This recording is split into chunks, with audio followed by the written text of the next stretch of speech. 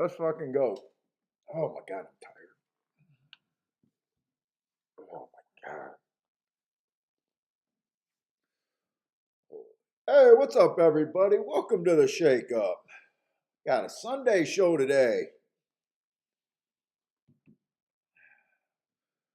Let's see where we're at. Pop this shit open.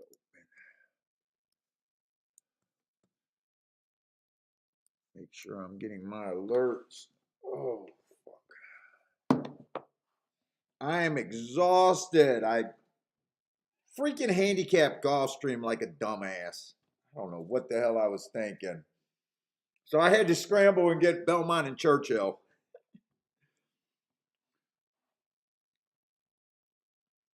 Get this set up.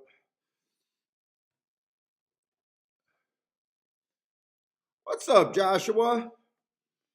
Yeah, we got a Sunday show. I said I was probably going to do it.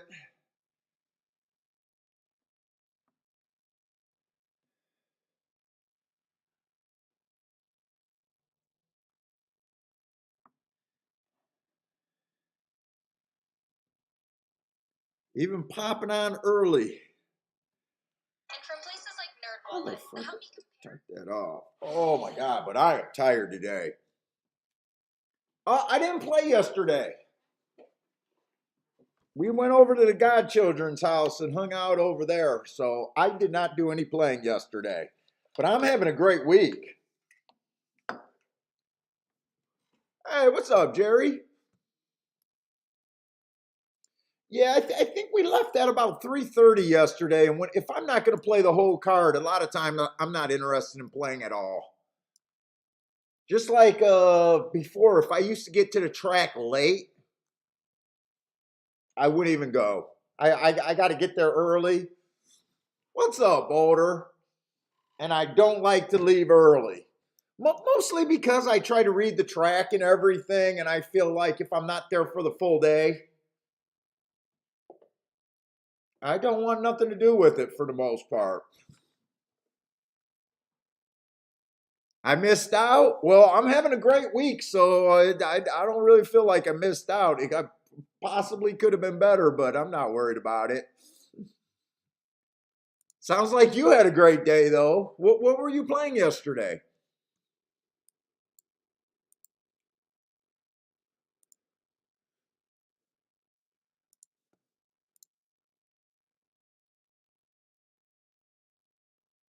Oh, you were playing Woodbine. You know what? I didn't even think about doing Woodbine today. So I grabbed Belmont and Churchill. I didn't even think about doing Woodbine. I didn't even realize it was an option today. So I got Belmont and Churchill today.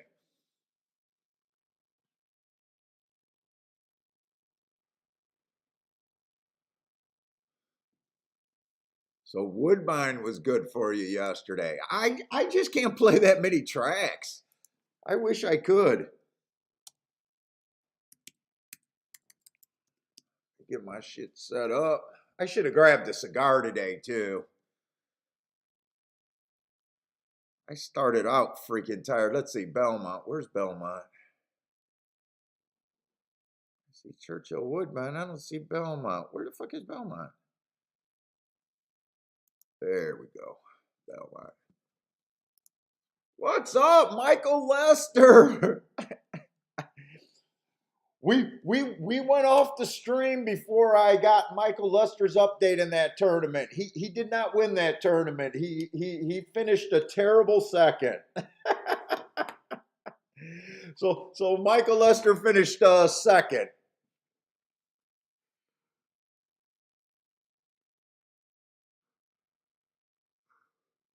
Building that bankroll on those free roll tournaments. Nothing's wrong with that. He's won so many of them. It's almost a shock to her that he finished second. So that's the only reason why I said a terrible second. Let's see. Churchill is going to start first.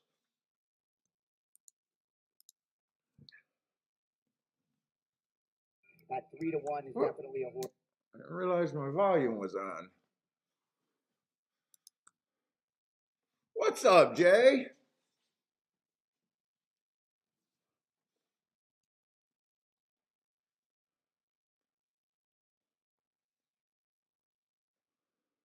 Oh, gee, Michael Lester coming in strong with the super chat.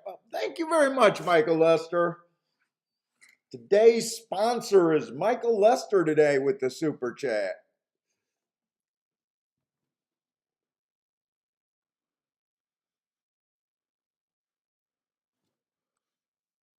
Let's see, I'm just trying to get my bearings right here. So we got Churchill and Belmont today.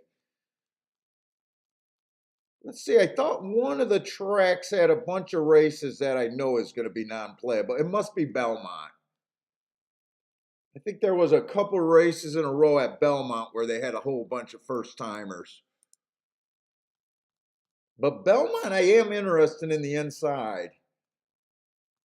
I have no idea what they did yesterday. Oh, it's not until the fourth race that Belmont looks a little crappy. The fourth and the fifth race. Okay. All right. So we should be busy. We should be busy. Ed's looking for some big bombs. Another 20-1 chalk, hopefully.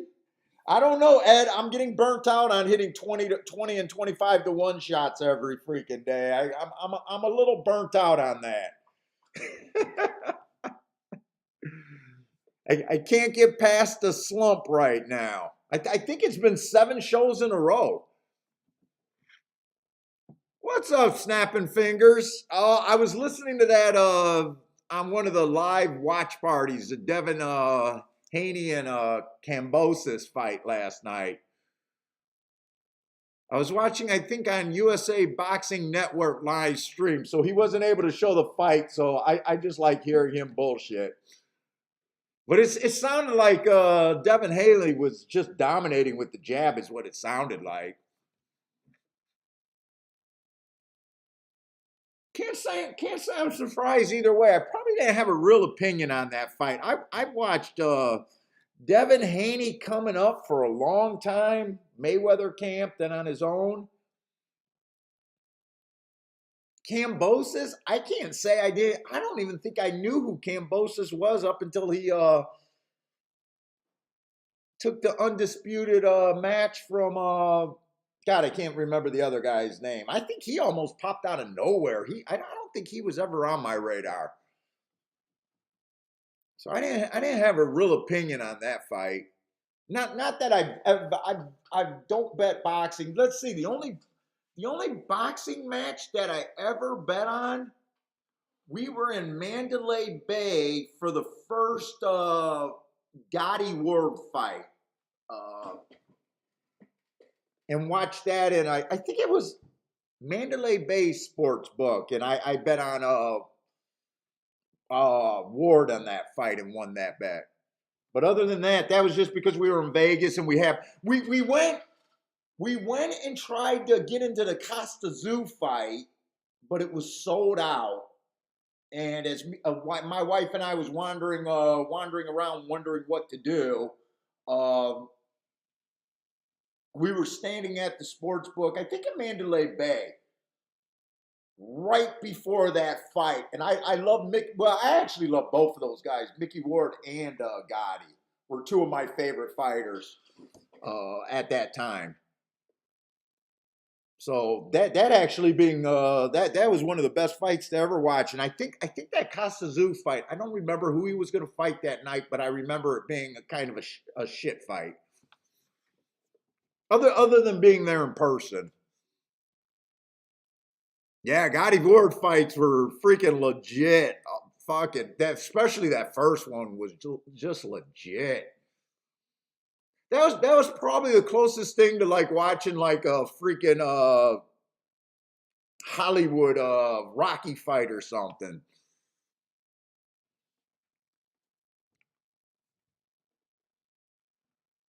And super glad that I don't think, well, Gotti got murdered. I don't think Gotti ever had to worry about not making money, but I think Ward wasn't really making money until that fight.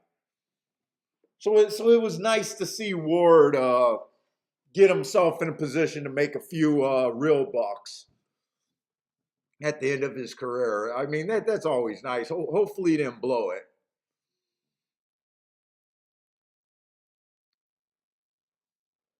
Let's see, we got 11 minutes, so might as well start looking at this. Oh yeah, fucking Ward's left hand is legendary. His hook to the body is like textbook, absolute textbook. And Gotti was super talented and used to be a boxer, and then I think he just fell in love with the blood and guts part of it, and he became one of the most. Dude, that guy could have sold fights no matter what. People loved fucking Gotti. His style. I mean, he went on some losing streaks and was still able to sell fights just because he was exciting.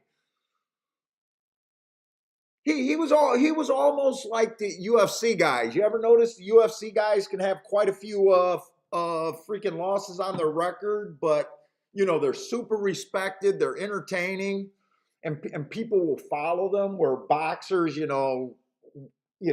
shy away from that. Oh, we don't want to watch anyone with an O on their record. It kind of sucks actually. That's why we don't always get the best fights because everyone's so scared to risk their O. But Gotti was one of the few guys that everyone forgives him for the O.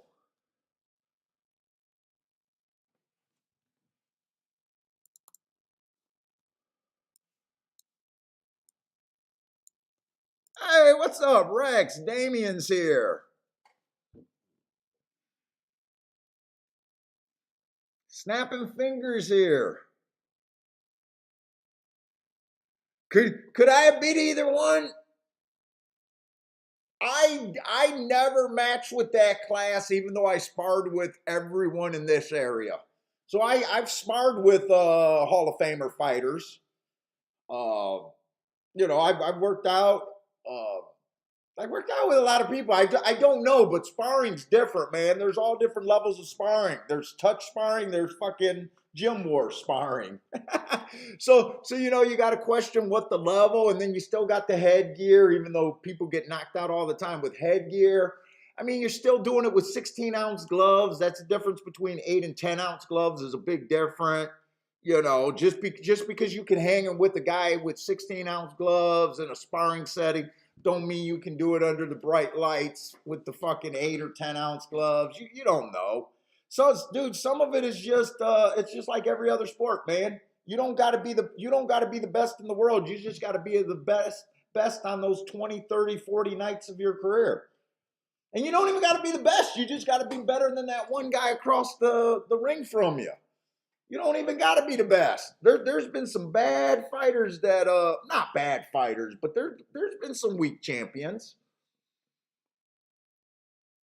Probably at that time would have got protected a little bit in Detroit with my skin color. Probably, the great white hypes. That happens. But never know, most boxers don't believe in that shit. We all believe that we can, given the right circumstances, every fighter believes that under the right circumstances they can do it.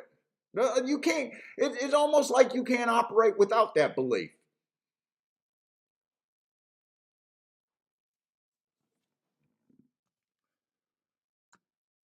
But am I going to talk shit at 50? Yeah, I can beat those guys.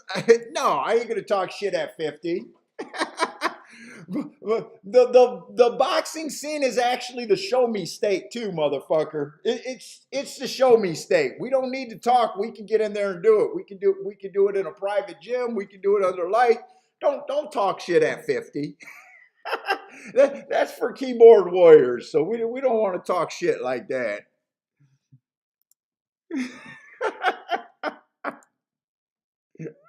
You're gonna have two fighters line up each other. There's no ducking. We gonna do it.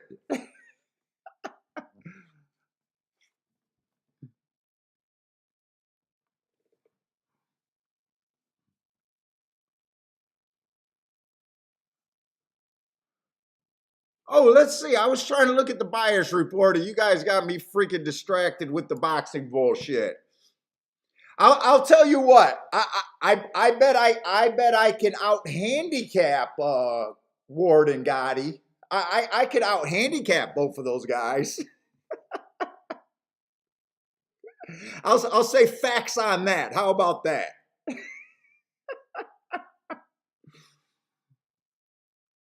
Dude, I was probably bigger than both of them too. Although not by much. Not by much. Now I am. I'm a fat ass now. But I never made it to that level.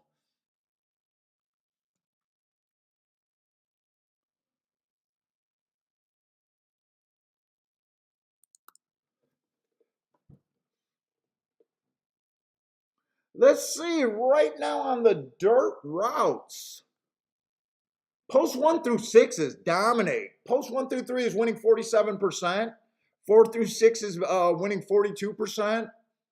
7 on out is winning 11%, and it's been speed and stall. So I'd be definitely looking towards the inside, and I think that helped hitting a couple races on Friday. I think I bet that 3 and that exacta with the 3. That 3 at 9, 7-2, and then that exacta with the 3. I think I favored the inside on both of those. So that did kind of work, Friday when we played.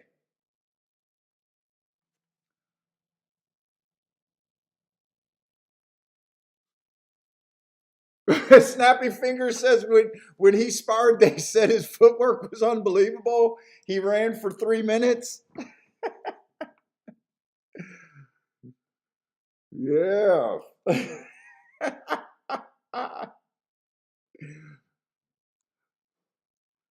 Let's see. So we got a mile. I'm going to be looking. Let's see. This is a short field. So 7 and out. Yeah, there's only 6 horses. So 7 on out don't really matter here. Let's see. Starter allowance 10,000 here. Let's see. In one's race, 2 races ago, fastest winner of the day. So that's obviously a nice race at this level. Comes right back. Last race wins at this level on an early pressing day. A little bit easier of a pace right there. Average match strides with the slowest winner average, but also 30 cents on the dollar, drew away. So yeah, nice races. Looking for speed and stalkers. 2 doesn't look like much. Oh, he's 1-2. One's 1-2 here, or she's 1-2.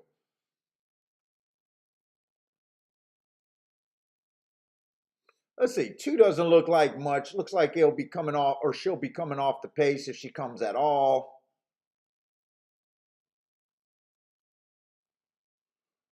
Boom, boom, boom.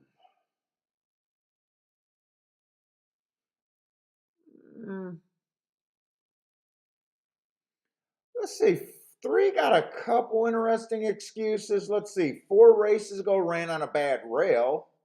Steadied early and was on a bad rail, so that could be a throwout race right there. Was at 5,000, decided to jump up to 20,000 on a speed favoring track 3 races ago, had no speed, so I can see her improving from there.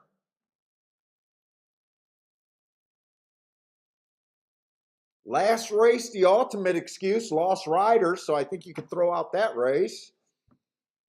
Then on May 3rd, it was an early pressing day. She chased one of the slowest paces of the day. If she's not, that could be a sneaky good race right there. Chasing the slowest pace of the day. She's not really a front runner. I think that could be a sneaky race there. I could see the 3 doing a little something here. 4, I'm not too crazy about, I don't think.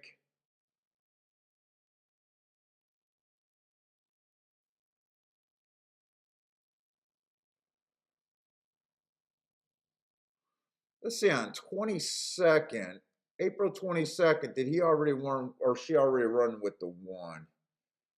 Let's see. Oh, that was at Keelan. I was going to say Churchill has been favoring inside. Maybe Maybe they can reverse, but that's at Keelan. Yeah, I don't think I'm interested in trying anything here. I think this race is the one. 3 might be a little sneaky, and then the 5 horse. But I'm not willing to play this race right here. I'm going to let this race just go. What's up, Case?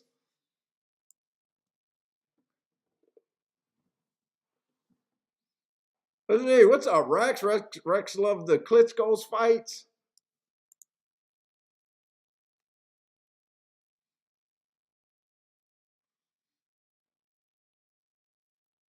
Yeah, I'll probably try to find that fight. I was actually trying to find that fight last night, but I couldn't find it. I might try to find it. It'll probably be on YouTube somewhere today. The Devin Haney fight. In a way, it sounded like it was just a jab fest. Not too many chances, but that I was just listening to a guy that I enjoyed listening to just because he talks shit. What's up, Charles?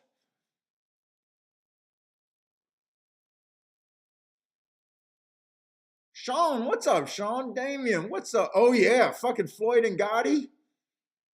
Dude, who was the other guy that was a massacre with Floyd? The Chico, the dude that died, the tall, skinny. I don't know if he was Puerto Rican or something. Chico, he died in a motorcycle accident. Diego Corrales, I think his name was. Oh, I used to love Diego Corrales. I always like the small fighters. I love watching the small fighters better. Oh, Snapping Fingers says it was a boring fight. It kind of sounded like it could have been. What's up, Steve B? Ben Taylor. Oh, talking about the bald truth. Oh, Ben Taylor. That's an old Bill reference.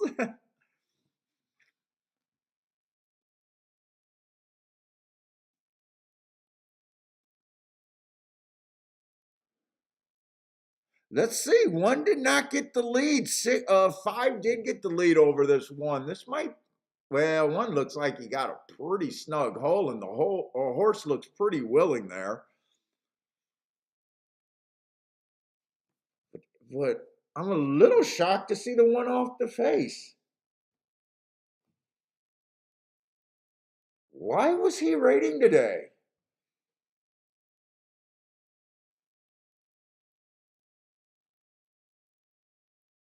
Well, looks like he's going to be able to rate, but I was a little shocked to see him rating. Unless something happened early. Dude, he does not look like he's going well, does he?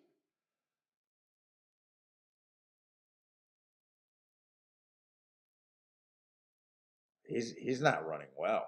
He is not running well. He's all over the track. He keeps dipping to the inside, then to the outside. 6 ain't going anywhere. 6 just.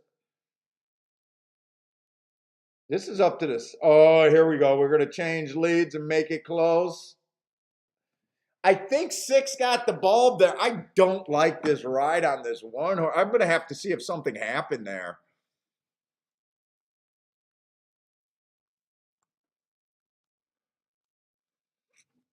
If you're at the racetrack and your buddy bet this 2 to 5, feel free to reach over and slap him in the back of the head.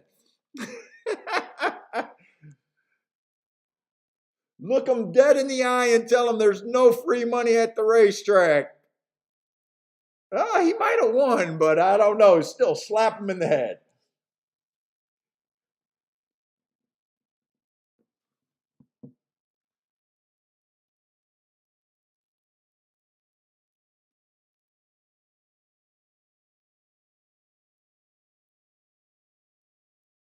Let's see. Did the 1 rear at the start? 1 might have reared at the start. Does the 1 catch him? I mean, win or lose on this 1. That's definitely not how you want a 2 to 5 to win so you can afford a coffee after the race. Rex, I'm with you. If I was a trainer, I'd tell that fucker to dismount across the track. We'll scoop the horse up. You know what? 1 might have won that race, actually. No, 6-1. 6-1.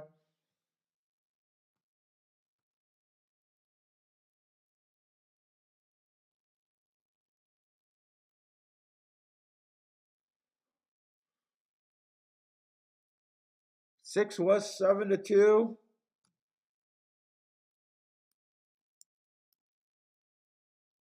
Oh, six just ran with him twice or once. Wait a minute. On April 22nd? Wasn't that with him? Yeah, that was with him.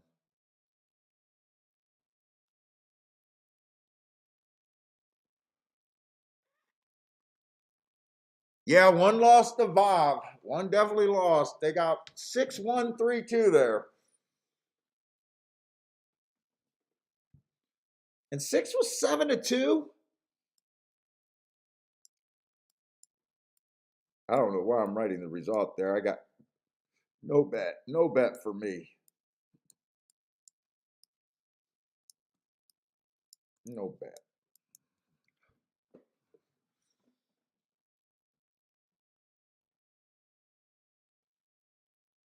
What's up, Jay?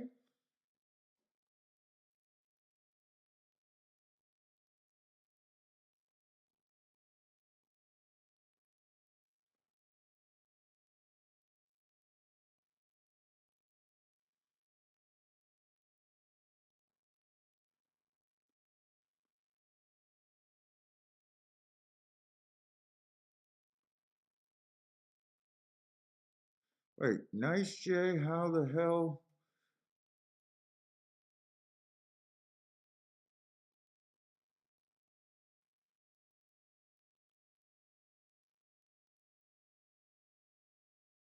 Ooh, JW with the Aaron Pryor Alexic Argrelo, or however you say his name. Oh yeah, I remember that back. When was that? Like the 80s? And I think Aaron Pryor was legally blind.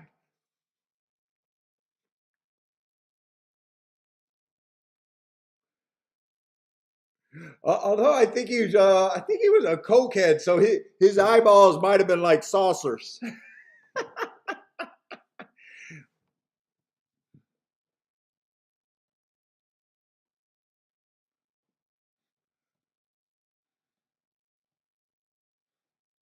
Let's see, 1680 in that exacta. Oh well, 8-1, 8-1. I just like saying the exactest by one.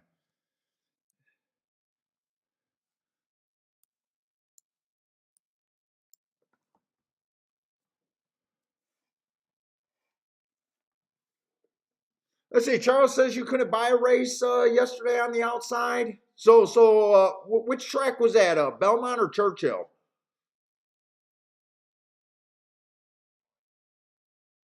Couldn't buy a race on the outside. So I guess from that you're saying inside bias. I'm just not sure where you're talking about.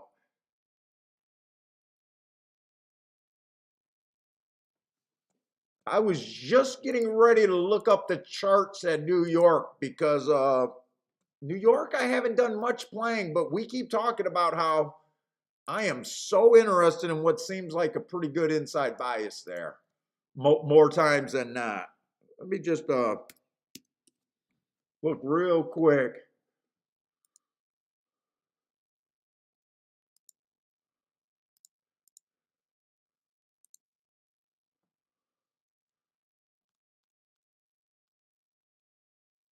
Let's see, 4 won that, big favorite. 2 won that, 2-1. What did they do yesterday? That was a turf race, don't matter. 4-1, 5-1 over 2-1. Four's, inside if they got speed. I would have to watch the replay there. Another full horse at 8-1, a 4-3 exacta. So I don't know, fairly inside yesterday, I'll say. Fairly possibly inside yesterday. All right, let's see.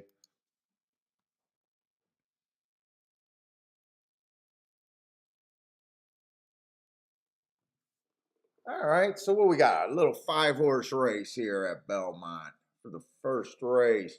Maiden claiming 40,000, so one's definitely taking class drop here.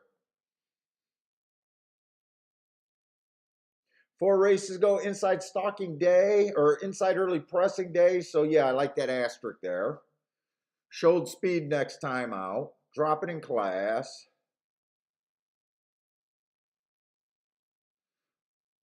Although the last 2 races were at a mile. Ran 2 miles. Actually ran 3 routes, 1 sprint. Oh, wait, this is a mile. Why was I thinking this was a sprint? So last race was inside. So I could see the 1. 3 to 1, we'll see. I could definitely see the 1. 2 horse just ran 1 race. Early pressing day was a closer that day. First time out, gave her asterisk or gave him an asterisk. I can still see this horse improving after 1 start on the inside. I just don't know what to do with.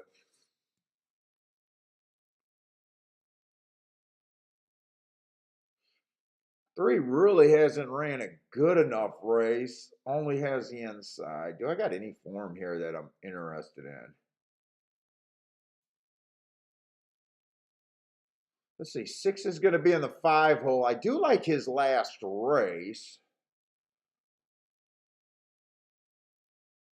but not exceptionally scared of that. I mean, that's a nice race, but I'm not super scared of him.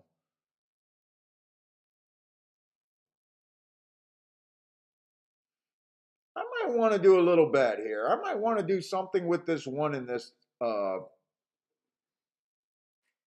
3 a bit.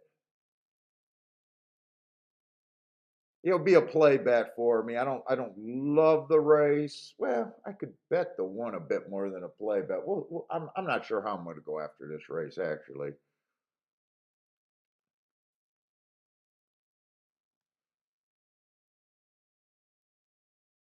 Four's the favorite now?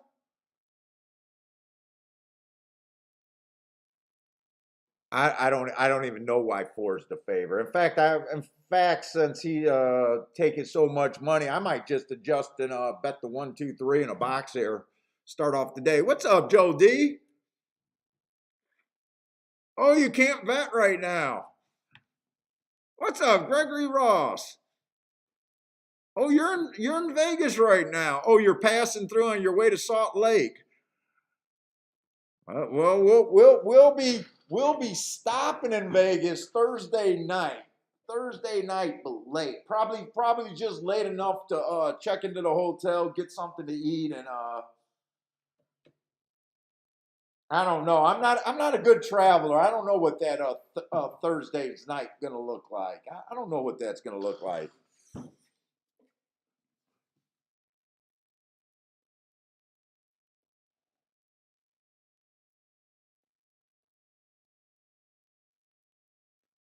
Do I want to box the 1, 2, 3, or do I want to just play the 3 first and second and play the? Oh, I don't even know if I could play the 1 to win now.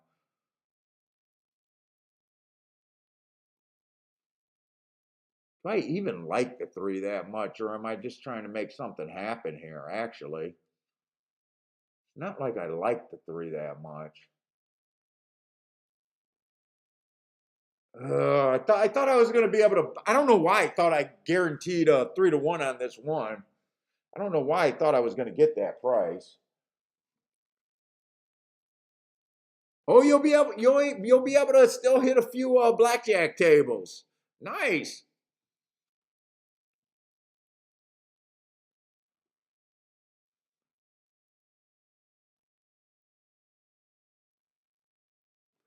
Let me look at these payouts because I'm not really sure if I really like this 3 or I'm just trying to make something happen. Let me just see.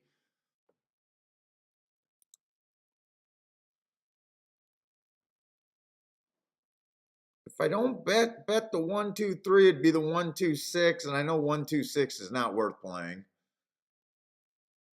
Really, only wheeling the 3 first and second is the only thing that makes the race worth doing something in.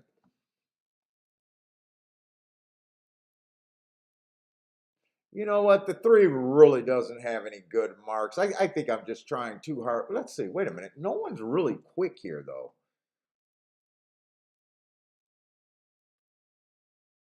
You know what? I am going to fuck around this race. I am going to fuck around this race.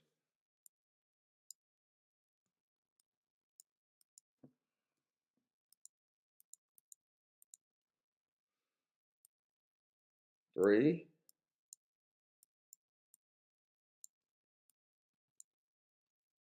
Wheeled first and second with the 1-2-6. There's not much in this race. I'm kind of just playing for the inside, and I really don't like the 4. If 4 wins here, I might as well take a little stab here. Let's see, that's exactas. Key box. 1-2-6. 3 with the 1-2-6.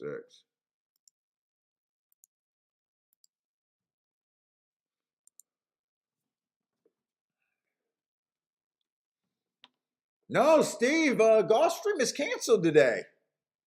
I marked it up, but they canceled.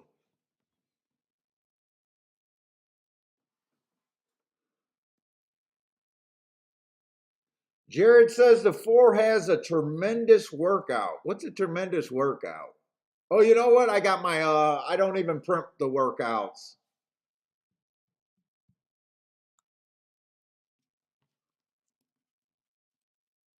Yeah, so I don't even print out the workouts on my form. I will say one thing, that was not a tremendous race that he ran. And he's not a tremendous price. I'm cool. I don't need him. If he wins, that's fine. How 49-1? That's, I don't even know. I don't even know what's considered a good workout, honestly. I don't look at workouts. Wait a minute. I thought the standards was 12 a furlong. So I would have thought 48 would be considered a good 4 furlong workout. 49-1? But I don't look at workouts, so I have no fucking clue.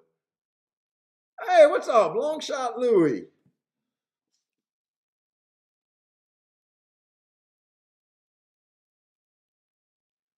I thought 3's only chance was get the lead and on the inside. I don't like how this looks for me. He's not in bad position, but I really wanted him to be down on the rail with the lead. So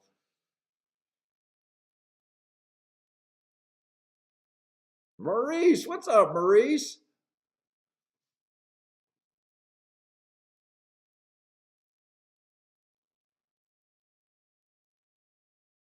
Ah, 3 ain't got nothing. 4 does look interested.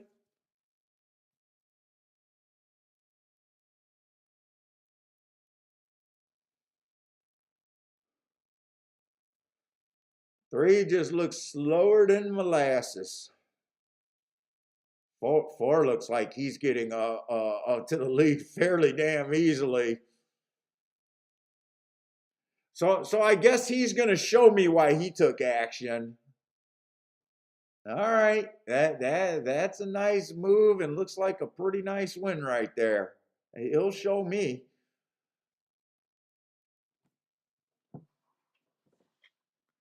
Charles V owned Charlestown again last night. Nice.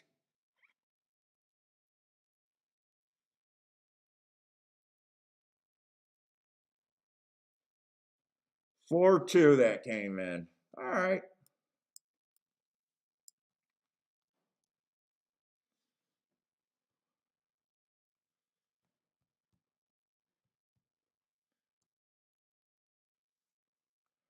Probably not a lot of room on that exacta there. Let's see. I doubt it if that exacta could be that much.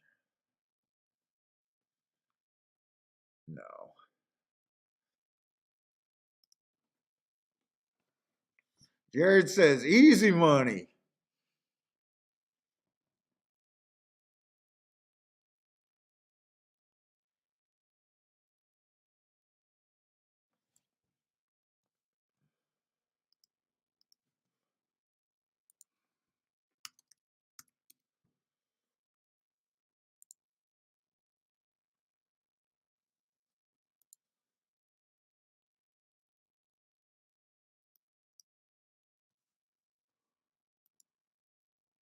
What did Charles hit? 100 to win on odds horse.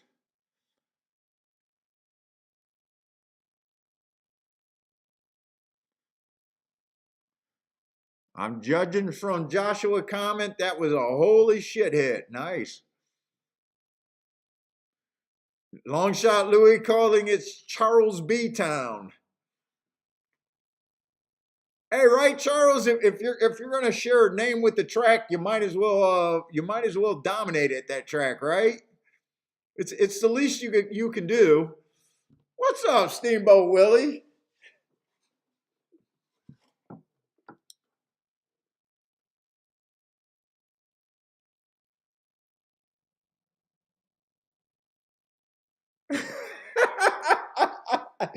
Justin, I noticed that four horse's name endowed, and now you're pointing out that he's a gelding.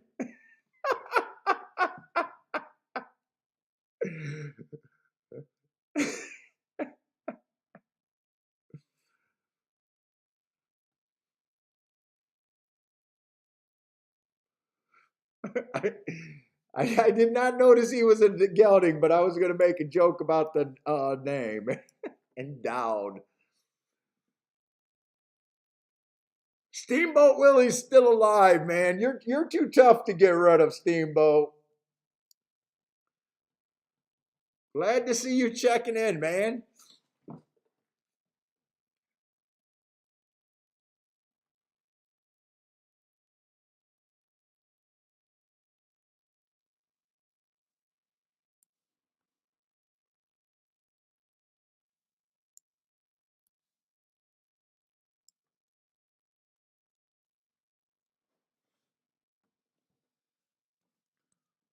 All right, let's just go over to. It looks like Churchill and Belmont so far. Hopefully they don't change. Looks like we got pretty good spacing between those two tracks right now. Time issue, anyways. That'd be nice if we can keep that space pretty good. Let's see. Second race, we got 6 furlongs, claiming 30,000 non-winners of 2 lifetime. That's 6 horse field. I really wanted to watch that first race just to see what happened there. That was a strange run race. I would have liked to watch that race again, but I missed it. Let's see. This one horse, 4 races ago, early pressing day, average, average, average. Okay, not a bad race, not a great race, just nice and average. 3 races ago, inside of the track was good, had the 5 hole, so I like that asterisk there. Slow, average, average. Made a nice, still ran. Came off the pace a little bit. Let's see, 2 races ago, it was an early pressing day. The horse had absolutely no speed, no stalking ability. Slow, slow, slow. I gave her or him an asterisk for that race. I'm looking for something with a little bit more speed at the top of my head. I got to figure out where the speed's coming from here.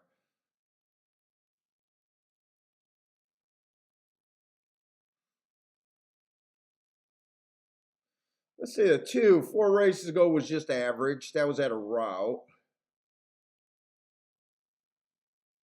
3 races ago, inside of the track was good. The horse had the 5 hole, so I do like that race right there. And then she did improve her speed figure the very next race. Inside of the track was good. Ran against a couple inside biases there. Not crazy about 7-2 price, but I could be interested in her or him.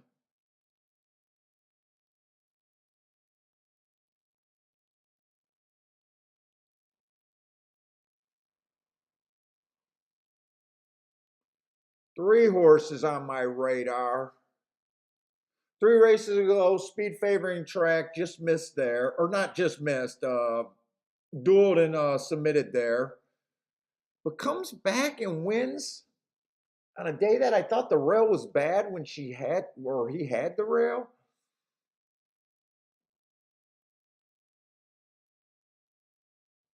Oh. 9-2. Who's the favorite? I got to see who the favorite is here.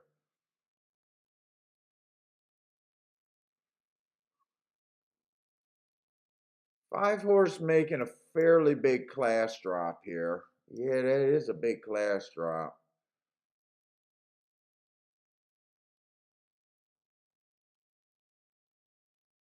Six horse I don't care that much about.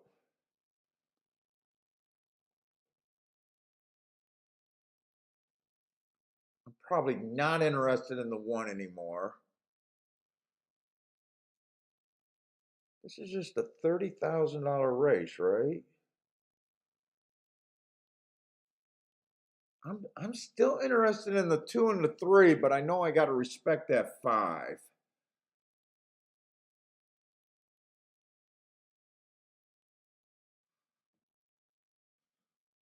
Is there enough time to look for a double here? I think I want to do something with the 2 and the 3. Let's see. Next race is going to be on the turf. Fuck that. That makes me not really want to look at a double.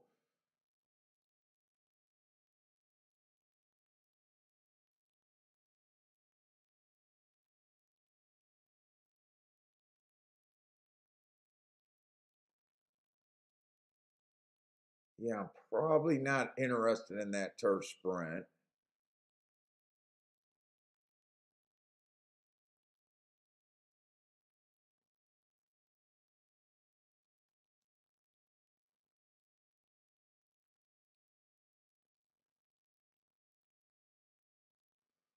What do I want to do here?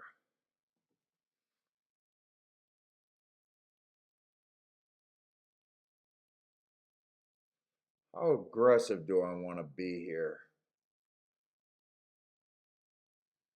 I'm interested in the 2 and the 3.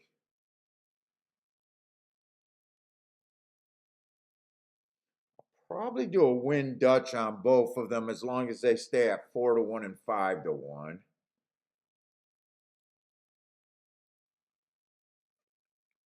Let me see. I don't think the exactas with the 5 will be that great.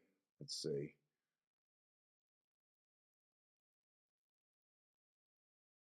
That's right. They do their exactas for $2. Okay, I got to remember that.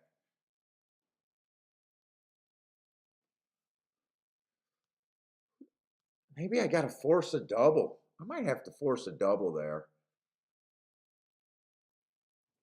Let me get that win bet first. I'm going to get the win bet and I'm going to be looking at some doubles there. 2 and 3 in the Dutch.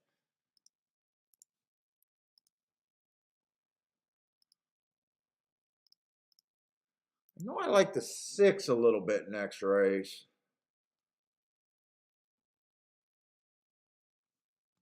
Let's see.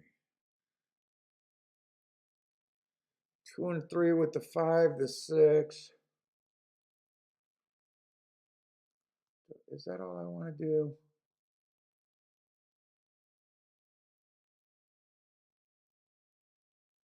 I don't love that race, so I'm going to keep it cheap. 2 and 3 with the 5 and the 6. And the double. I'm trying to force something here.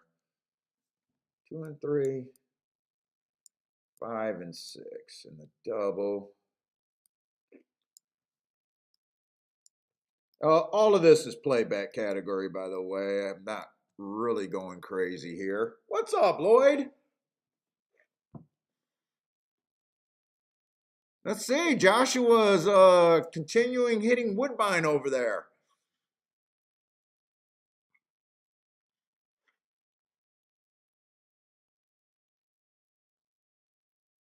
It says name should be changed to used to be well endowed. Ran like he was pissed.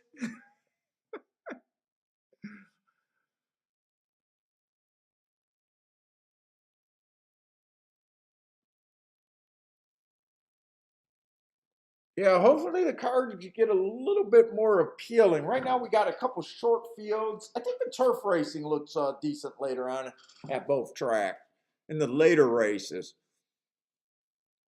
What's up, Saturday? Look at the 4-horse in Belmont race 7. Oh, you're way in advance. You're all the way in race 7 at Belmont, huh?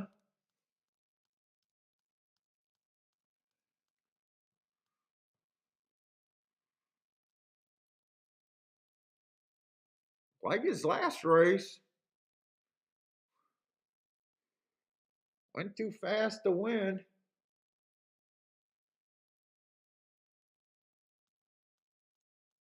What is that? Going to be a dirt race, though? We'll see if we think the insides. Well, going to be kind of on the inside. So if the inside's good, eh. Say, I'm going to go to the restroom real quick. And I think I want to grab a hoodie. It's a little chilly.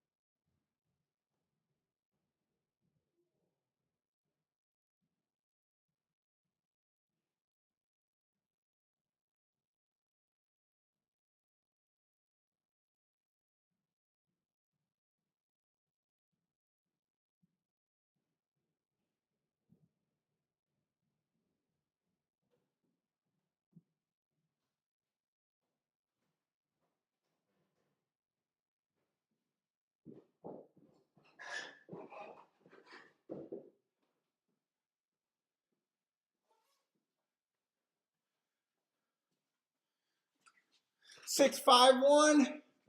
3 gave it up. Okay.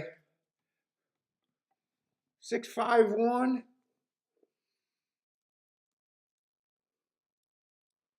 Wrong race. I'm already in the 7th. What did that 6 look like there? That's a second race.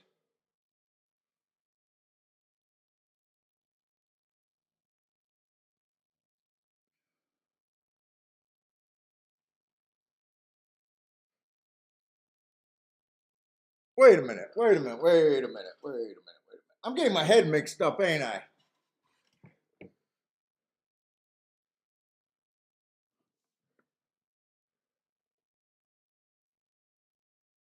Churchill is not inside, right? Wait a minute. Wait a minute. This is the second race.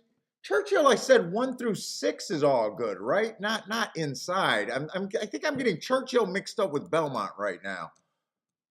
Hold up. Hold up. Hold up. Hold up. Hold up. 6 furlongs. That's Belmont. Where's Churchill? Where's Churchill? Churchill is first 6 post positions, or am I getting mixed up? Yeah, wait a minute. Churchill is first 6 post positions. All right. Not the inside. And Belmont, I'm looking at the inside.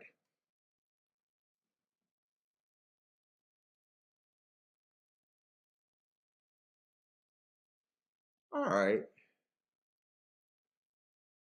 I didn't care for this horse that much. The winner over there. I did not care for him that much. I thought he was stepping up from non-winners of 2 lifetime. Only broke his maiden at 20,000. Okay, I'm okay with him beating me. I did not care for that horse. But I just got to remember I'm interested in Churchill on the dirt, first 6 post position, and Belmont I'm interested on the inside. I just got to wrap my head around there.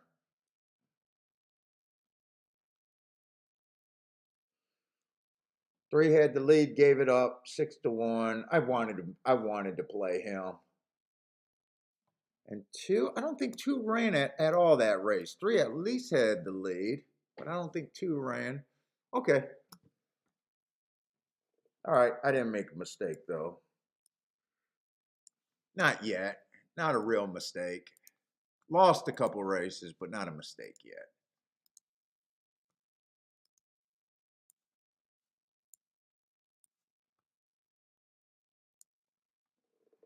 What's up, Attila?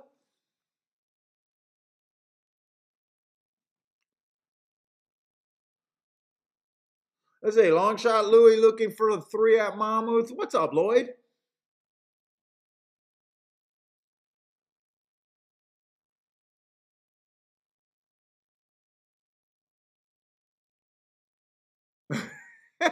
What's up, Jay?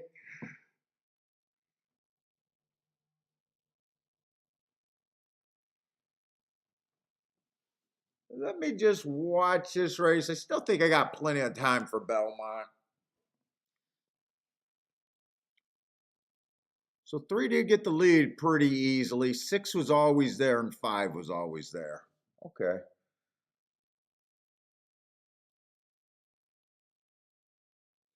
What was that first fraction? Man, I am tired as fuck today. Holy shit. 21-4, so 3 stepped out good, but the 6 was stepping pretty 1 tick slower than him, so pretty good. 6 got first run over the 5.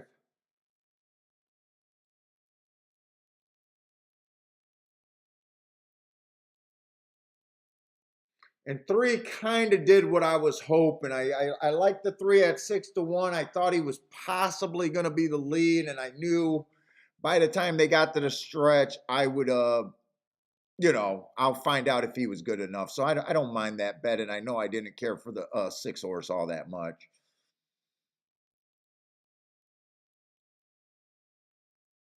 Two's the horse that surprised me that he didn't run a lick. Did something happen? I'm not even. Oh, the 2 did finish, and he finished with a jockey.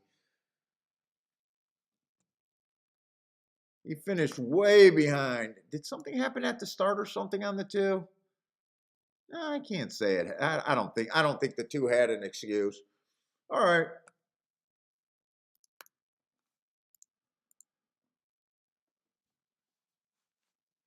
Hey, what's up, Michael Singleton? What's up, man? Saturday says, dude, I got Saturday. I'm in a fucking slump with the 25-1s. I can't give out another one.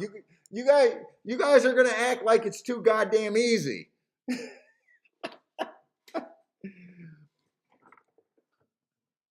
Come on, hey Saturday, half your race buddies, haven't had a 25-1 winner in the last 20 years that they played, and you're asking the shakeup to give you one every show. We're setting the bar a little too high.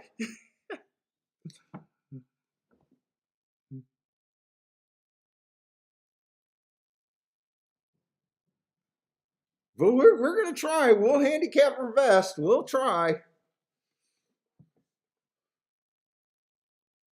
You got. We used to want 10-1s. Now it's a 20 or 20-1 plus every show.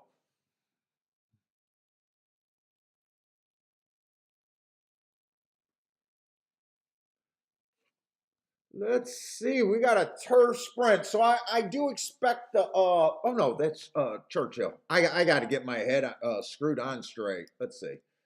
Belmont. Race 2. Oh, they're only going in race 2. Why the hell do I think Ed says that's the new base for our chalks is 20-1. See what we got? 5 horses here. I did have a thought when I went on that tirade saying that that's my new chalk, and I was joking around. You know, being a little braggadocious after that last hit.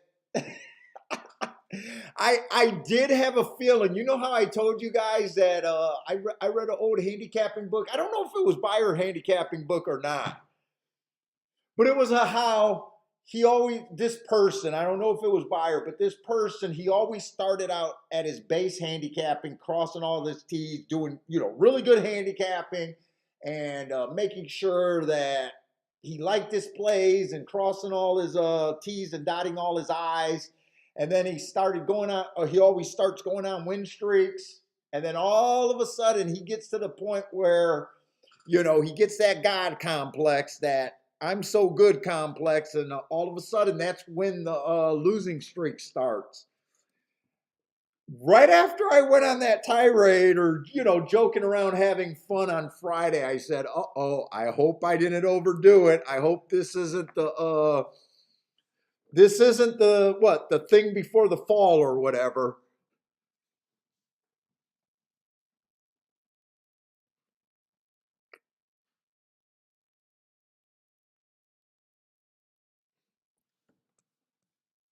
I did have that thought.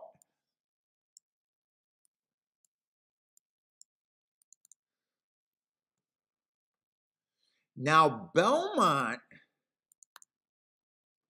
I just want to check on this rail because, yeah, I got 59% of the dirt sprint races being won from posts 1 through 3. That is absolutely insane. The only problem with this race is it's a 5-horse race, and posts 1 through 3 would be the 1, the 2, and the 4, and they're between the price of 9 to 5 and 5 to 2. So,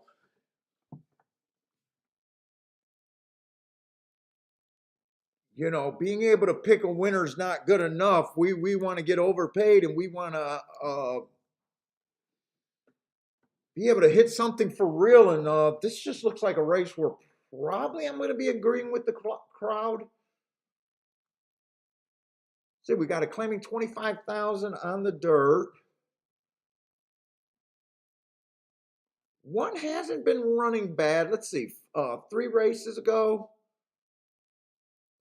Boy, those are crazy marks. One tick slower than the fastest winner while being 7 lengths behind. Really?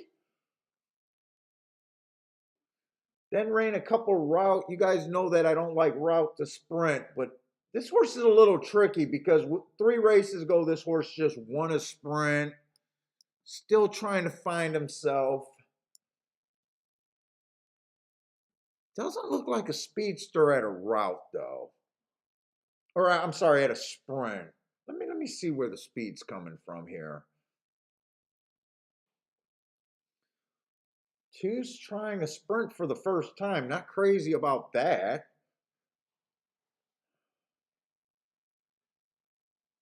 Okay, 4's a legit sprinter. I love the race. 4 races ago, went too fast to win. Inside was good.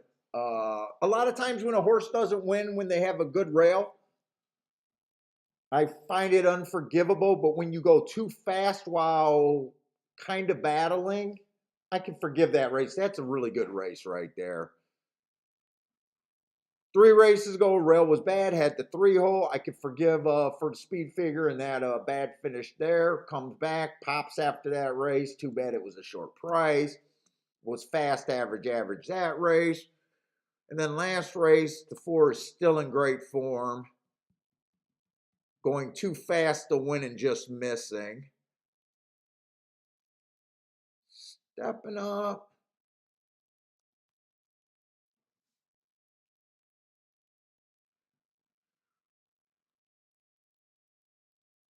Five and 6 got some really good marks. Let's see, can 6 clear? Well, 6 is just 7 to 2 or 3 to 1.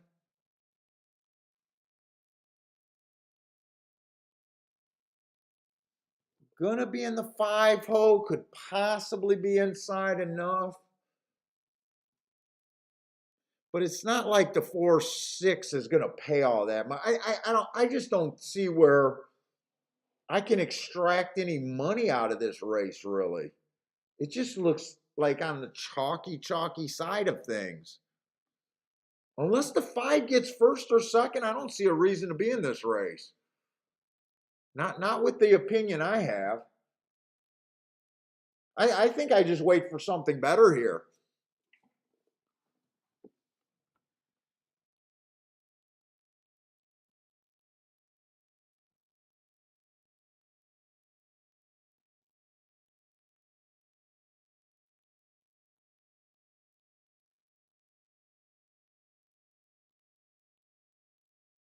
Oh yeah, Lloyd, you did have what was it? What was that exacta? You Friday you had a 40-1 shot and then a $250 exacta?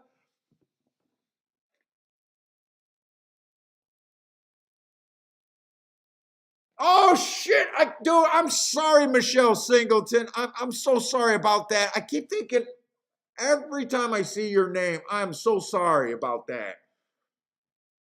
I got a feeling it's because Michael Singleton from the Chicago Bears was one of my favorite linebackers, and I keep putting that. I am so sorry about that, Michelle. This is like the second show that I did that to you.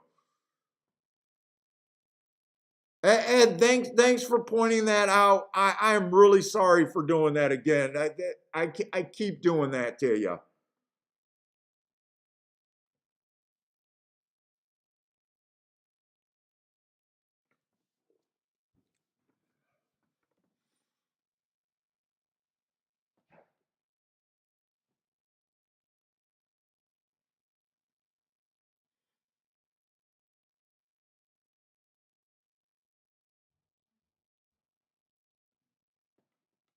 You got more errands to do today, Keith? Or are you going to go to a movie? Oh, you're not going with your mom? Hey,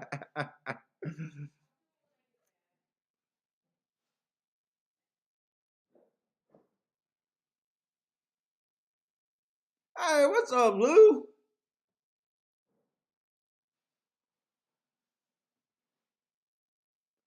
Let's just see. So 4, I did think was the safest of the horses on the inside with the 3-hole.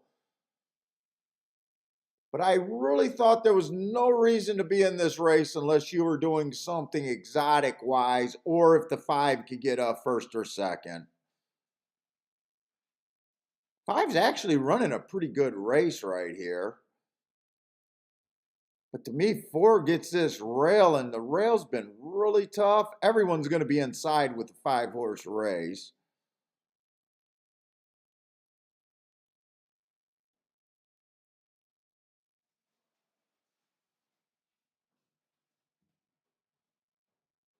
I can't tell if 4 is shortening strides or is he gone. I'm having a hard time seeing that.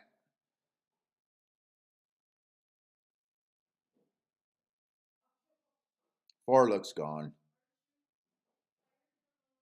5's not going to beat the 4 unless the 2 has a crazy rally from here. I don't think anyone can rally and catch this horse.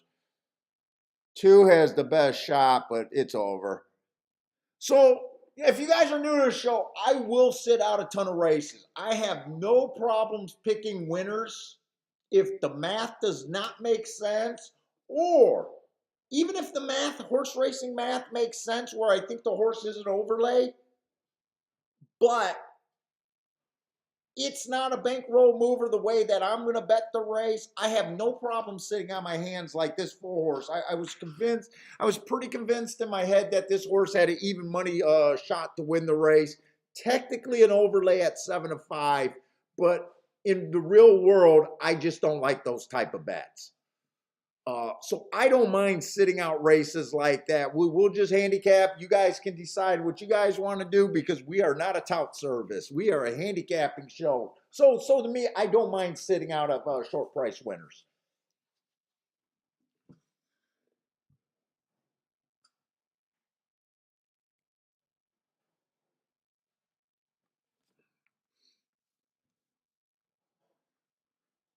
But I mean, the race, made perfect sense, and just it made sense to too many people.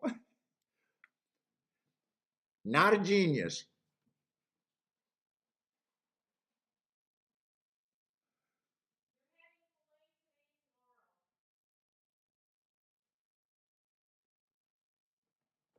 Oh, filet today and tomorrow? I haven't even won a race yet. She said, doesn't matter. I still get filet. Usually I got to perform for my wife to get fillets.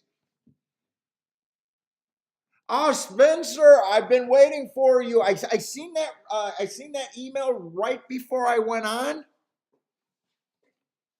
I would be interested in doing that. I won't be able to do it next week because I'll be in Vegas, but I definitely want to find out how we can make that work.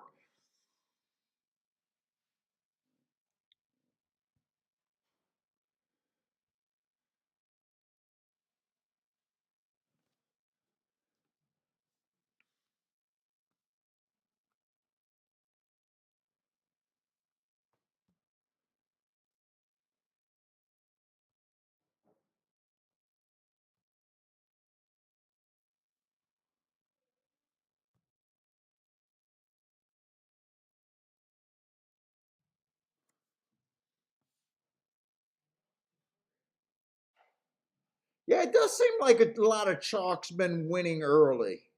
I don't mind when chalks are winning as long as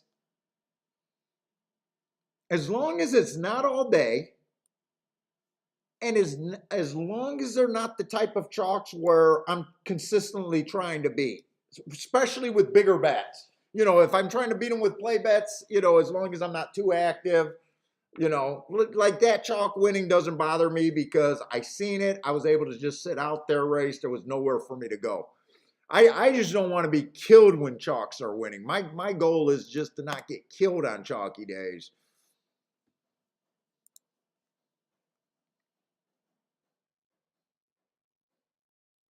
What's up, El Nevado?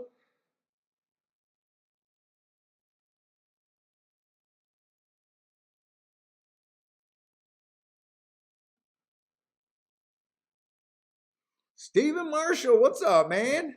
Maurice is looking for a private handicapping show next week.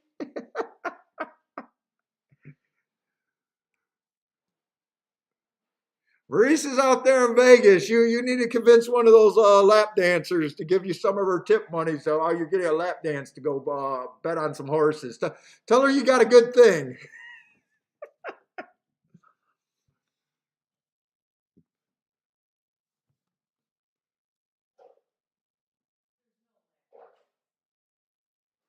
Let's see. Stephen Marshall says he killed Churchill with the bias reports. Nice. I would have loved to have been able to put. What did you say, Kiki? Kiki goes, "There's no lap dances for you."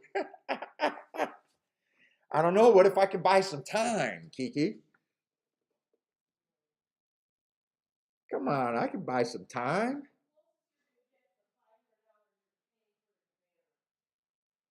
Oh.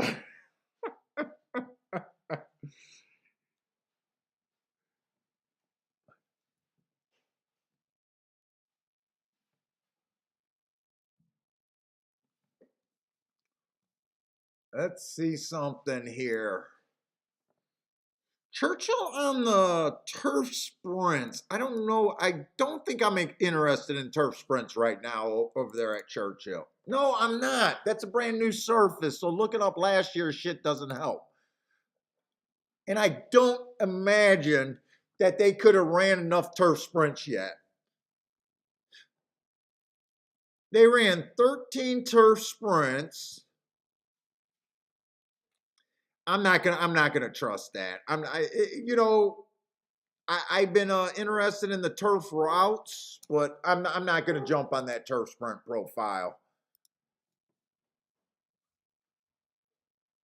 Oh, Jeremy McKnight, thank you very much for the super chat. We got another super chat sponsor of the show today. Thank you very much, man.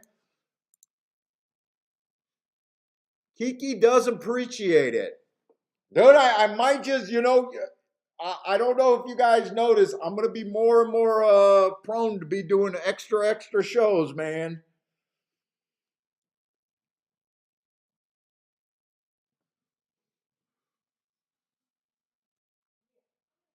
What's up, Matthew?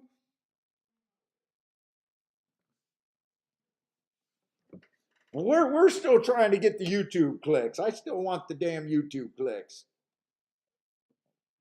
We want to take over YouTube.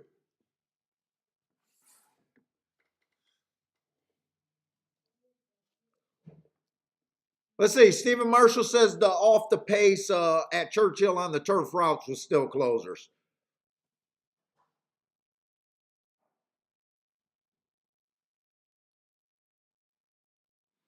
Yeah, Jeremy, I handicapped Friday night. I marked up the Gulfstream form. And I knew I was going away, the godchildren's family we were going to hang out with on Saturday. So I handicapped Gulfstream. I wasn't thinking, I forgot that they had the tropical storms. So before we went to see the godchildren, I tried to mark up as much as freaking Belmont as I could, and then this morning I had to scramble like crazy, marking up enough to do a show.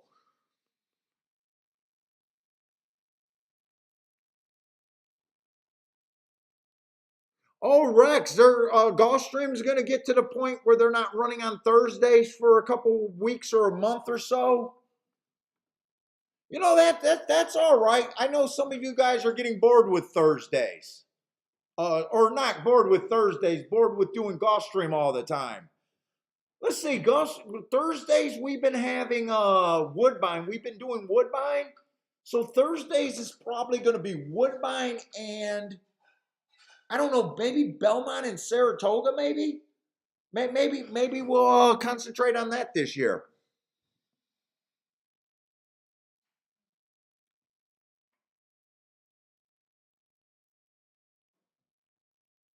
Gregory, I'll be happy to talk about some marketing. I took your advice even trying to get this little bump that I got.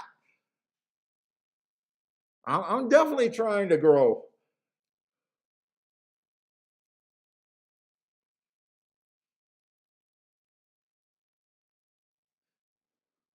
Let's see, I was trying to get alive to this 6 and this 5 horse. Was it the 6 and the 5? I think it was the 6 and the 5.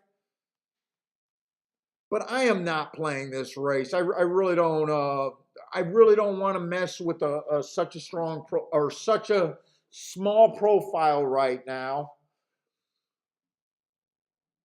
Especially in $100,000 allowance that I normally don't want to play. So I am just going to sit out this race.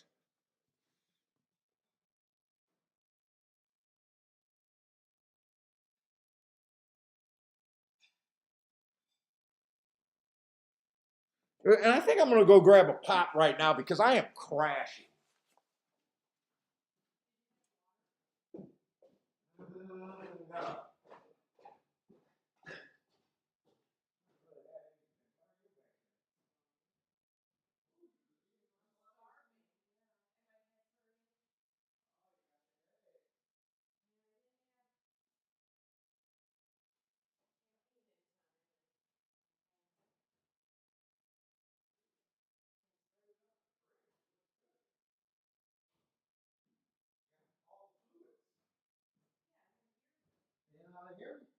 Well, good.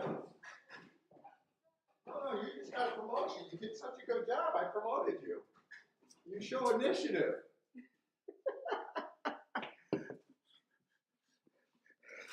Right, Bentley? Mama just got a promotion. We promoted her to fridge maintenance.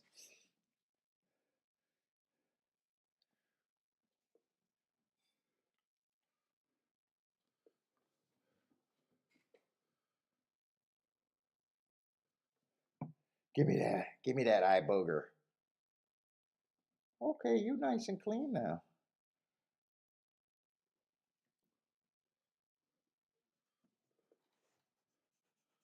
What you sniffing for? I don't got nothing for you.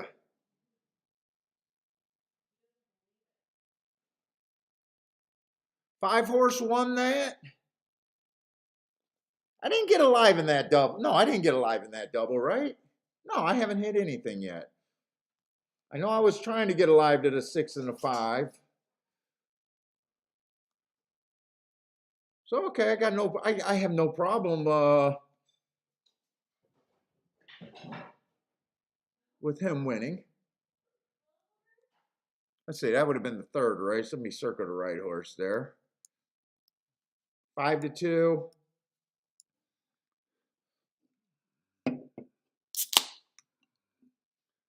5-3 won that game. So the 6 horse, the other, I was interested in 2 horses there a bit, the 5 and the 6. 6 did not run.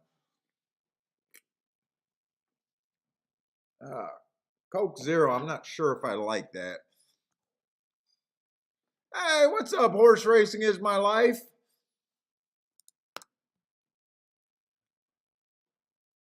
They have not ran that Woodbine yet. And I'm not really going to watch Woodbine today. If someone playing Woodbine in the chat room and want to help out with the results over there for horse racing.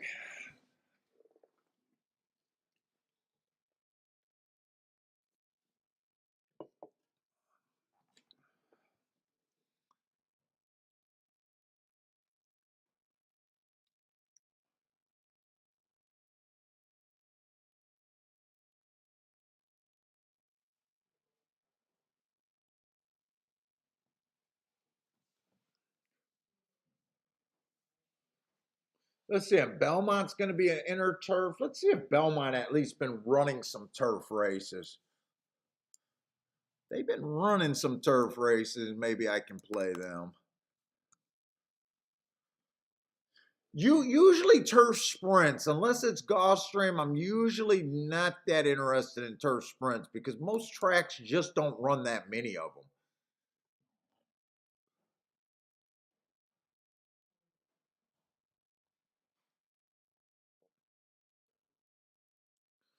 Let's see, Belmont running style on the turf sprints, 25% going wire to wire. That is kind of weak.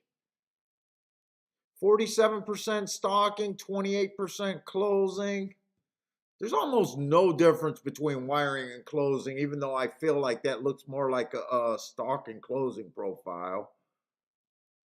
Post positions, no, it's kind of just, I'd say right now, the turf sprints just look even at Belmont so far. Let me see what they did last year.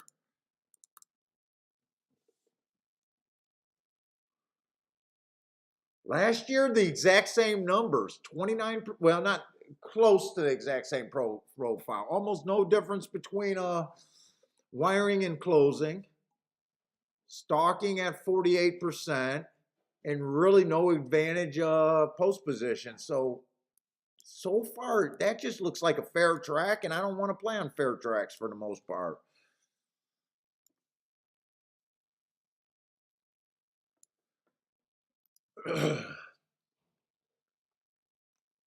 What's up, PDT?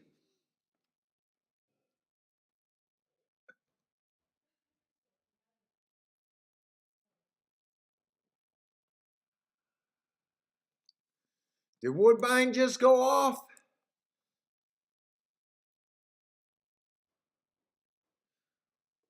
That looks like Woodbine just went off. I think I got enough time to watch Woodbine. I'll help you out this time, horse racing.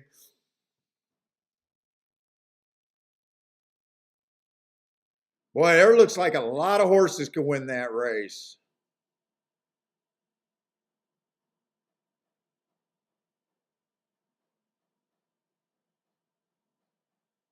Oh, a lot of horses could have won that race. This is going to be a nice ticket if you got it. 3-2-4, 3-2-4-5 over there at Woodbine. 3-2-4-5 at Woodbine. And that's going to be a nice ticket if you got it.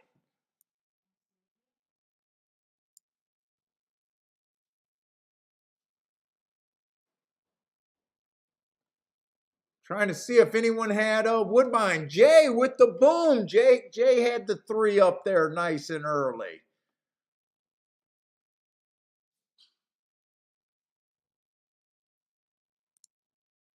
Oh my God, Charles is still. I'm going to give Charles a pretty good credit for seeing the ball. That doesn't look like a winning ticket right there that he had on there. But he had the 2, the 3. He used 4. No, I hope he hit something there. Oh, you know what? He said he got a value play. The 2. A nice job. Win places show on the 2 at 21-1. Nice job, Charles. Charles is definitely seeing the ball still. Jay's seeing the ball.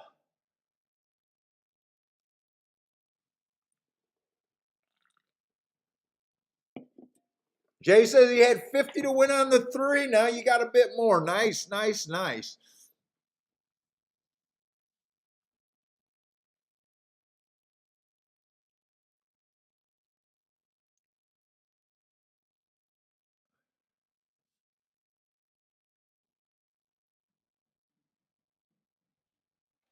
C. Taylor, what's up, man?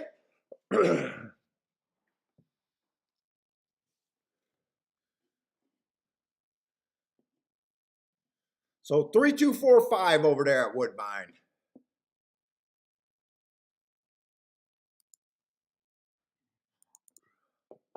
We're still looking for something on for me.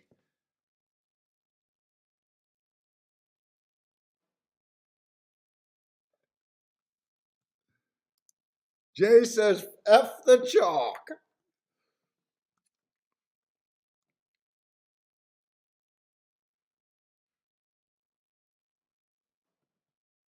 Let's see. So I did look up the profile for last year and the start of this year. It has looked pretty fair so far. Just fair. And normally I just don't want to play on fair tracks. Let's see if I can find an edge here somewhere, though. So we got a $35,000 claimer. Not really sure what I'm looking for here. 6 furlongs on the turf. Let's see. 3 races go on this 2 horse. Bad Rail. Okay, I like the asterisk there. Stalking closing day, so we got a Bad Rail. 2 races go early pressing day. I gave him an asterisk for being a closer. And the last race was a stalking day. Gave him an asterisk for being a closer. Still, I'm going to have to see how the pace things. He just looks like a closer. And I always got to find the speed first. Let's see. 3 horse, that race 4 races ago on the dirt was pretty nice. Bad Rail, early pressing day. I like that race. Comes back, wins off of that, wins the next 2 races off of that race. 2 races go fastest winner of the day, so it's still nice.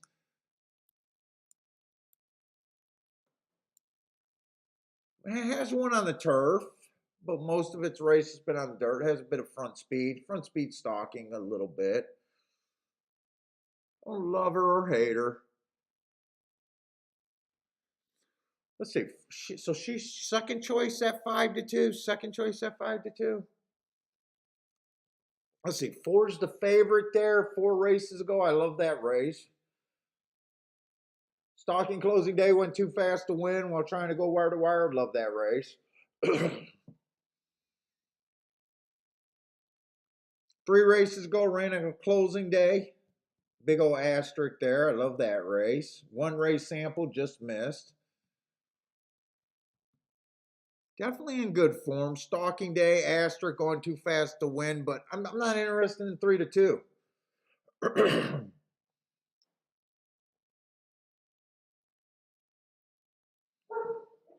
Let's see. 5's just coming out of some 1 race samples that just make that annoying. 6 feels like he's stepping up a bit here. Last race was a nice race. Matt Strides with the fastest winner for the first 2 call, which he was. But before that was off a year. I can actually see this horse possibly even bouncing here a little bit.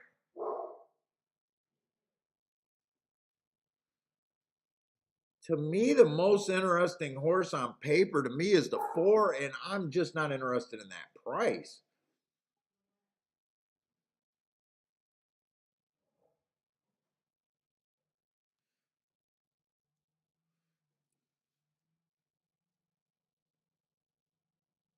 I'm not interested in that price. Could I do anything else here?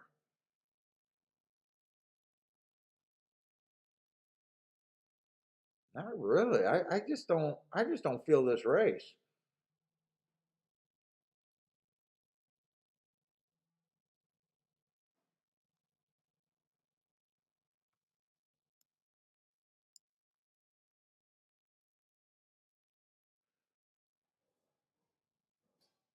Three might be able to put some pace on them. But three, then again, three's the second. I don't want to deal with that. Three's the second choice. Four's the first choice. Both of them look fairly solid there. I don't want nothing to do with that race. I got to be able to find better spots than that to play.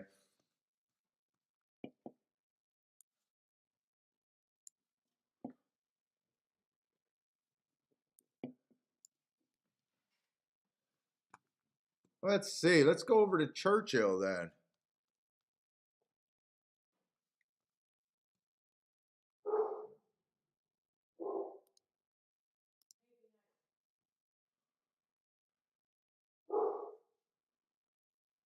Well, we got a nice big field over there at Churchill. Okay. Made it claiming 20,000, so definitely where I want to be playing. I'm going to be interested in this race, I think.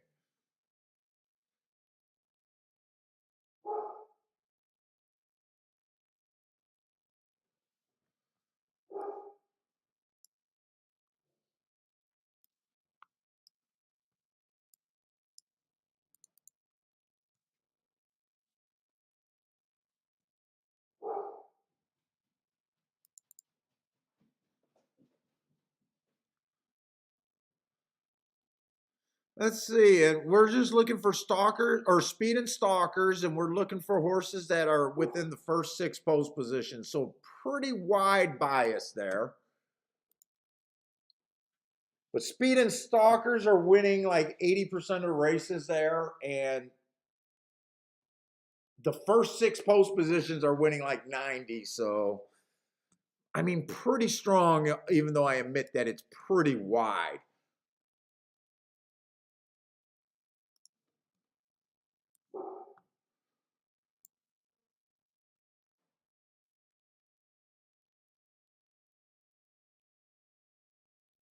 Oh, Charles, you've been noticing that the Turfway Park horses switching back to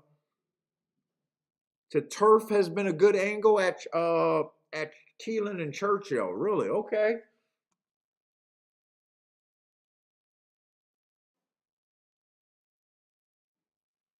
Let me just look. Oh, that was that turf sprint. Okay.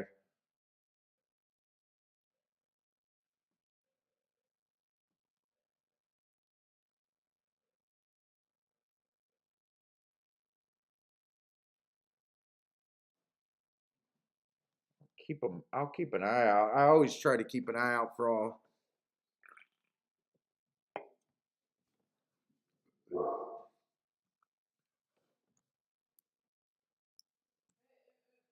Is it pouring over there at Churchill right now?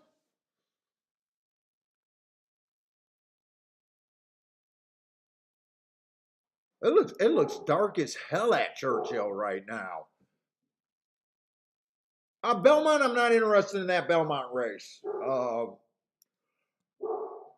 Just not interested in it. I think they're gonna. I think it's gonna be tough to beat the 4 and the 3. I don't play in that range. Although I could be looking. Let me just look at one more thing. And next race, I'm probably not going to be all that interested in the next race at Belmont either.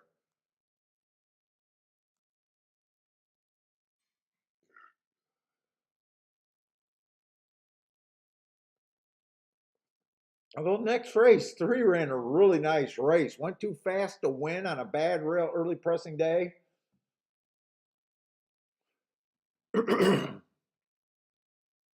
Let's see. Could the doubles be worth playing at Belmont? Let me just. I'm just gonna check a double because I'd be super skinny. I doubt it if this would be playable. No, 4-2 is gonna pay 7-1. 3-4 is gonna pay 20-1, but I'm probably not that interested.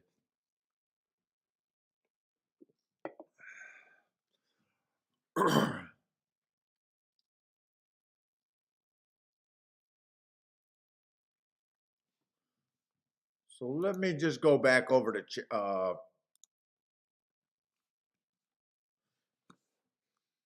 Churchill. And I probably won't play the next race at Belmont either.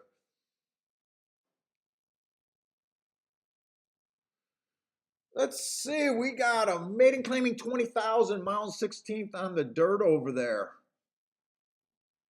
I mean, one's inside. That's the best thing that's going for him right now. I don't see any races that I really give any credit to. I gave him an asterisk for a running style 2 races back. He was a closer on an early pressing day. I'm not that interested in the 1 horse there. Let's see, the 2 horse didn't run a bad first out, was on the slow side of things on an early pressing day, but ran a nice second. I'd still be looking for a speed. Let's see, last race, average, slow. I'm not blown away.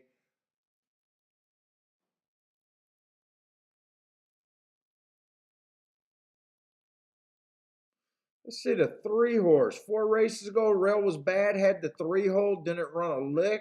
There's a little excuse there. Speed figure went way down. Speed figure went up next race. That was a bad rail day, early pressing day, so it was off the bad rail, but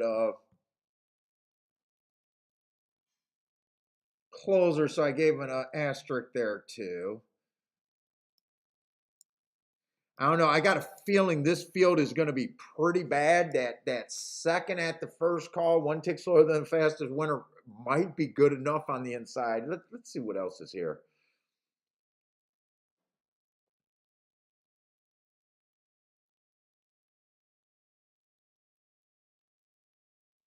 Four doesn't really look like he has any speed. 5 horse ran a couple routes. I just hate route to sprint, but this is a weak group. That was a closing day. Went too fast to win. That's a very nice race that the 5's coming off of.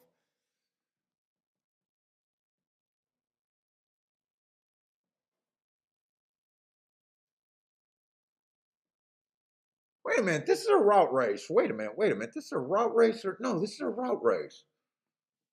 Hold up. I'm looking at this race wrong real quick. Well, I am tired today. I'm sorry I'm so tired, but I am exhausted today. You know what? I do like the 5 in this race. Wait a minute. This is a route race, not a sprint. Ran on a closing day, went too fast to win. I'm definitely interested in the 5, and I'm probably going to be interested in this race.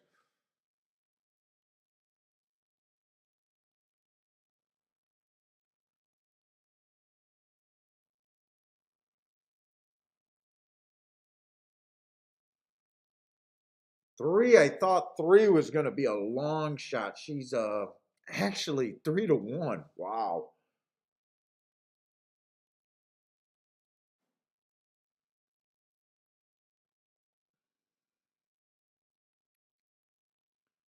Seven's coming off of a nice last race. Average went too fast to win. That's a real nice race, but once you get to the 7 hole, it gets really hard to win. Same with the 8. 8's coming off some nice races, but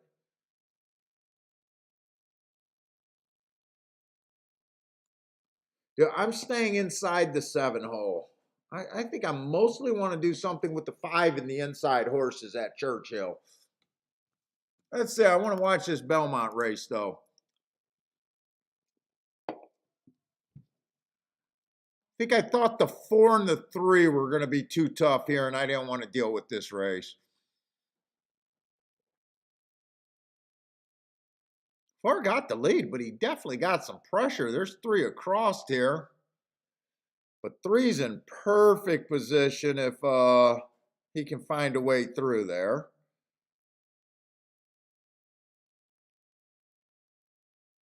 Oh, 3 can't find a way through.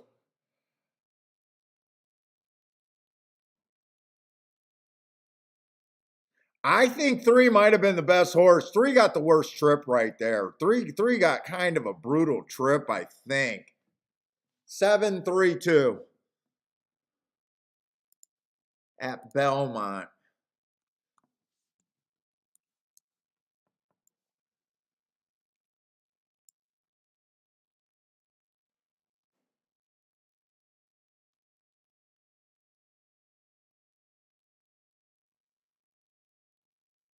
Seven, 3-2.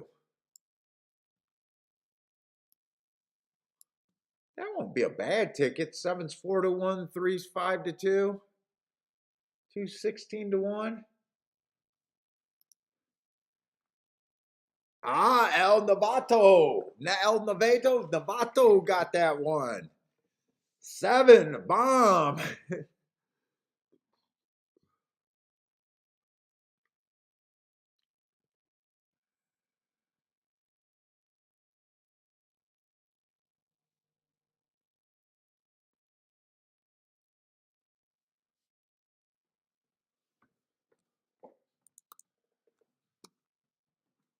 Yeah.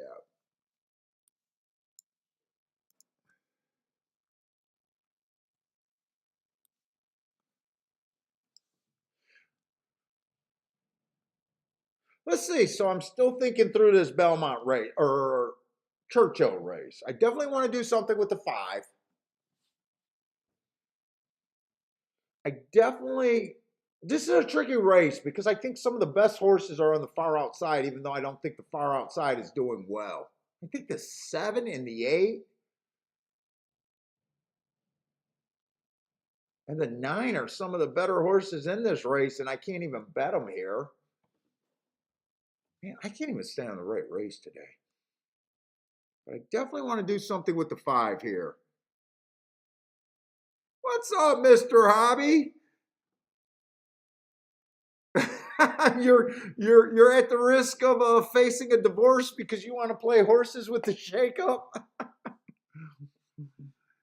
Oh, we're kind of looking at Churchill and Belmont today. Not too much going on so far. Yeah, Sean, you definitely can't. I think the 3 was possibly the best horse in that race at Belmont. You can't handicap bad trips, but you know what? He got himself in trouble. You get yourself in trouble trying to close on the inside. So luckily I'll sit out of prices on really short horses because even though I like him, his price was enough to keep me out of that race. So that's why you want to make sure your horse racing math makes so much sense and you want to get overpaid. We know we're going to be wrong a whole lot of times, so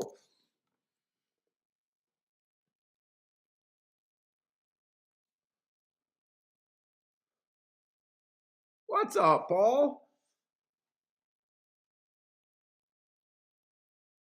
Yeah, Mr. Hobby, you can't go shopping with the wife. That's brutal.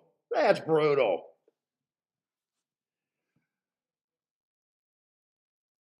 Unless she lets you buy a watch or something.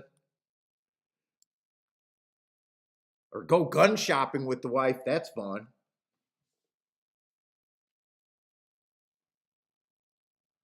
Let's see. What I'll do. This race is a little tricky. I'm definitely going to bet the 6 to win at 5-1, 6-1. So I am going to bet the 6 to win or 5 to win here. I am having so much trouble with numbers and everything and focus today.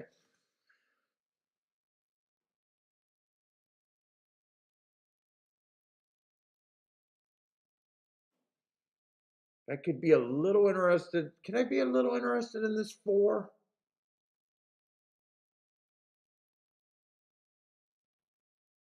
4's kind of a tough call for me. 3 I thought was going to be longer.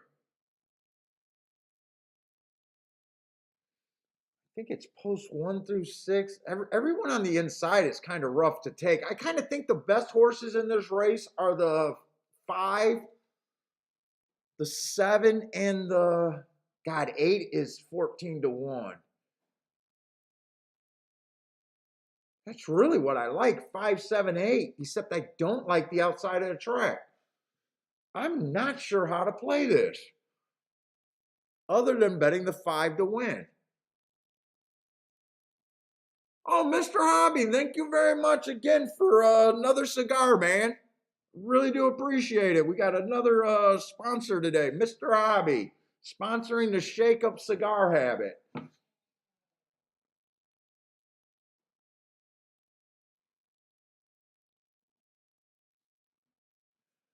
Let's see, if I did exact as, I'd probably wheel the 5 first and second.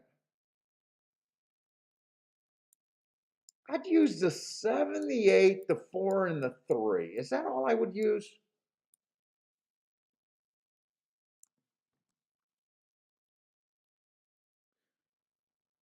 I think all of those could be okay.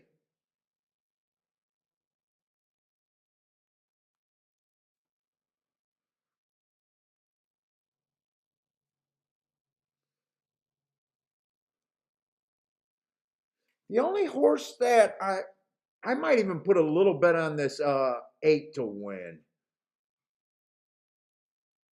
17 to 1, I think I got to bet the 8 to win also. I think that's how I'm going to play it. 5 and 8 to win, and just wheel the 5 first and second with a few horses. I think that's definitely how I'm playing Churchill Downs.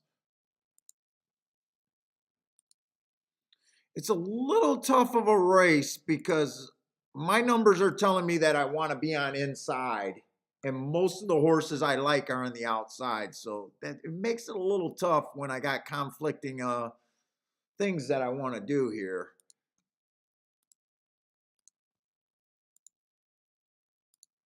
Three, 4, 7, and 8. Key box. That's what we're going with. Hey, what's up, C-Money? We got 103 people watching today. Woo, that's going to put the pressure on today. What's up, C-Money, by the way? If you guys are new to the show, let us know that you're out there, guys. We've been doing this show for about 4 years now. We usually do it on Thursdays and Fridays. Sunday, this is an extra show this week. I think we've been on fire. Our last 7 shows, we've had a 25 to 1 winner each show in the last, I think, 7 shows or something like that. Well, there might be a little bit of a flaw. I like 2 horses on Memorial Day at 25 to 1. Technically, I didn't bet them. Had them. It was another day that I was exhausted and out of sorts, and made some betting mistakes that I normally don't do. But the other ones, I definitely cashed on a 20 to 1 or higher, basically in the last 7 shows.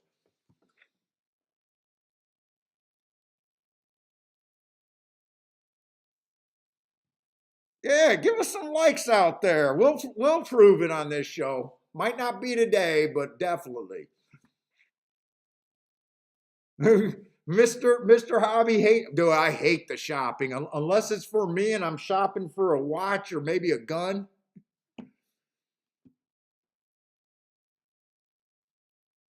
Cigar shopping's fun.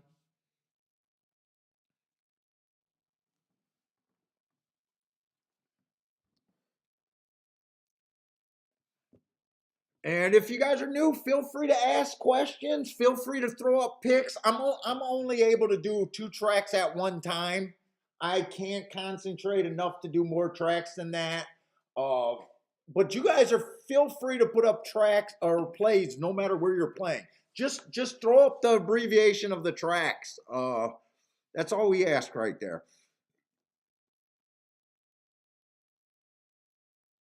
Yeah, we ended the show with a 25-1 to continue my slump of just hitting 20-1 shots yesterday. Today I haven't hit anything. I only made 2 or 3 play bets so far. Play bet is just my smallest, kind of the smallest range that I play my bets. They could definitely add up.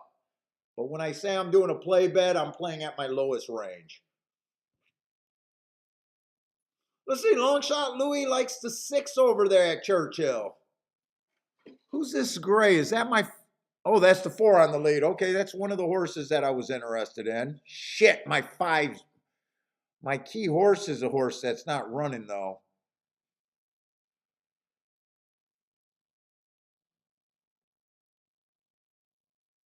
How the hell is he dead last?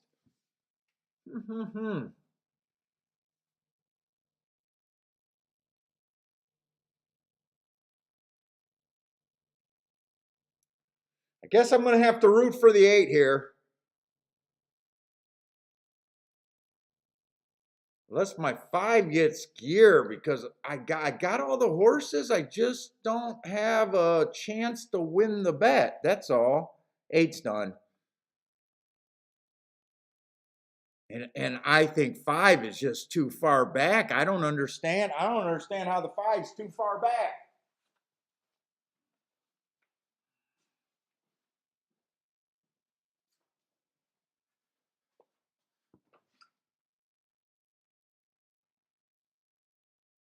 I don't understand this ride. He had some ride. I think he's going to hit the board, but 7-4.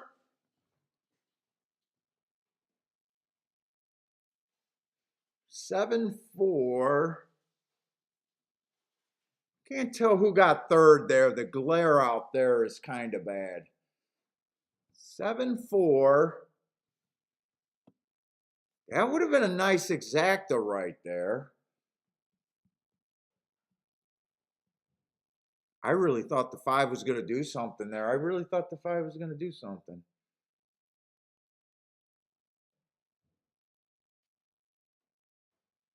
Sheila's asking if you plan to gamble with John on Friday, so I guess he's excited about gambling with you too. I said, absolutely.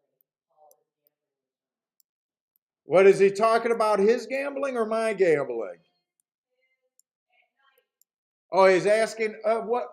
Sheila was asking, is Paul going to gamble with John Friday night? I'm like, yes. Oh, Friday night, yeah. Yes, I said. Yeah.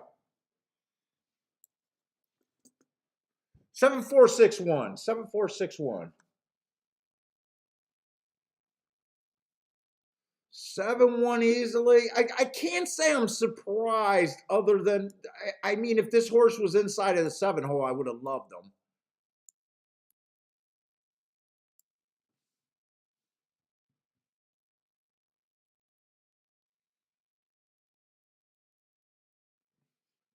My best marked horses were the 5 to 7, 5 and the 7 and the 8. 5 to 7 and the 8.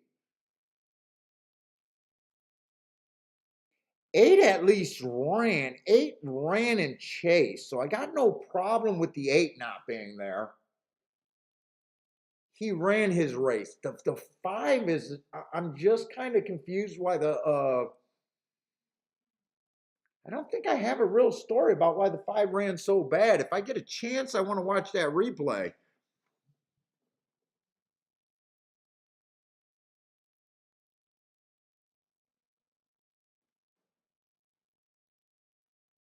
Oh, thank you, C Money. Omar, what's up, man? Now, if you guys are new to the show, I don't do bullshit. I won't blow smoke up your ass with unreasonable advice or expectations. So I'm just gonna put it out there for the new people because I like setting reasonable expectations for people that are brand new to handicapping. And if you're an old handicapper, it's probably gonna ring true to you guys too. Uh, us handicappers, we suck at picking winners. I don't believe any handicapper for any amount of time hit 30% of the races they play, unless they're a monk type handicapper. I know there's probably outliers everywhere. Uh, I don't hit 30% of the races I play. I'm between 25% of the races I play. Uh, but I can make a living doing that. So if you guys are looking, following people, I'm not a tout. I don't believe in buying picks. We believe in promoting handicapping and trying to shorten the learning curve for the new players. Kind of deal. So, if someone's giving you crazy winning percentages and all that shit, just run away. Just run away. You know they're lying more times than not.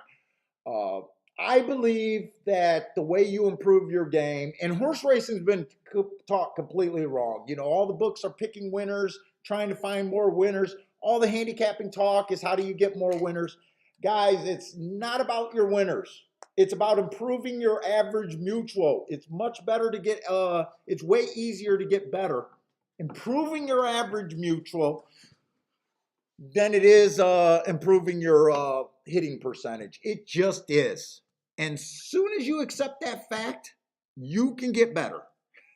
It's not that hard to outperform the public.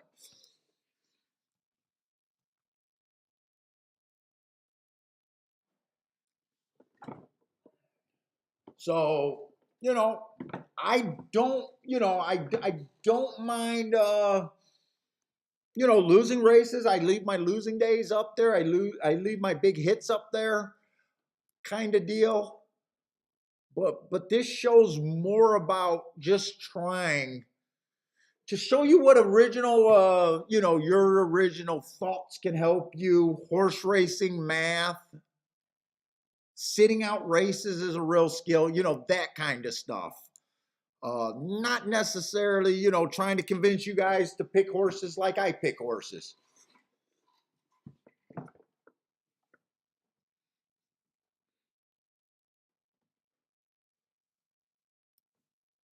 Because if everyone picked the same, I would no longer, if everyone picked like me, I'm the first one that'll tell you I will no longer have an edge. And that goes for anyone out there. So even if you guys are following people that don't acknowledge that simple fact in the par mutual pool, you're probably following someone that just by default is blowing smoke up your ass.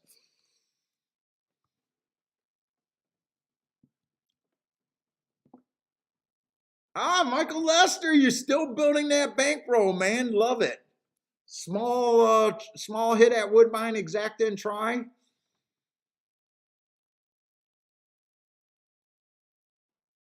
Let's see. Lloyd Green says 90% of the 97% of the time he's correct. The other 4% doesn't matter. I think you meant to have 3% there. And I will sit out a lot of races. I don't do anything with first time starters. We got this fourth race coming up at Belmont. 6 furlongs. What is it? It looks like a baby race, 2-year-olds. But we have a whole lot of, we got 4 first time starters, half the field. I glanced at the race. I don't love anything right now. The horses that ran, a couple of them only ran 1 race. I also say that you're better off betting, races where you understand most of your competition instead of guessing. The reason why I don't like first time starters is I don't believe in jockeys. I don't believe in trainers. I don't believe in workouts. I don't believe in breeding. So there's nothing out there to get me on a first time starter. Hey, what's up, brother man? Yeah, I seen the 101% there. Joke over my head. What's up, brother man?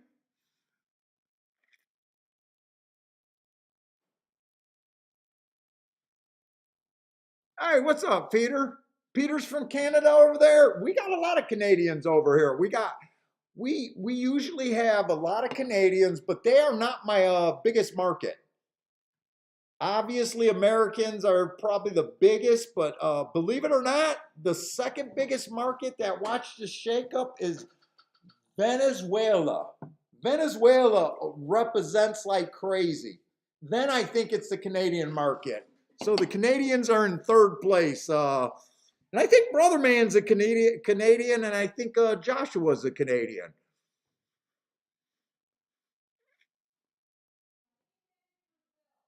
But Venezuela is number two. What's that? No, they got they YouTube separates Brazil and Venezuela. Brazil is down there. I'm not sure if Brazilian is in the top 10.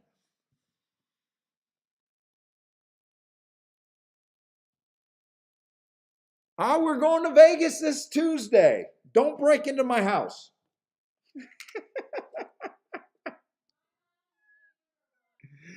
We're not having an empty house. Don't break in my house. we got the shotgun shell defenses in all the windows and doors. Don't break in my house.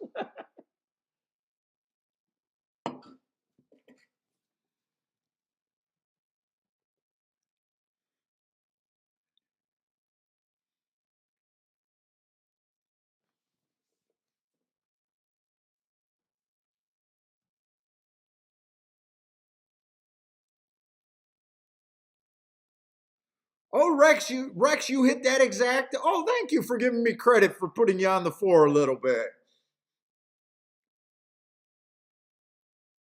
I was a little irritated with myself, by the way, Rex. I think I could not play the three, but Rex, you know what I usually do for a bet?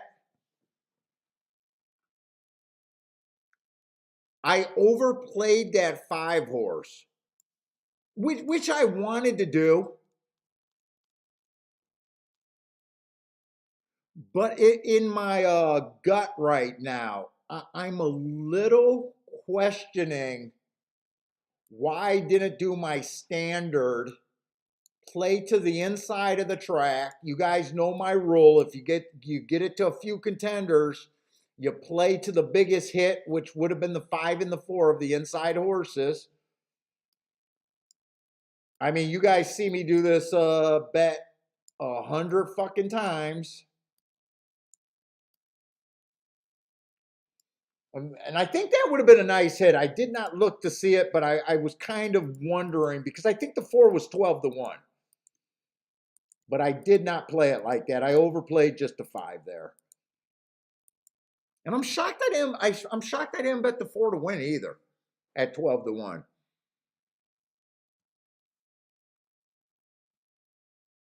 Yeah, right, Damien? It's always suspicious when I'm asked when I'm coming back home or when I'm leaving.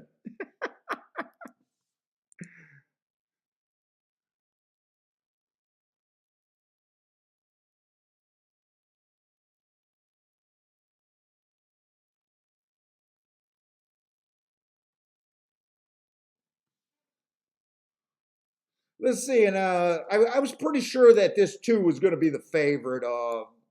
I don't think that was a real big surprise that the 2 opened up at 3-2 over there at Woodbine, or I'm sorry, at Belmont. He's my best marked horse.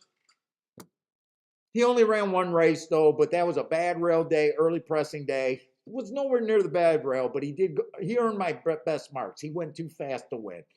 That's a very nice race. I think that's the benchmark of what you got to do here.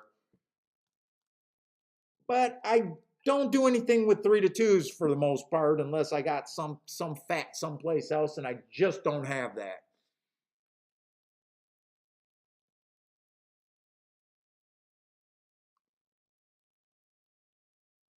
Let's see. PDT likes the 4-6 double. Anyone else got some plays? Let's see. Jared got a play 2, 3, 4, 7 over there at Belmont.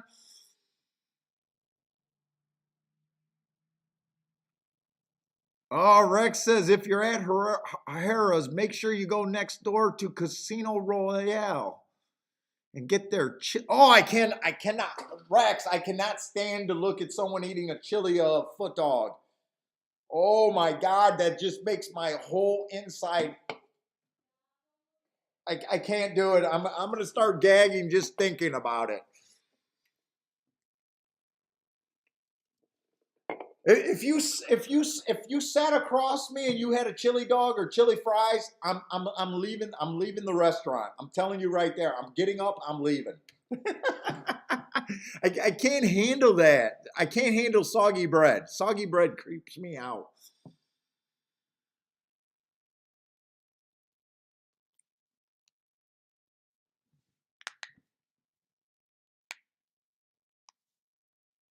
Let's see. Jared says Gilly's got this great ribs. We are going to a barbecue place. What's the barbecue place, Key?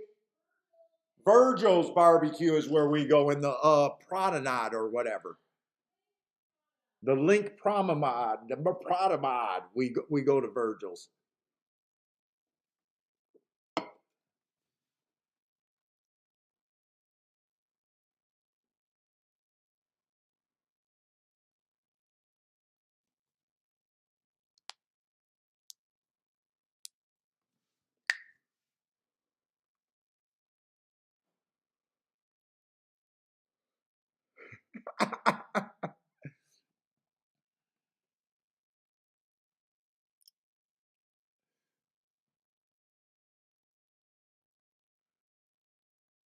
Yeah, we're gonna be gone. I'm gonna have one of those ARs patrolling my house, and I'm gonna have some exploding 9 millimeters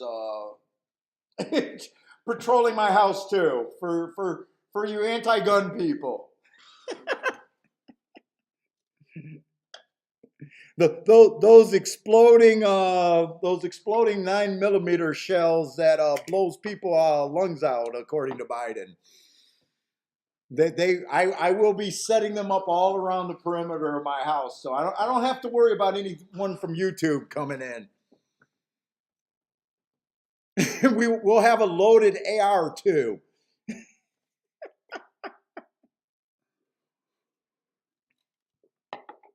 Patrolling on its own.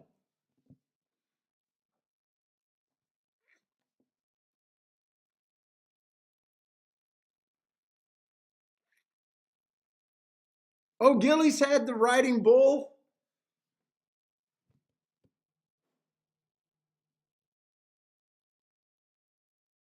Oh, Joshua, fuck! I got a underwear. Dude, I got an underwear gun. I'm like Sterling. I usually carry anywhere from 1 to 3 guns on me at all time, and I'm not lying. Yeah, I got guns everywhere.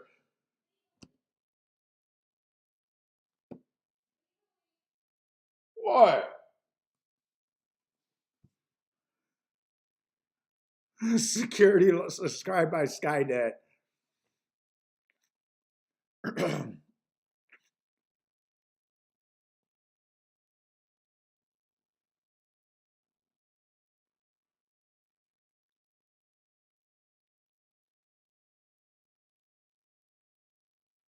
Yeah, that might be a little that might live. You think that's crazy? I don't think that's crazy. I carry 2 pocket pistols. The little Ruger 380 is what I carry all the time.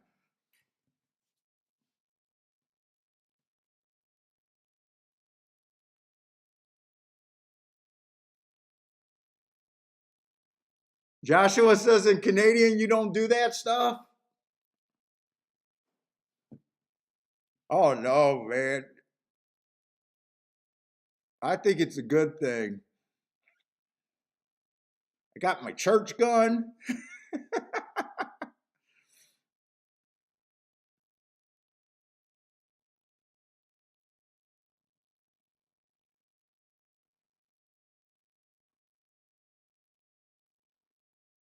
Let's say 4 outbroke the 2. 4 has to, yeah, 4 is a first time starter here. Let's see, long shot Louis likes the 6'1" exacta. Oh, a Sig Sauer. You like the Sig Sauer?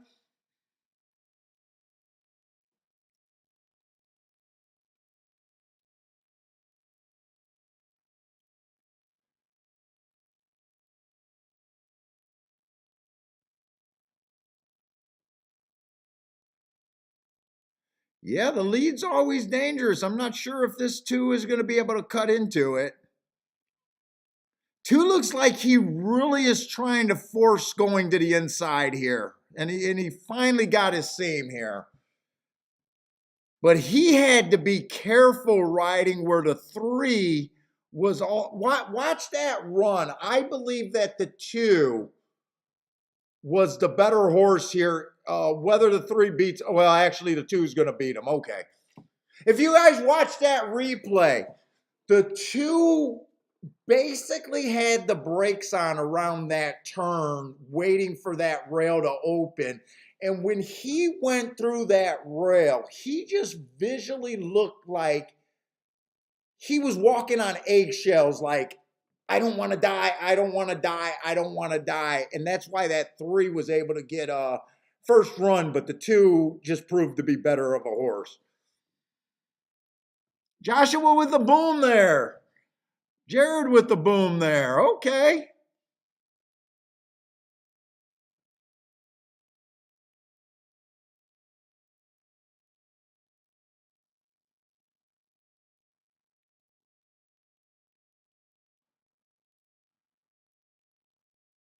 Now, I can't even pull my gun out of my pocket because I'd get demonetized. But a lot of times when you see me say, oh, let me get this stuff out of my pocket, that's what I'm doing.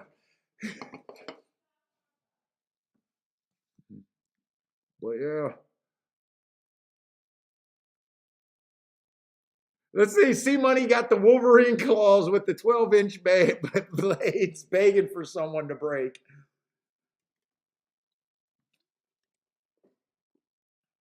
Dude, by the way, I don't carry because I'm paranoid either. I don't carry because I'm paranoid. I think it's a right that if you can, you should. If you want to. If you want to. If you don't want to, I'm fine with that too.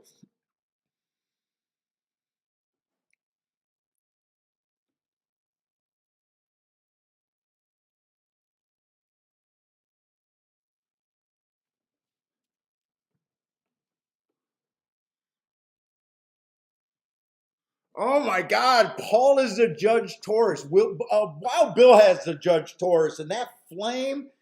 The first time I shot that one, that's the revolver with the little 410. The little 410, I think it chambers 410, 45, and maybe another round. Dude, I think the first time I fired that one at night, the flame jumps out like that. It looks like a blowtorch when you shoot it at night. The Judge and they got two. They got the Taurus one, but they're the same gun, whatever they are. I think Smith and Wesson and Taurus has one.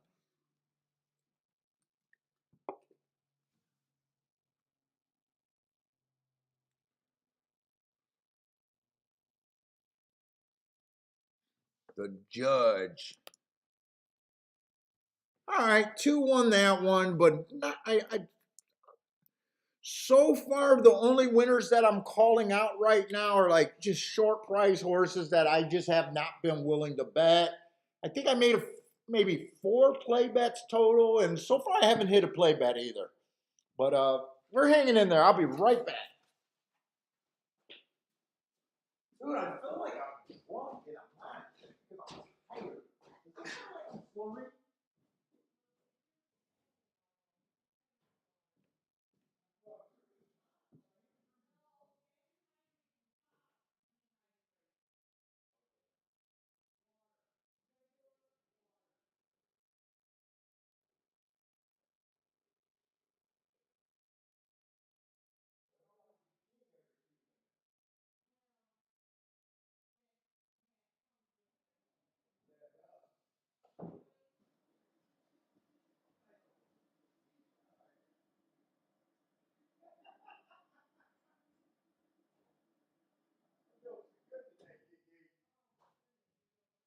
I'm on point today with you anyways. All right. Let's see where we're at, guys.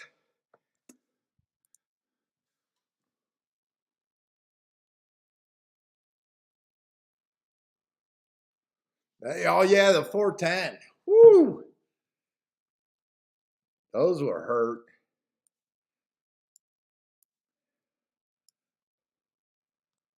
All right, let's go over to Churchill. Still trying to find something with some meat. So far, haven't found anything. Let's see. The favorite is in the 7 hole. I know we just seen the 7 horse win at Churchill, but the numbers keep telling me that that's when it gets harder to win over there. And if you guys are new to the show, I'm a big bias player. Bias, track profile, whatever you want to call it.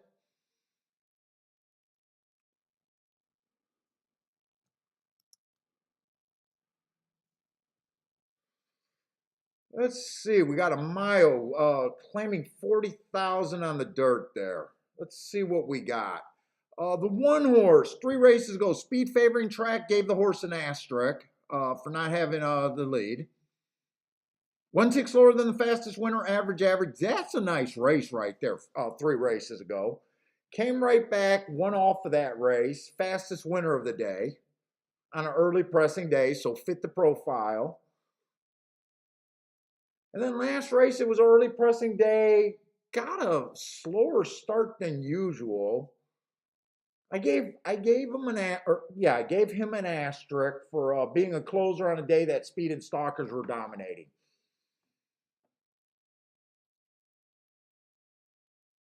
Can't say I like him or dislike him right now. Got the inside of track. I could see him. There's a few races that I can go to.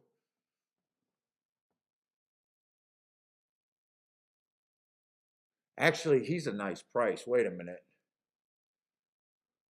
2 ran on an inside day last time and had a 5 hole, so ran against the bias there. 3 races ago, ran on another bad rail. I'm going to have to get to this 7 horse. I need to see what this 7 horse is. As a bettor in a par mutual pool, the way you get to be the most powerful that a bettor can be is when you hate the chalk. When you can hate the chalk and not use him for whatever reason. Let's see.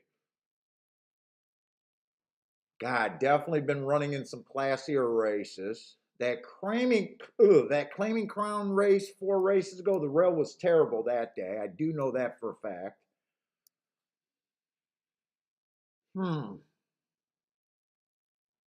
Really kind of looks like he should be the chalk other than being in the 7 hole.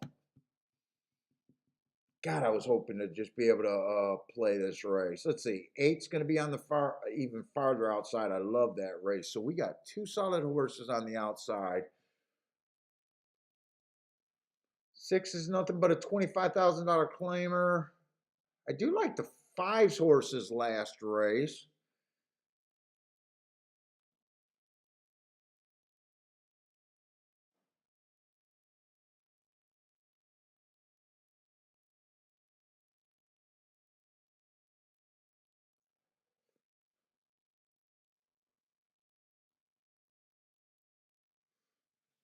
I don't love this spot. They keep giving me shit. The best 2 horses in the race are definitely the 7 and the 8. 7 and 8 does nothing for better.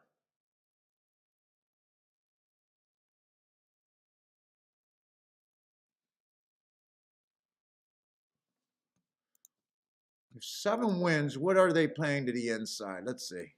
Can I find some value? Let's see.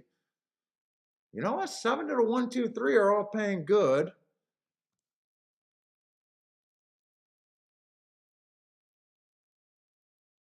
The best horse towards the inside is the 5 horse. 5 might be able to get a jump here. Can I build a ticket that can be a banger here?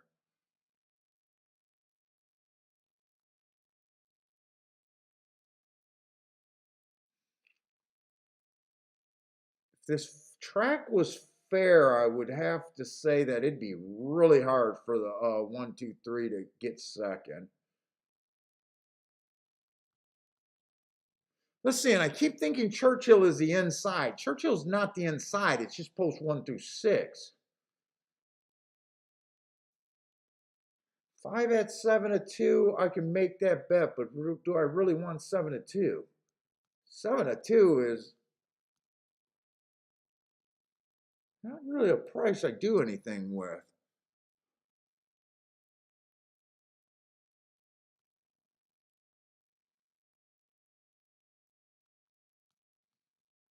I could box the 1, 2, 5.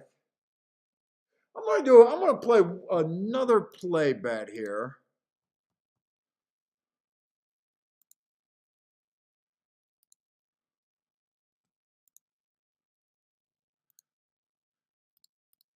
I'm gonna box the 1, 2, 5 there. And I know 7 is the best horse to me on paper. I'm gonna play 7 to the 1, 2, 3. Exactas. Straight. No key box, no nothing.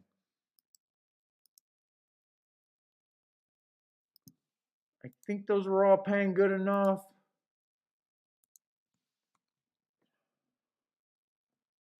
Oh shit! They do their payouts by $2 and not dollar. I would have probably set out this race now. I was thinking those were for for $1 payout. They're for $2 payouts. All right. Well, we'll see if we can at least get a win. 1, 2, 5 exacta box. 7 on top of the 1, 2, 5.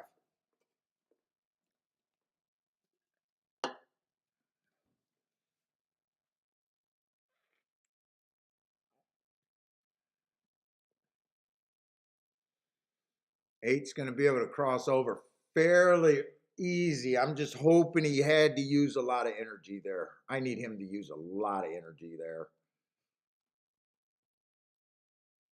I mean, this horse is so nicely marked. I just believe in biases so much.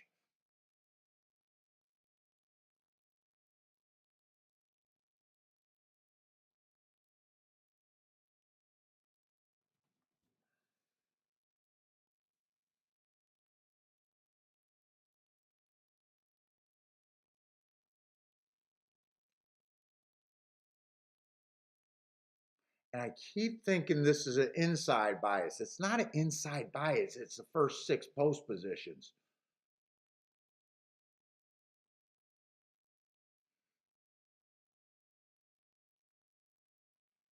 Come on, 7. Go by. Tire this 8 out and bring a 1, 2, 3. I don't think 1, 2, 3 is coming fast enough. 3's trying. Come on. No, that's my 5. That's the 5. I think I'm looking at it. I think that's the 5, not the 3.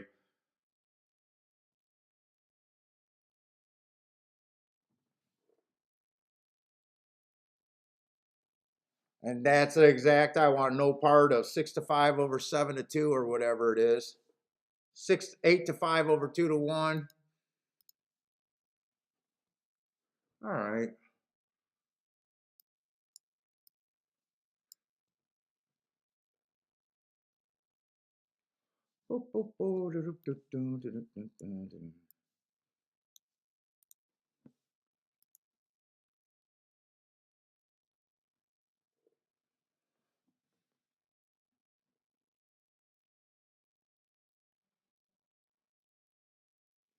Chalk, chalk, chalk, chalk, chalk.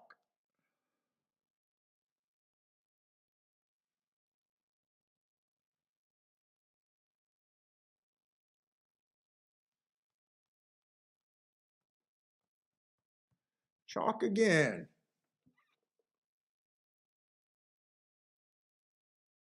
Yeah, ABC finished there.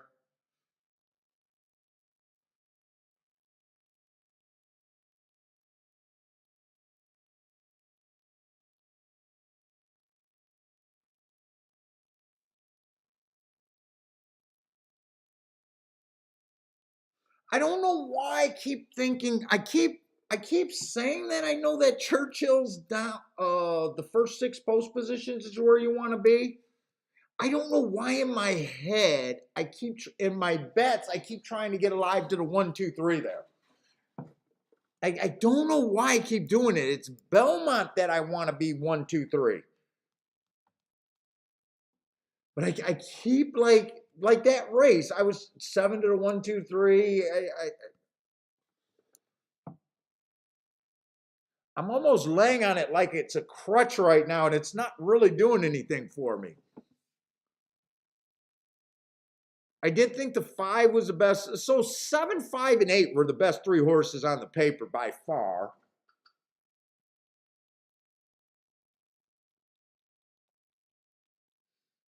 I think 8 only got third because he had to rush up and over where the 7 was able to kind of go right to the rail, circle out, and the 5 horse just passed late. But yeah, I mean, true ABC kind of combinations there. Dude, I feel like I'm slurring and I sound like I'm drunk.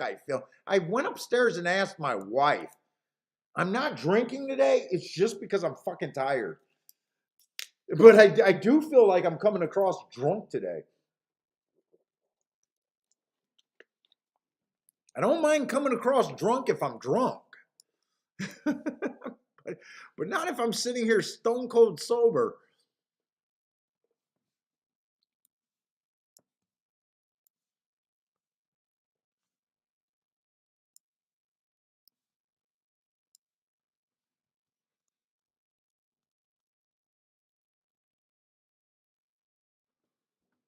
And the 5th race at Belmont, I think the races get a little better as we go on. But the 5th race at Belmont is another race with a lot of first-time starters. The horses that only ran 1 race, and I'm just not that interested in it. The turf sprint's been playing fair for the last 2 years, so I have no bias edge, or I don't even believe there's a bias edge there.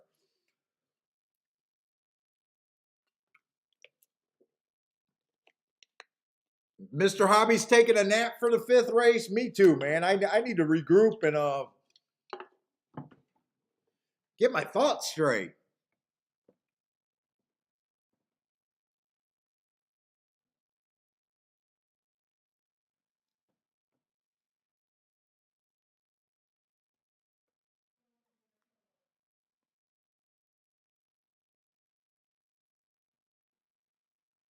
Yeah, so I'm not sure. I don't think I like that last bet, by the way.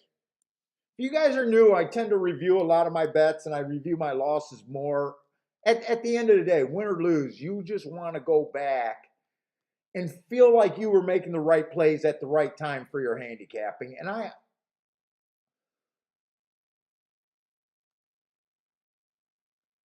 don't think I did. I said 7 was the best on paper. Trying to force the 1, 2, 3. I said the 5 was the best horse towards the inside. I know I can't play a 7-5 exacta, so I don't mind not having that bet. But I try to look at my bets and after I play and assess if I should have really made a move there or not. Even though it was a play bet, look, play bets add up. You know, you lose too many play bets. I don't mind losing play bets, but they do add up. And you still want to like be responsible. Like, was that the right move there? Did that bet really have options to move the bankroll realistically? And I just don't think I stand behind that bet there. I don't think I like that bet there. It didn't cost me that much, but to me that was probably a bad bet. And then it came, 7-5, and you've seen that scenario, you knew it wasn't paying anything. I don't like that bet. Hey, what's up, Randall?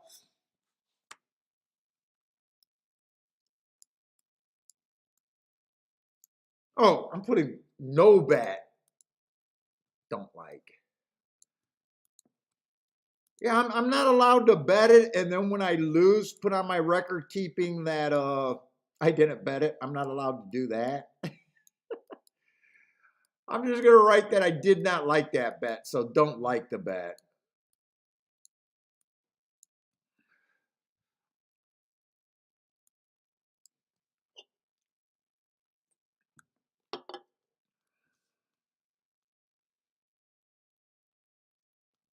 And Churchill, I think we're gonna start getting into the turf races and some better races at least.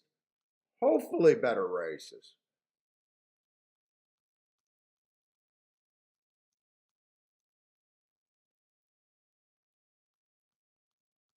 Let's see how many races they got today. We got 10 races over there. Okay. So we still got plenty of handicapping to do. Yeah, Randall, I agree with you. Belmont's dirt is still good inside. That's really what I want to be focusing on there.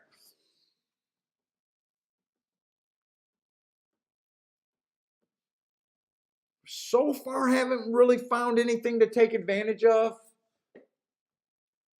Has today feels like it's been all chalk today. But I'm just, since I got time, let's see. First horse paid $5. First race paid $5. Second race paid $4.90. Third race, that 7 horse paid $10.60. That was the only horse that paid something so far. And I did not care for that horse personally. I did not play that race, but I know I wouldn't have had him. That was a race where I thought the 3 and the 4 had the best shot to win that race. And then, yeah, so Churchill ran 4 races so far. 3 of them all paid $5 or less. There's only been a $10 horse. I'm not supposed to be doing much there so far. That was at Belmont. Let's see. What have they done at Churchill today? Churchill almost feels the same way.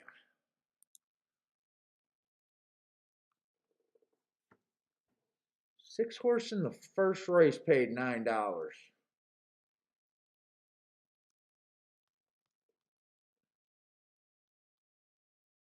I didn't bet that race.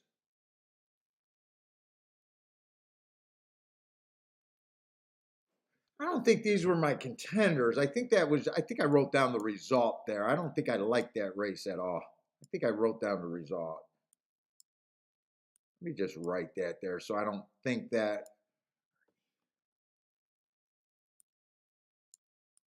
So I don't think that's what I was looking at as my contenders. I always keep my forms with the marks on them with what I did when I do my review.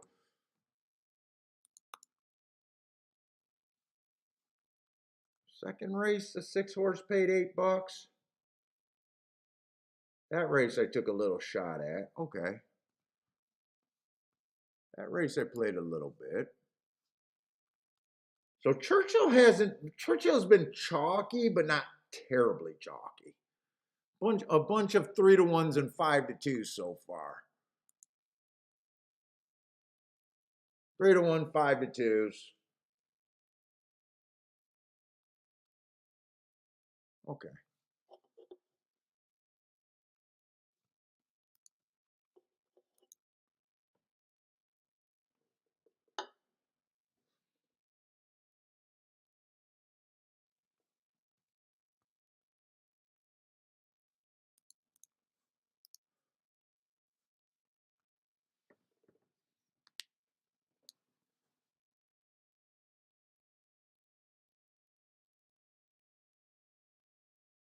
Let's see, what is see this is the logic I need to hear from you that teaches me to stay away at times from betting just to bet. We're all going to make that mistakes. That's why I do the play bets. Dude, I've been working because that's what a lot of the people that I get the most questions about. I don't know what I said to Michael Lester, but Michael Lester gave me a lot of credit for straightening him out. And I don't exactly remember which conversation it was with him.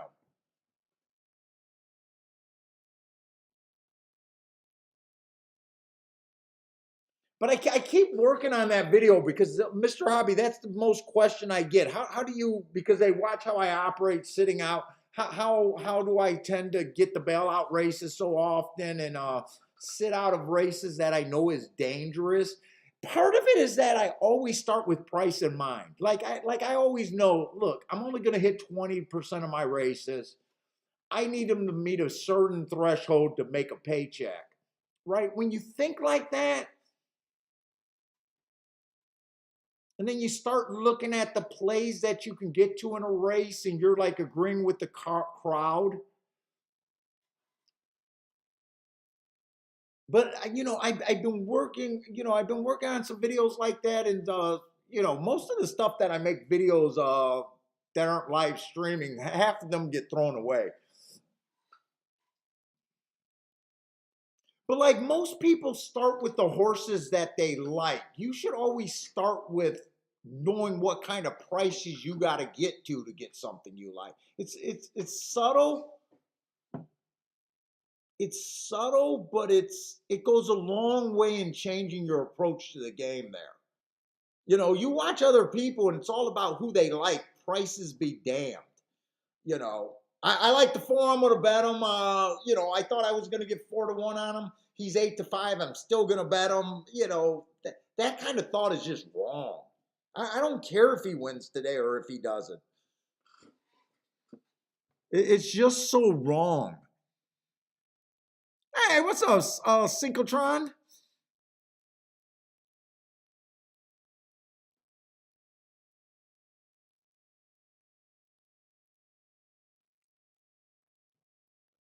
I think when I straightened Michael Lester out, I think what I told him was he told me that he keeps handicapping prices.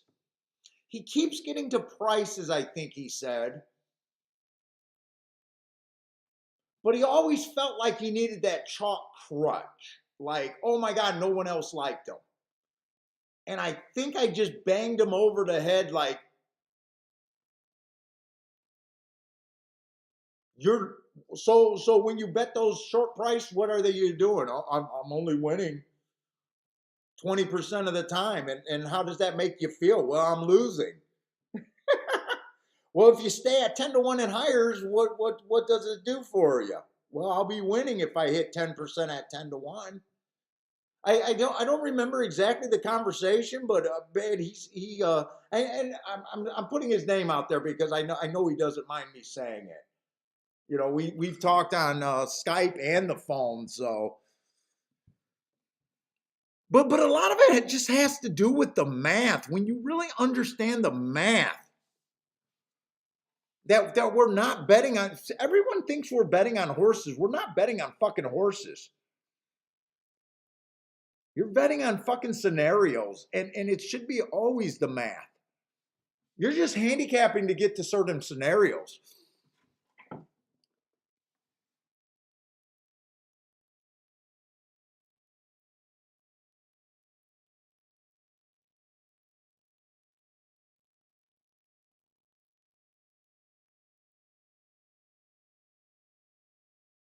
Oh, thanks, Randall.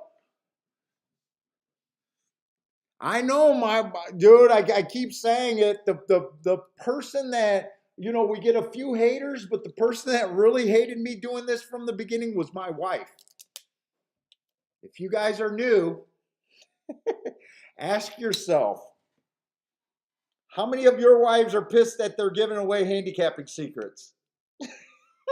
Not many.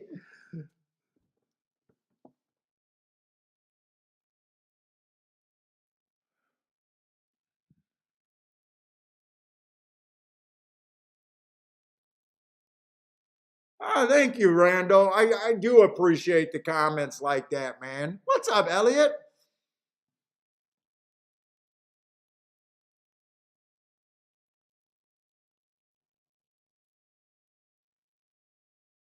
Oh my God, JW says Monmouth hasn't had a horse to pay over 460 today. Chalk City. Now, see, my expectations for what I expect to accomplish as a daily player changes on a chalk day. On a chalk day, when the chalks are winning, unless there's big bombs that are running second and third where I can make a real score, I know that I'm going to be dead. I know I'm dead money unless I could find something like that. My goal on super chalky days, I'm going to be losing. Unless those scenarios where bombs are running second and I can, have a good day. That's not quite a chalky day. But when it's just all chalk and the combinations are crap.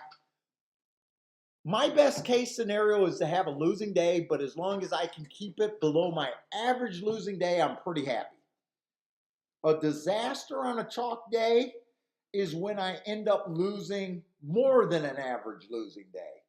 Like, what the fuck was I doing? The chalk won every race. I'm supposed to be good. Why couldn't I see that? Why was I trying to beat all that would be a disastrous day on a chalk day.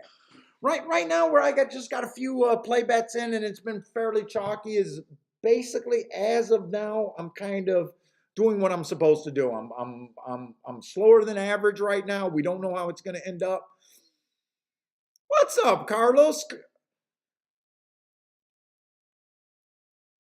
And Carlos, were you the guy that like that I think I got a Carlos that I wanted to respond to. I seen it last night when I was out with the godchildren, saying that they really liked the handicapping value, that I did a fairly decent job explaining value. So many handicappers have problems with the value. They think it's based on the morning line.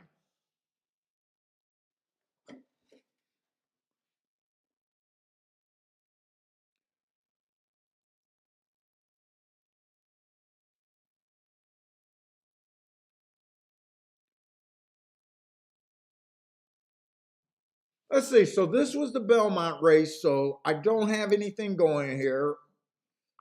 5 furlong sprint, so I'm just watching it, trying to build a sprinter profile. Five's the best marked horse that I have on paper in a field that's just not marked. Five actually earned my best marks, but even though he's my best marks, I'm not willing to take 6-5, 6-5 in a fairly large field with a bunch of first-time starters that I don't understand, that I can't reasonably eliminate with handicapping. So sometimes 6-5 is okay, but 6-5 with more dangers in it than normal, to me, is never okay. And I said 6-5 is sometimes okay. It's almost never okay.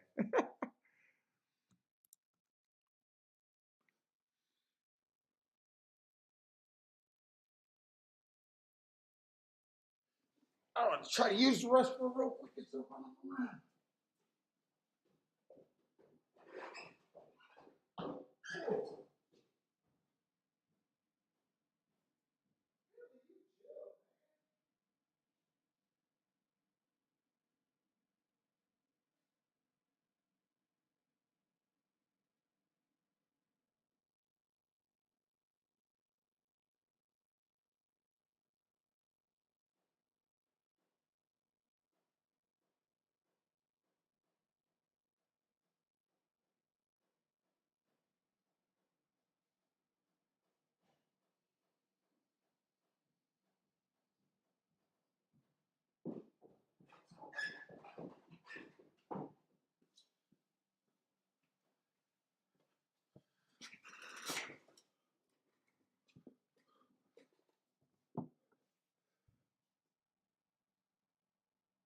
Let's see, 10 had the lead, probably a first-time starter.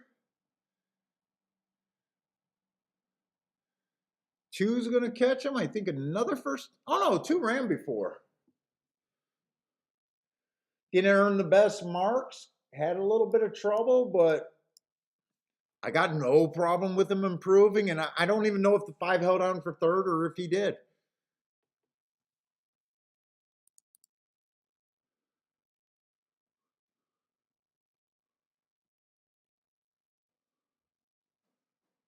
Let's see, Yakko. What's up, Yakko? Omar had a good call on that too. Nice call, Omar.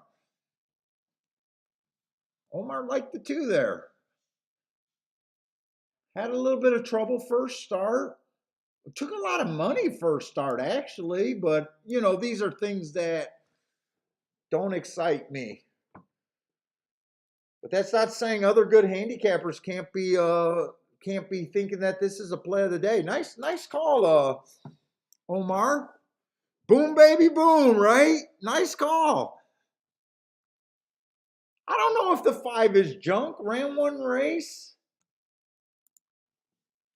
If you would have had to narrow me down where I would have said, who do I think is the most likely winner, it would have been 5.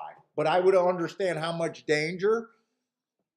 There's no way you should be looking at 6 to 5. So when the 5 does not run, to me it doesn't bother me at all because I got nothing like willing to be invested there. Like there's no way that I could say that he's an overlay at 6 to 5. There's no way. But is he drunk? I mean, is he crap? Who knows? He just didn't win today. That doesn't mean that he can't tear it up or be a decent horse. I don't know.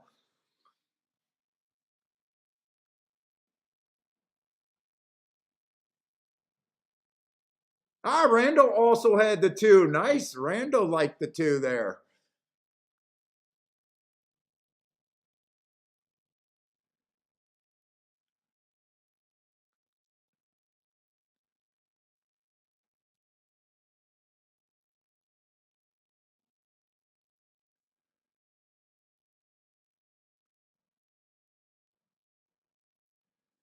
Let's see. Lou says that's twice the horse ran slow.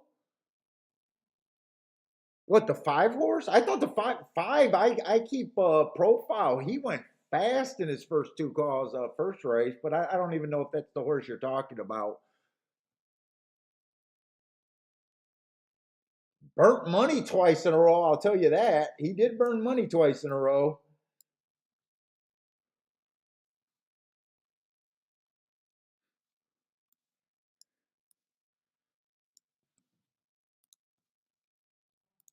Let's go to Churchill. I'm still looking for a play. Still looking for a real play. I think this is going to be a turf route race, and turf at Churchill, brand new track. Speed has not been holding very well at all. I am going to be looking at this race like they're going to back up. I could be right or wrong, but I'm going to try to get to the best option I could possibly get to on the back end. Let's see. We got a few lightly raced horses. You know, one start. It's very dangerous to put a horse in a running style, but being a handicapper, I have no choice. I'm going to look at the one like he's a speeder or stalker type. He only ran one race. I could be dead wrong. You know, maybe he'll be a closer. I don't know. All I know is first race out, he was dueling on the lead. But dangerous to classify horses lightly raced. Playing a dangerous game there. I did not look up that race. 423. Let me see if I can look up that race real quick.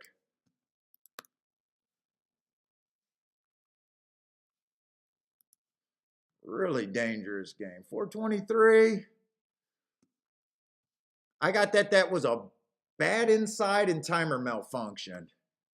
So a bad rail.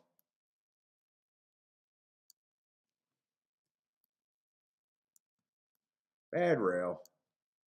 Wasn't near the rail from what I can see without watching replays.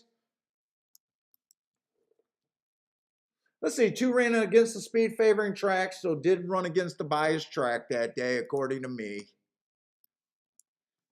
But he's a sprinter stretching out. Sometimes, I mean, he looked like a stalker from the first time out. Usually horses stretching out, I move them up a level. So if I think he's a closer, I move him up to a stalker. If I think he's a stalker, I look at him like he could be on the lead. So not really sure what to do with him. Let's see, the 3.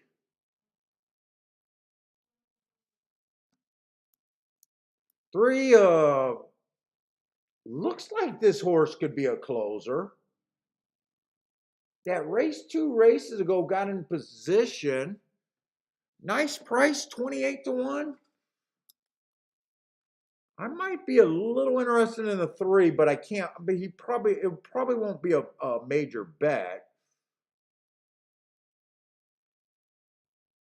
Let's say 5 horse ran against the speed favoring track, but that running line was just not that interesting. Let's see. At 5 to 2, the price. Look, for me to say 5 to 2 is a good play, I got to believe that the horse has a 50-50 chance to win. Just because he's a Chad Brown does not mean he's a 50-50 chance. I can see it, but yeah, I'm not feeling it.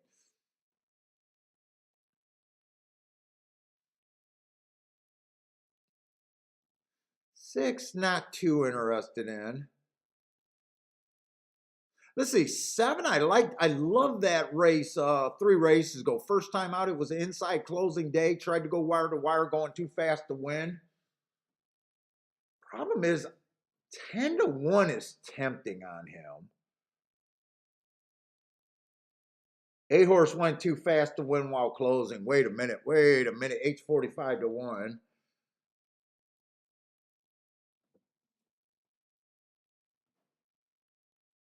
Nine looks interesting off the pace. Dude, this race is interesting right here. 11 and 12 are first timers. I'm gonna have to protect myself in this race because there are a lot of question marks here. But I do not believe this 3 should be 28 to 1.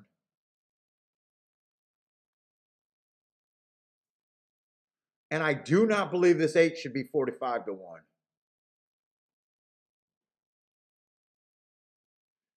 Even if I thought the 8 had a 5% chance to win this race,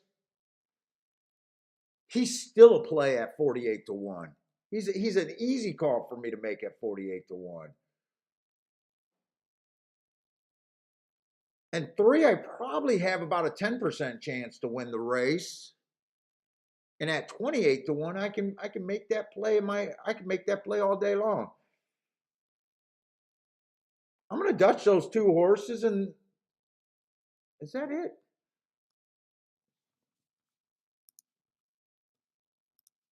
Win 3 and 8.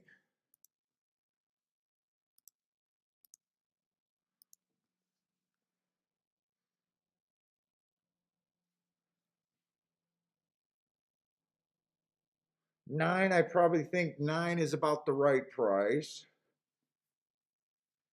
So who's the favorite? The 5's the favorite. That was the Chad Brown, right? 5 was the favorite, is the Chad Brown. Do I want to do anything else here?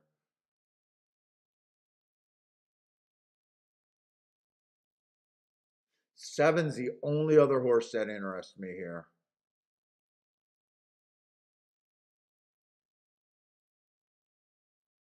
You know what? I'm going to play this 7. And I'm going to do one more ticket. I'm going to do a little exacta box. 7-3-8. I'm going to bet a little bit more on the 7 than the 3-8. I already got the 3-8 bet to win. So let me bet the 7. A bit more on him. Then exacta box 7-3-8.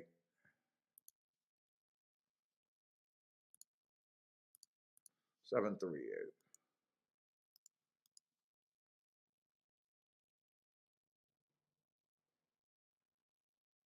Long shot Louis says 3-8 at Churchill could happen. Look, I don't love the race. I don't love the race, but I just know win or lose, I could take those odds.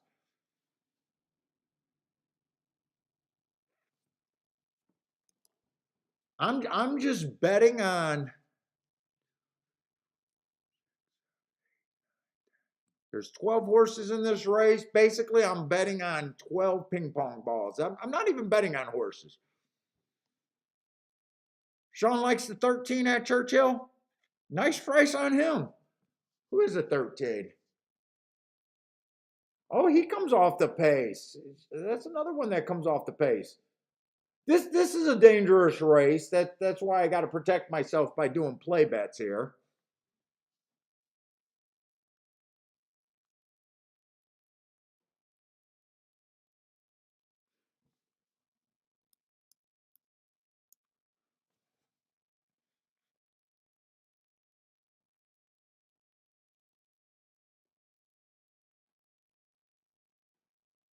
Is that the 13 going to the lead? I think that's the 13 going to the lead.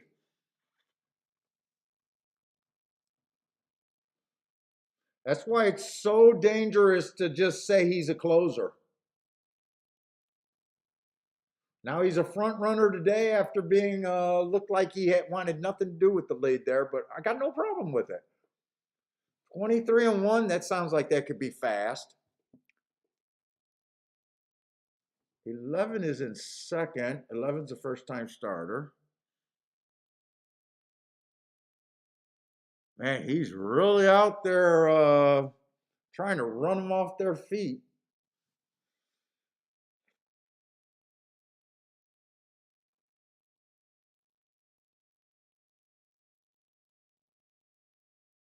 He is really out there putting the fractions. Let's see.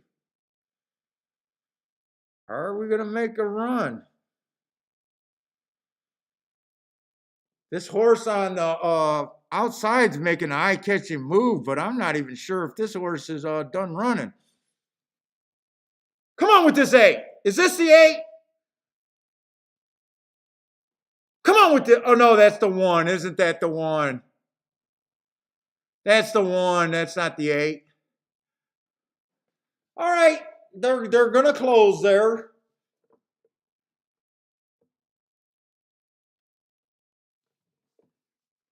They definitely close from the clouds.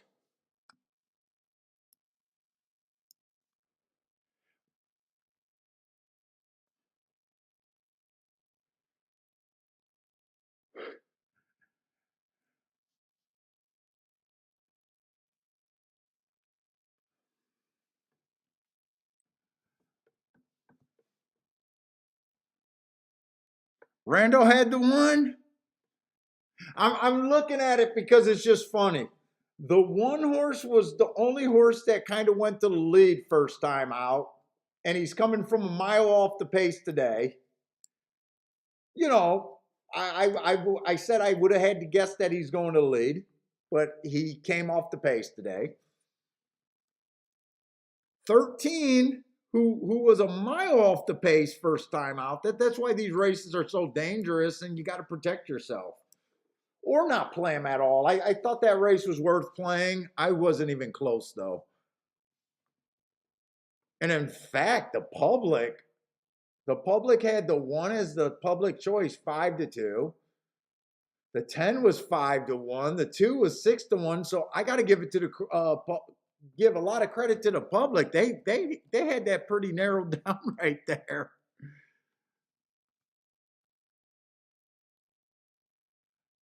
They had that pretty good narrowed down right there.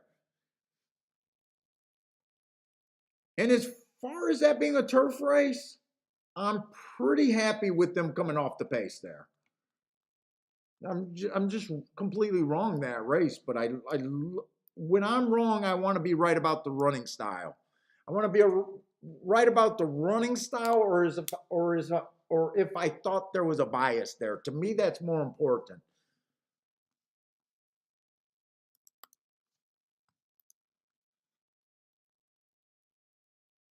Lloyd, you know what? I didn't see the bet down on the 1 either.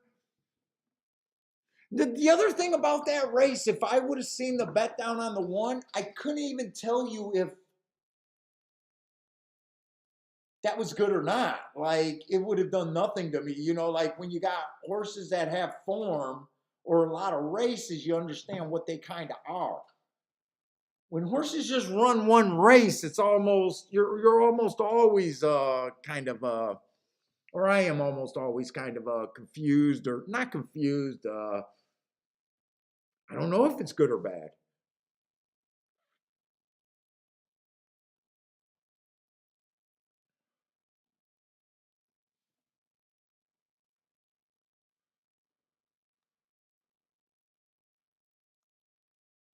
Let's see. I hope to be right about this bias at Belmont because I'm supposed to make money today if I'm right at Belmont.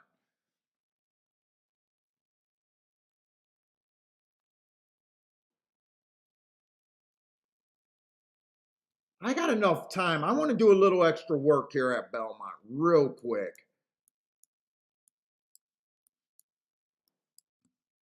I kind of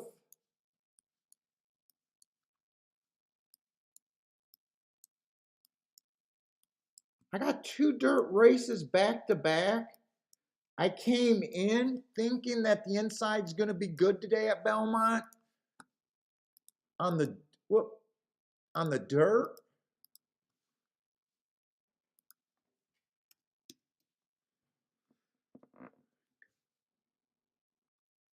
Let's see. Belmont. What the hell has Belmont been doing today?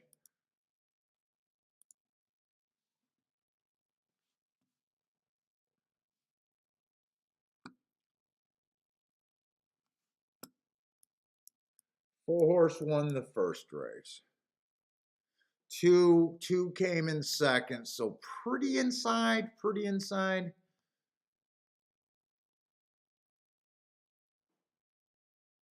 The second race, the four horse won from the 3 hole. Two got second from the 2 hole.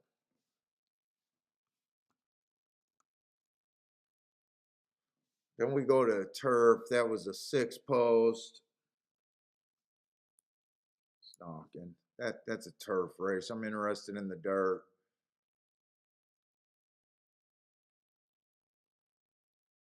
They have been chalky there. That was a race where the 3 horse got through.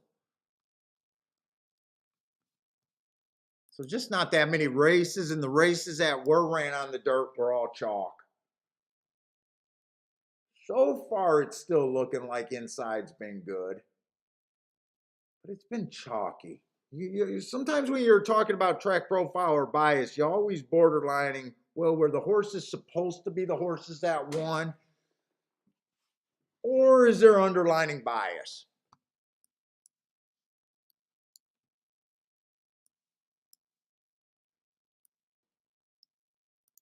Now, I'm going to lean towards there's underlining bias because I'll tell you the number for the dirt sprints right now. 59% is being won from post 1 through 3. 59%. That can't be a normal track. That can't be normal.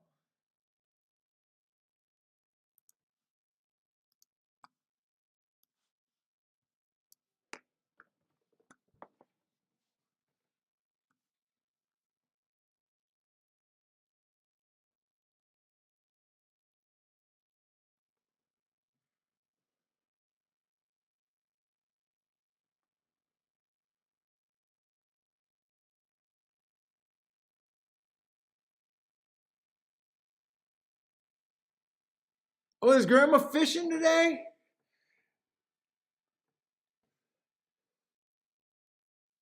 I haven't seen her today.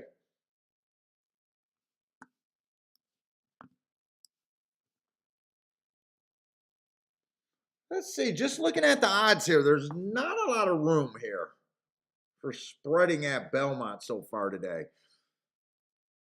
See, we got a starter allowance 50,000. Man, one's in great form, but this just feels like a step up too high. Horse is in great form, but let's see what else is here.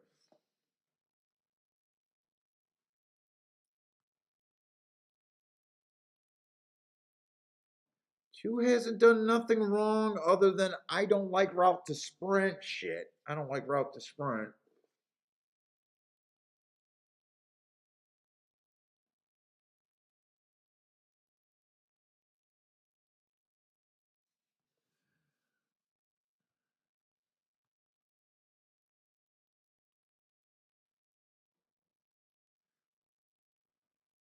Let's see, all the 5s done so far is break a maiden claiming 40.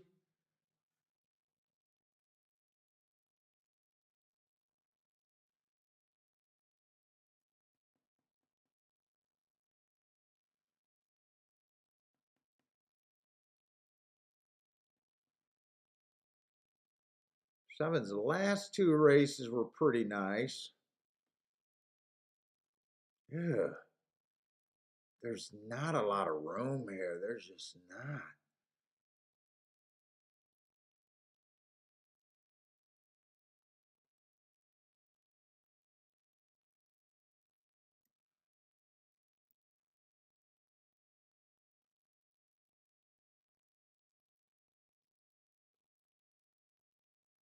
Dude, this one should be a lot higher than what he is for me to make a play here.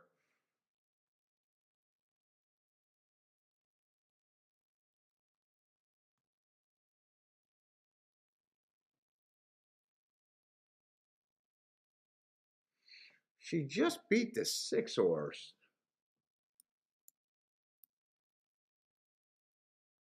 6 horse got no speed.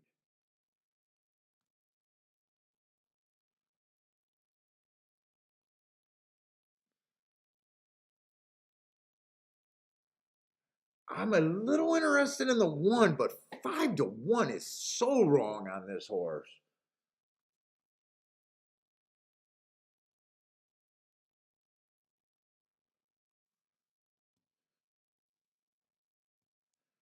Let's see.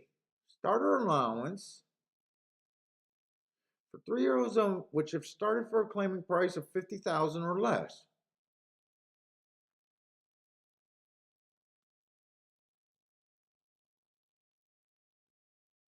One's never even started at a 50,000, just a less.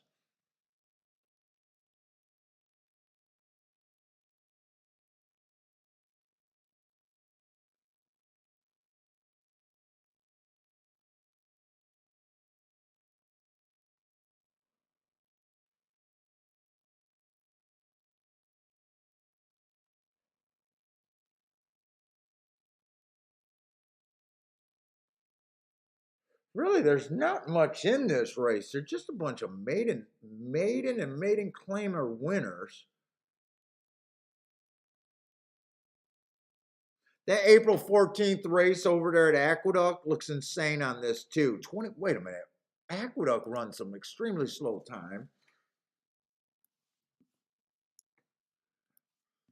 Dude, that had to be an insane race. I'm trying to make something go here because I really wanted to play the dirt. And so far, the dirt at Belmont just has not had anything yet. Date was that at Aqueduct? April 14th.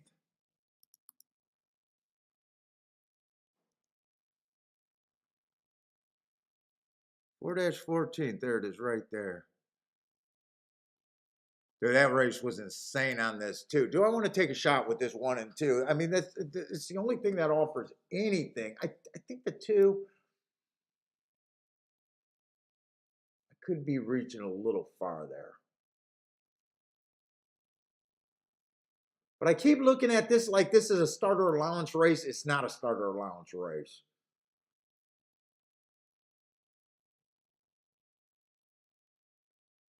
Or it's a weak one is what I should say.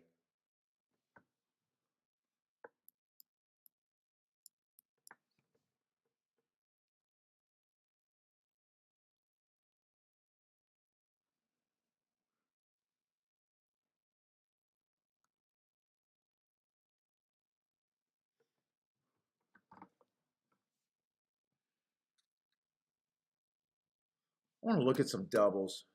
Doubles? Bet that 1 and 2 a bit. I really want to do doubles though.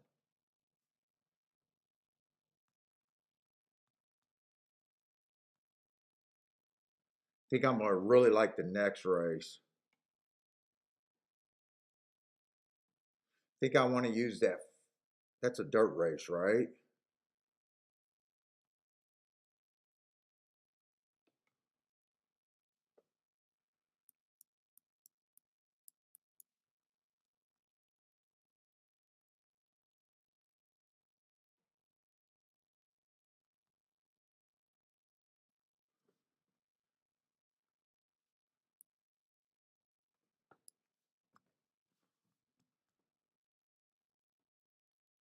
And I mostly want to use 1 and 4 there, right?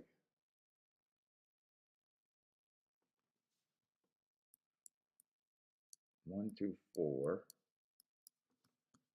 Let me see what those doubles are paying right there. Doubles, doubles, doubles. God, I gotta piss again.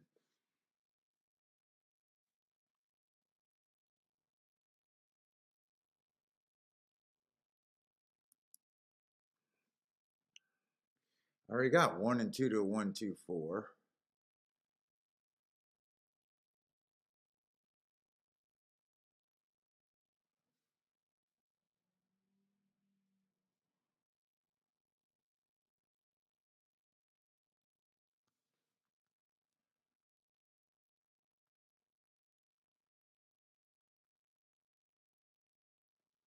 May 22nd.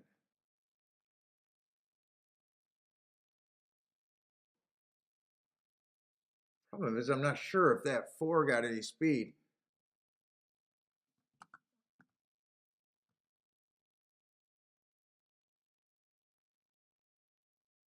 Let me see, program doubles.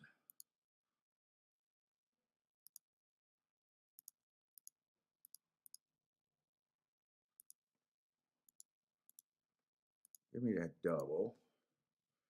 Do I want to do another double besides that one? I like the 1, 2, 4 next race. I feel like I want to use.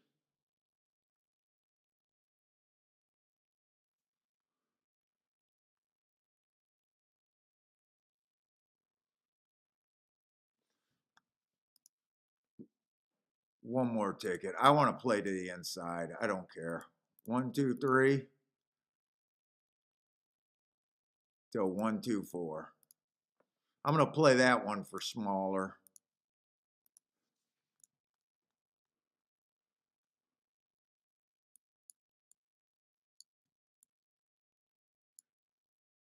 I played this one for more.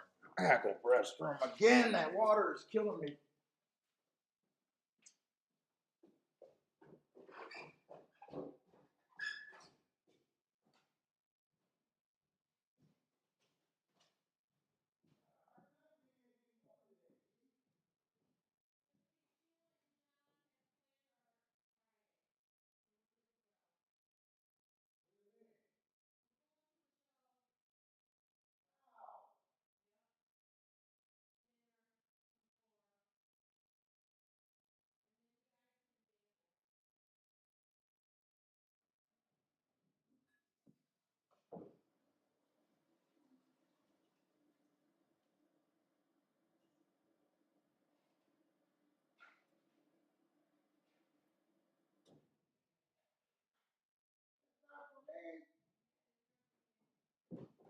I do stuff with you, lambs.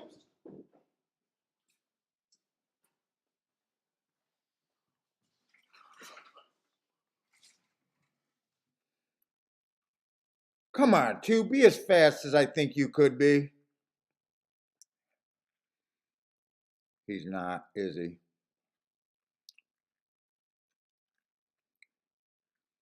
Is he stopping or is he going?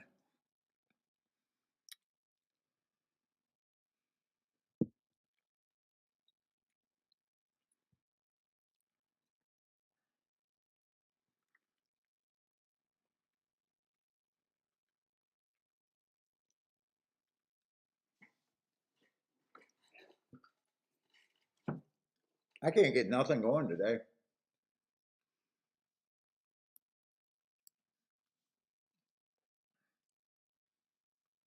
I-Force won that race.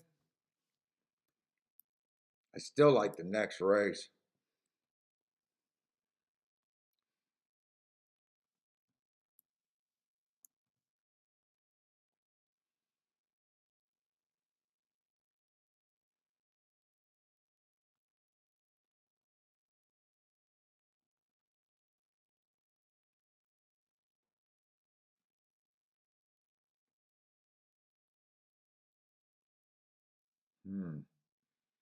I can't get nothing going over there. Damn favorite.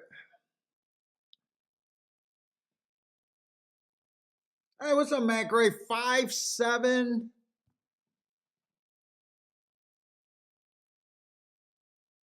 5'7" 4", maybe 5'7" 2", maybe.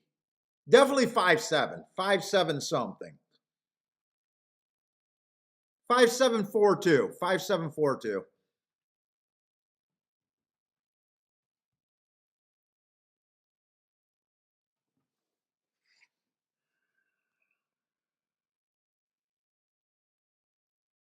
Dude, I kept leaving this one open.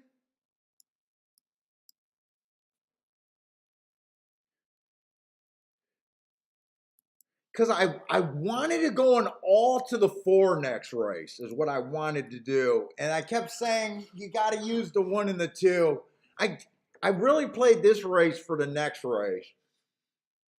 And now I just cost myself. We'll have to see how that works out.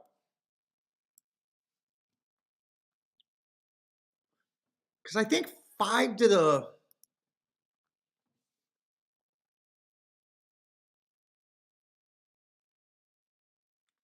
Double 5 to the 4 was paying $93, but I didn't want to play 5 to the 1 and the 2. I wanted to go on all 4 there. But I couldn't get rid of the 1 and the 2, and I wasn't sure if the 4 was going to have any speed. I should have probably just did that on a smaller ticket. Kept hemming and hawing about it, and I just didn't do it. I think I'm really going to like next race, though.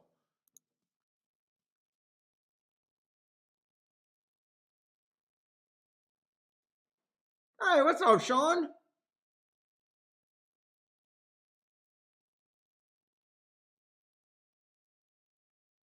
Let's see, first show I've watched from the start to now. You want to win if I'm watching? We never know. I'm digging myself a bit of a hole so far. What's up, John?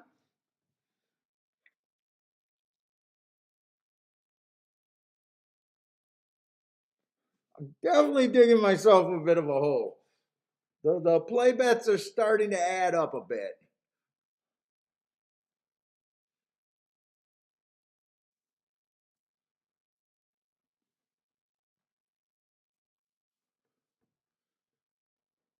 Let's see, we're going in the 7th race at Churchill.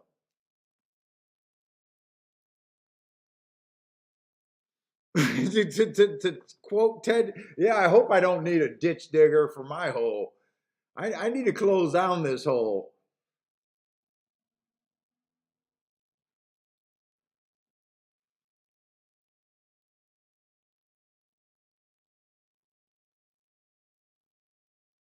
When was my official date that I started to shake up? I'm not even sure. It must have. Oh, you know what? I know I can find that out. Me and Bill and I did a test video.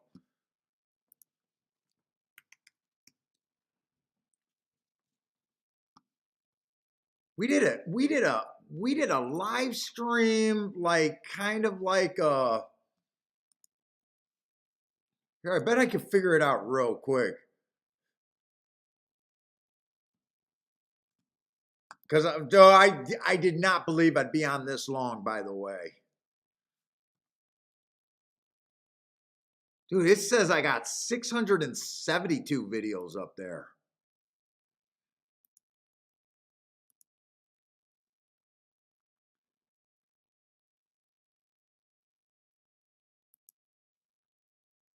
That's a lot of freaking handicapping videos. Holy shit. I thought it was 400. I don't know why it says 600.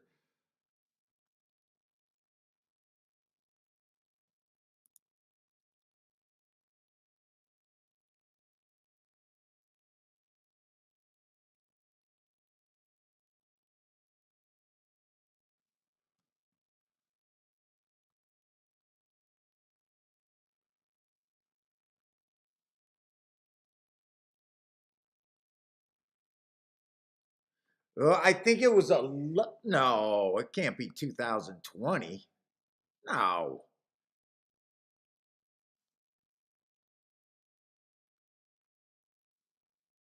Or would that be going on 3 years? Wait a minute.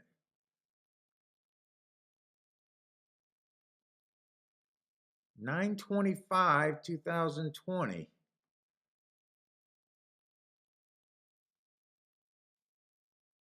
No, we've been doing it longer than that.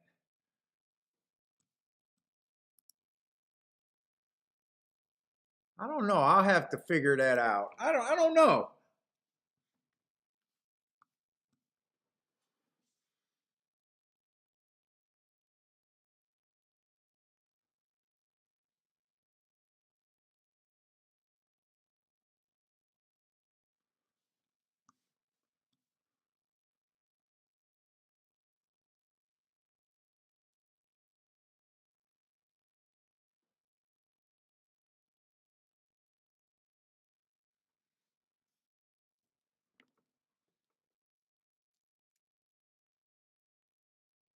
Yeah, you've been watching for like 3 years and 2 months. I know it. I know it can't be 2020.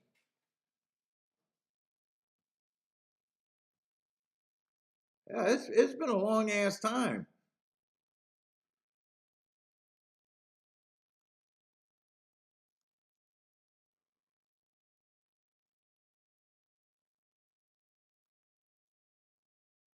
Let's see. I usually don't like these higher price.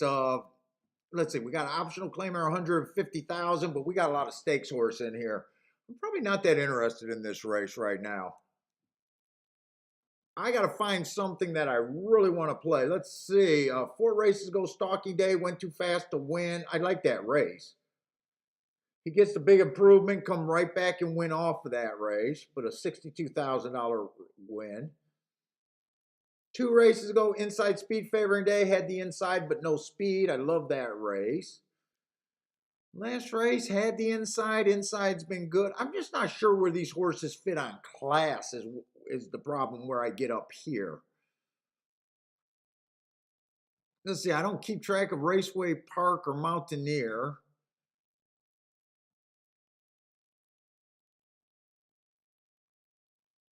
For the 2 horse.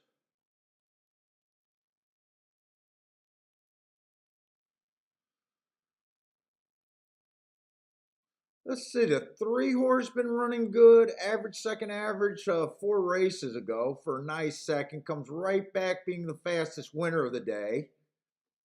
And the Whitmore goes too fast to win. Love that race. And then he pops again being the fastest winner of the day. My biggest problem with here is not what I'm thinking about horses talent wise. My biggest problem here is just the class levels.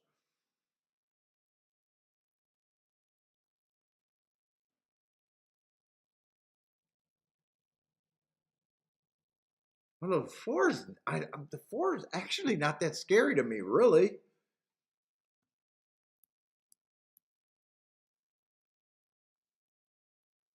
What was he on the Derby Trail last year? Was that last year?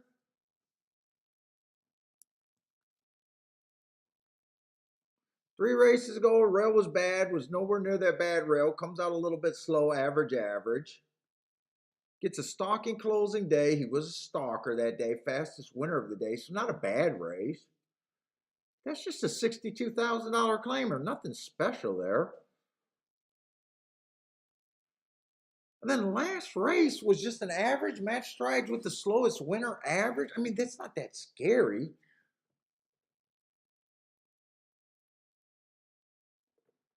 Stephen Marshall wants a free bobblehead. Yeah, my biggest problem, I don't always know where I fit in some of these class races.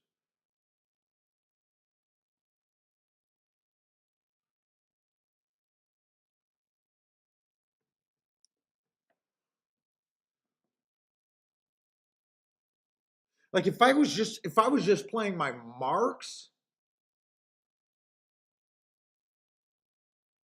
I'd be all about the 1 and the 3 here.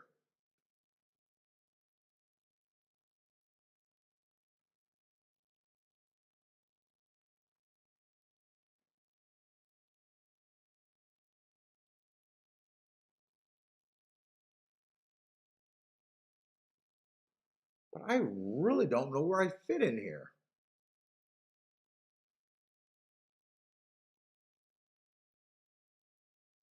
They're so tempting, but I still want to know where I think I am in a race. Even though both of them are really nice prices, I think I'm just going to root for the 1 and 3. If they win, I'm going to feel like a little chicken shit. But I honestly don't know where I stand in this race. I honestly don't know where I stand.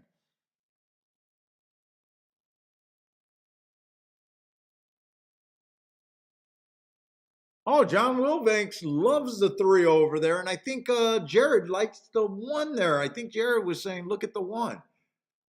Yeah, the 1 horse at Churchill. I see it down there. 127.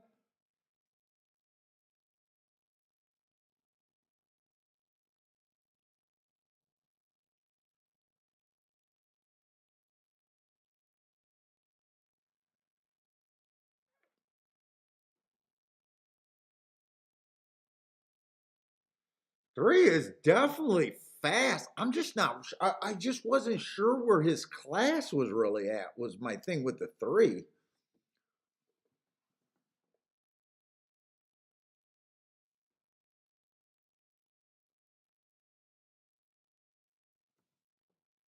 Same thing with the 1. I just wasn't sure.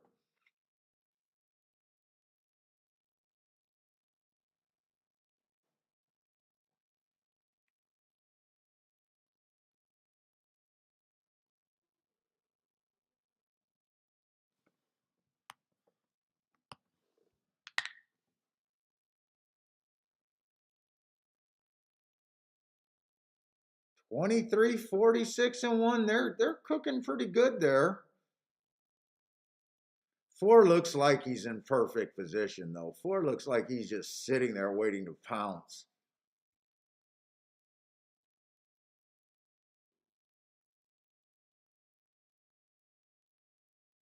3 ran his ass off, but I just wasn't sure where I fit with the class there. I just wasn't sure.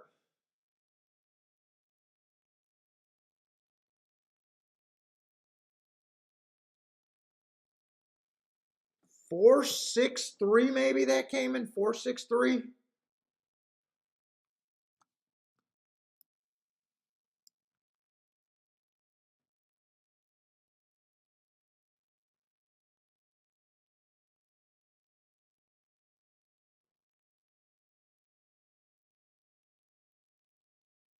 Four six three, no bet for me. I don't even know if that exact is. I mean, oh, that exacta should be okay. That exacta should be okay, right? 4 6. Yeah, 26. Yeah, second biggest exacta there. 4 6 3. I think that came in.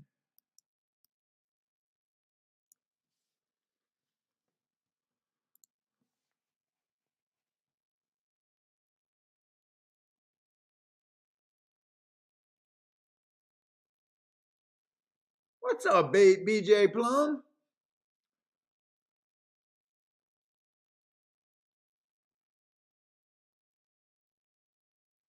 Jay, Jay with the ice code exacta.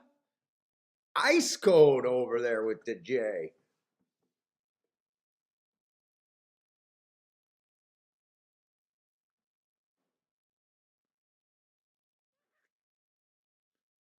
When I was looking at the 6-horse, I was looking at these races where it's nothing but grade 1, 2s, and 3s. And when I looked at the odds, it's almost when I looked at him, I thought to myself that I was completely done with this race. Like I don't even understand why he was 15-1 with all that back class.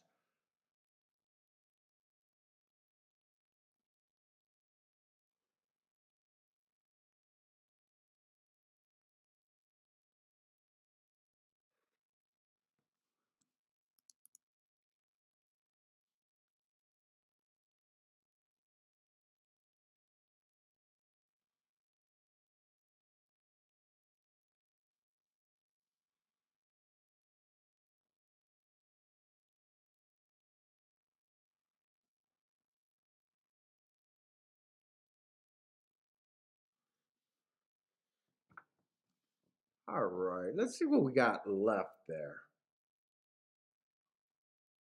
We do got some higher price claiming horses left.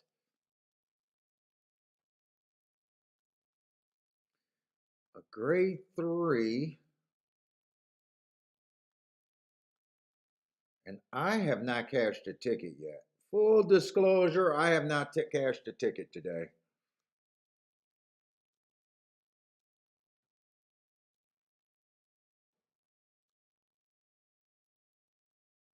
But I do think I like this Belmont race coming up.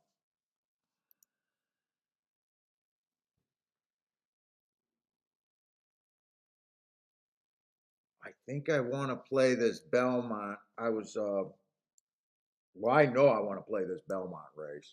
The only reason why I played the double last race trying to get alive was I wanted to play that Belmont race both ends. It did not work out, though. I am not alive in the double.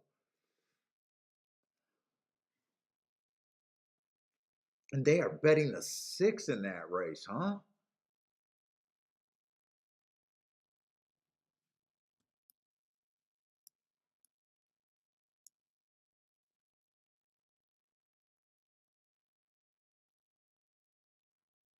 Everyone's making that same drop. Everyone's kind of dropping the same in that race from what I see.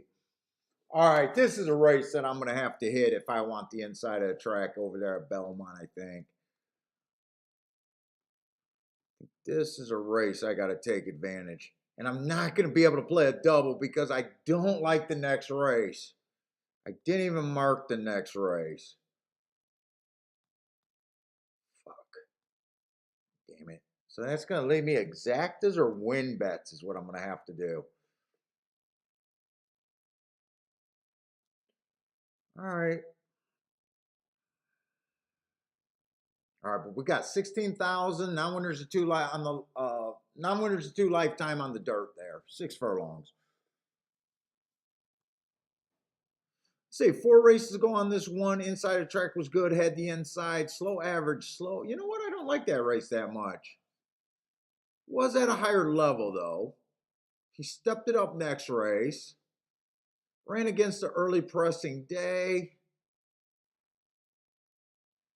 I did give him an asterisk for that race for being 7 lengths back. Higher level.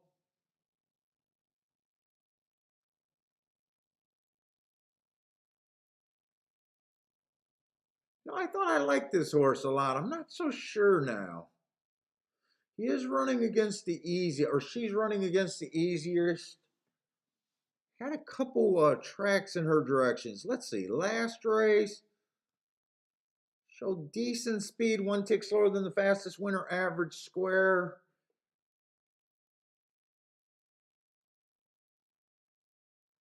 Definitely liked her.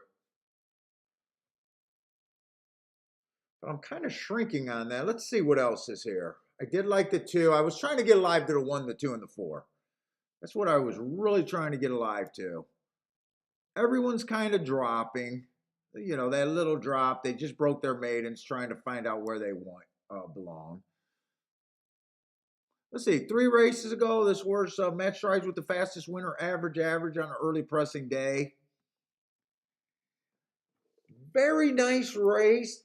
That's the race that I like her off of, but it was an early pressing day, and she got the lead easy, and she runs her best speed figure. There might be a little warning there that maybe this horse is not as good as I'm trying to give her credit for, but she is 7-1. 2 races ago, the rail was bad, had the 9-hole, came out. Match strides with the fastest winner of the day, so she did have some speed stepping up against better. And last race again, so she's still trying to get the first call every race. 1 tick slower than the fastest winner at the first call before falling apart. So I was trying to get alive to her, the 1 and the 2.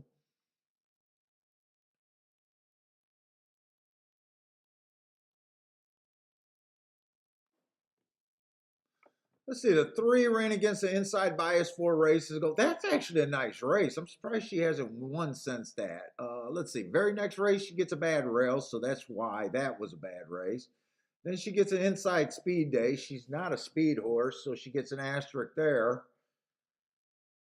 And then last race, I really can't explain why it was so bad. I can't explain that race.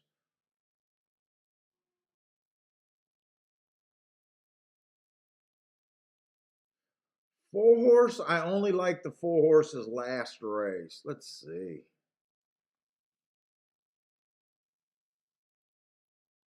She's been losing against some of these. Maybe I'm trying to dig too hard here. Oh, nice. Jay's having a nice day today. Nice. Up 580 today. Nice. I don't like the 5 at all. I believe the track's favoring the inside, even though, there's been some middle of the track horses winning today. I'm wondering.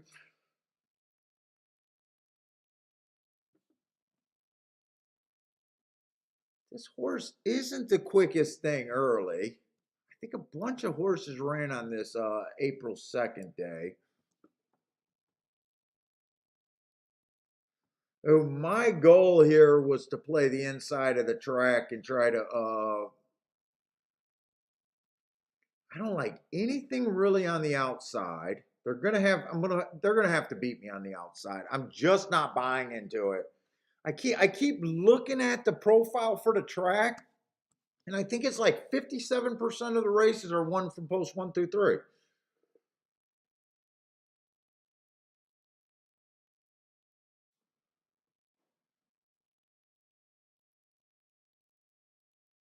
Joshua with a boom over there at Woodbine.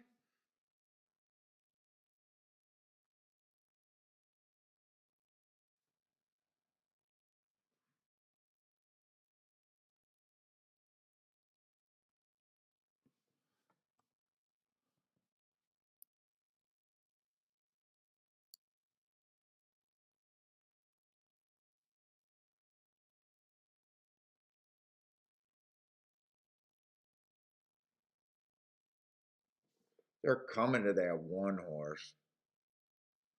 I do like the 6. I'm just hoping that they can outbreak him and he'd be stuck about 3-4 wide.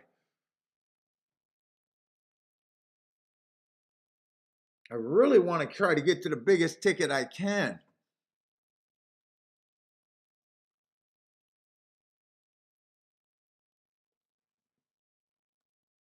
And I can't play a double here. I would have rather played a double than the exacta here.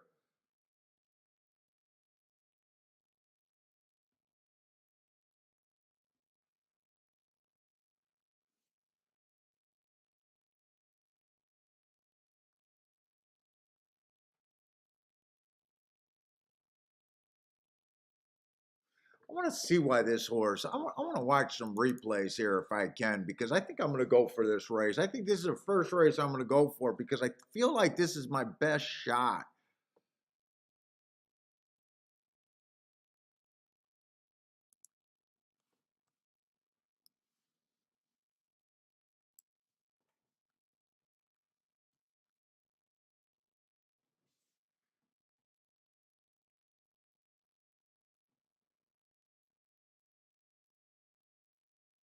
I think whoever gets the lead towards the inside, I'm just not sure which one of those 3 I like the best.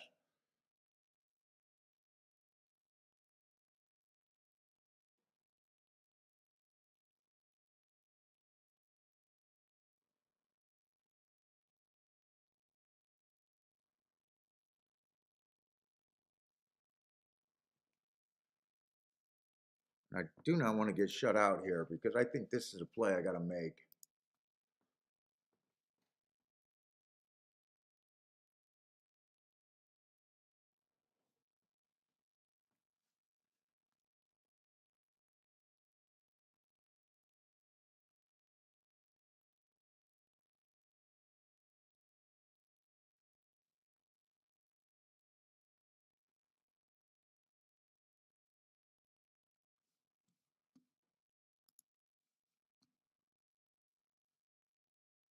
Uh-oh.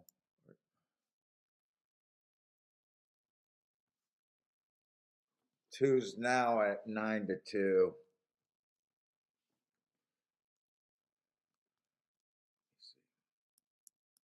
1, 2, 4 in a box is what I think I'm going to start out with.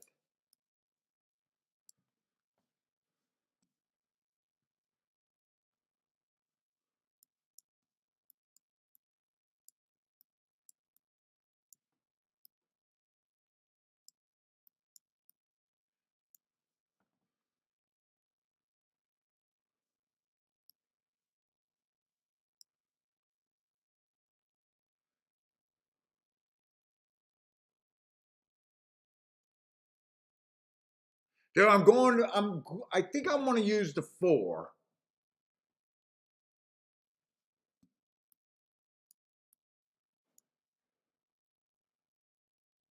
And I'm not sure if I want to use the 1 or the 2.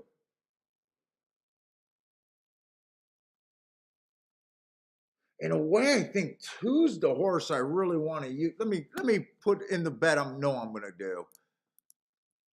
Stack the box.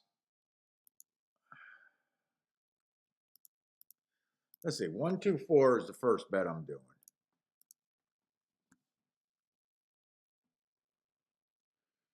This is going to be my first real bet of the day.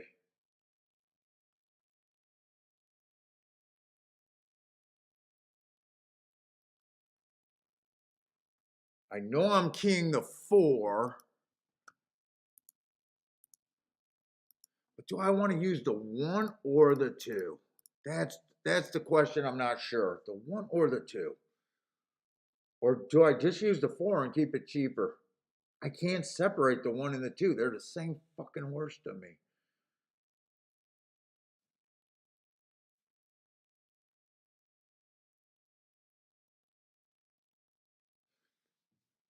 One or the 2 is my other key horse. I'm not sure.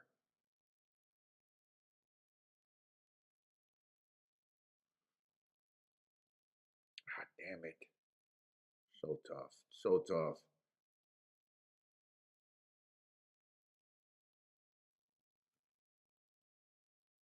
And they're both at the same odds. If there was a difference in the odds, a real difference in the odds, I would let that dictate what I did here.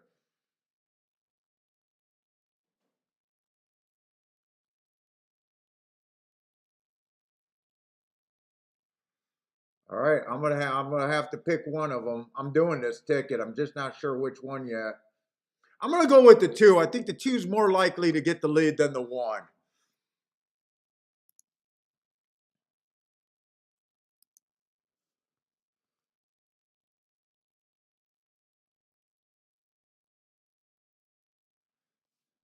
Then I'm gonna do a win ticket on the 3 and the 4. I really want that 4 horse to do something. So I did a lot there.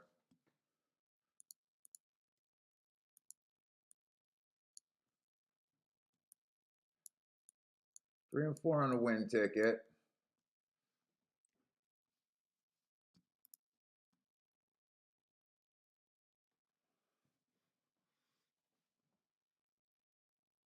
Hey, what's up, Maggie Cars? Is that Maggie Car or Magic? I always thought they used to be Magic Cars.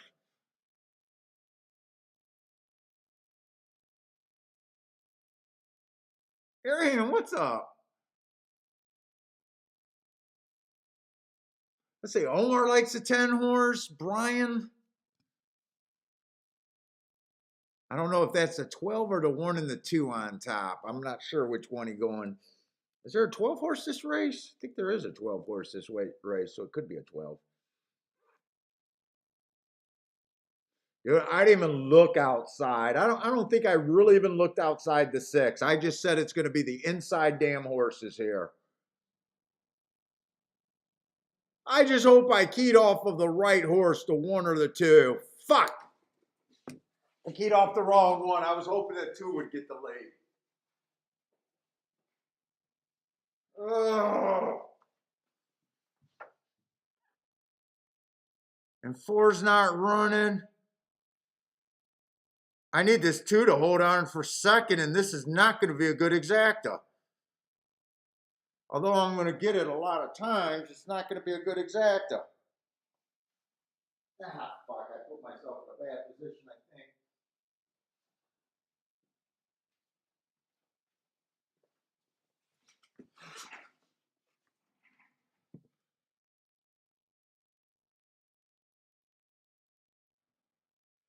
Get that 9 out of there. Am I just wrong about the inside today? Am I just wrong about the inside? I think I'm just wrong about the inside.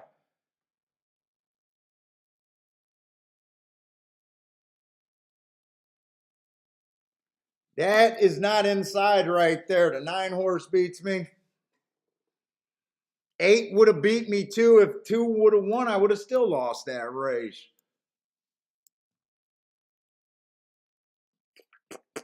I'm slamming my head against the board today at Belmont. I've been waiting to play Belmont because I think this inside of the track is so good. And I think I caught a day where the inside's just not that great.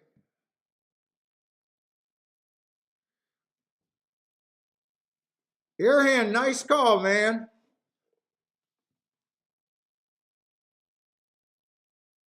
In fact, that's all outside with the 2. I'm beginning to wonder at Belmont right now. 7-1 over 4-1 over 28-1 over 18-1, all outside except for the 2. I think I overestimated what I think the inside's doing today.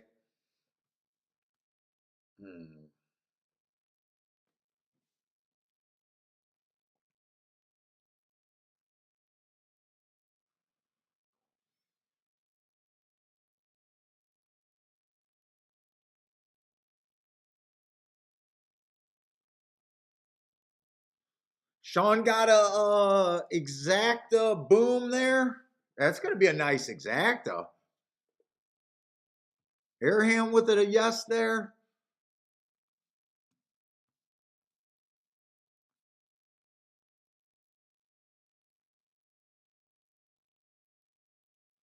I'm not sure what I'm thinking. I know I read my stats right. I was convinced we had an inside bias today. And dude, when I'm wrong about the call, I'm dead. So bad. So bad.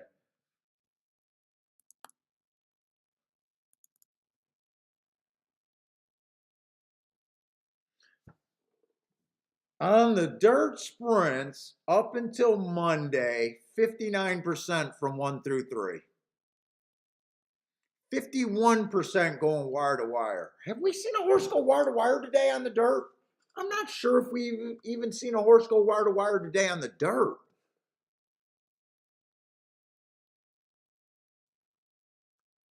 I don't think we have.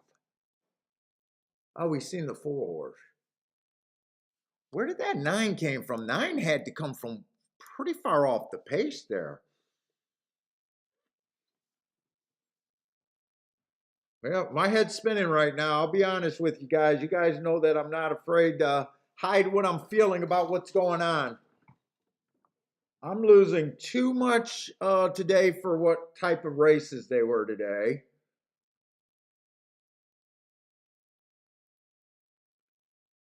And my head's spinning a little bit about what's going on.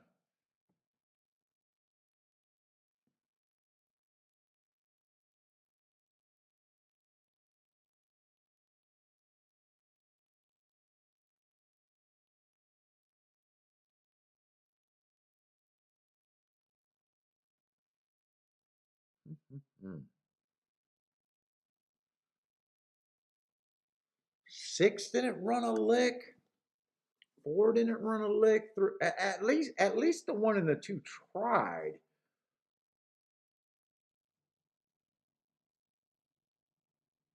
Four didn't run a lick.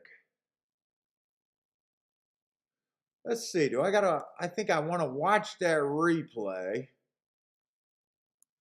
Let me just see what the next race is at Churchill, but I gotta at least watch that replay.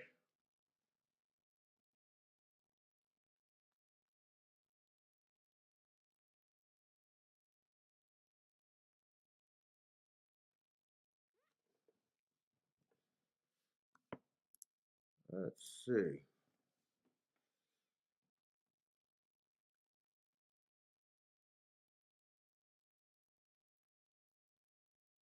So 9 was always there. So nine did a deep stalk. 9 was about 3, maybe 4 lengths, possibly 5 lengths off the lead, possibly.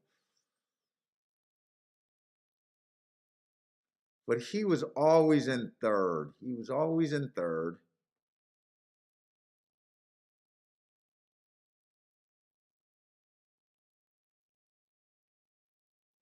One tried, 2 did try. 2 actually ran well. When two didn't get the lead, I thought 2 wouldn't even have ran that good. So I'm not going to complain about 2 running second. I think that was the first race that he ever came off the pace a little bit. I think he ran pretty good there. 9 was always there. I mean, 9 ran his race and was the better horse.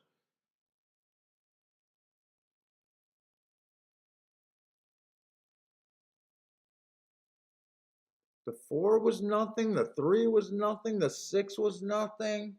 1 at least ran his race. I can't be mad at a horse that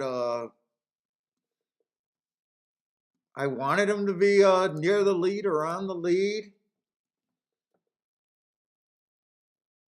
That's exactly what he did. He dueled with the I can't be mad at that. I'm trying sometimes you're just bad. Sometimes you're just bad, and right now I'm just bad.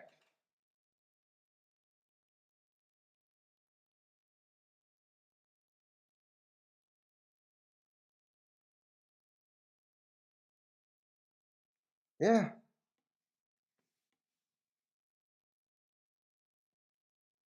Maybe I was just I did say I seen some middle horses running today. I don't know. I was looking forward to Belmont in the inside of the track. I know the inside is where you want to be, but it doesn't seem like that's where you want to be today.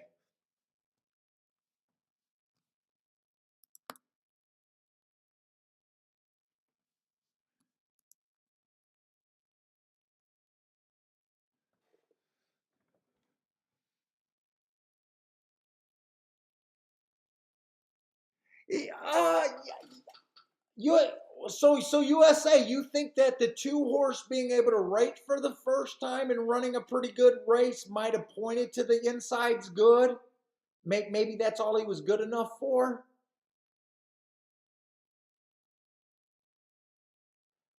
Maybe.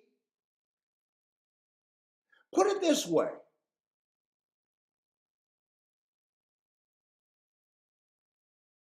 It's definitely not lights out today, right? Like it's not lights out. Like like no one's over here saying that that's all that matters. But I really don't like that 987 hitting the board in this race. If that 987 wins, and none of like the 9 never got a rail trip. Like the 9 was always 3 wide out or farther.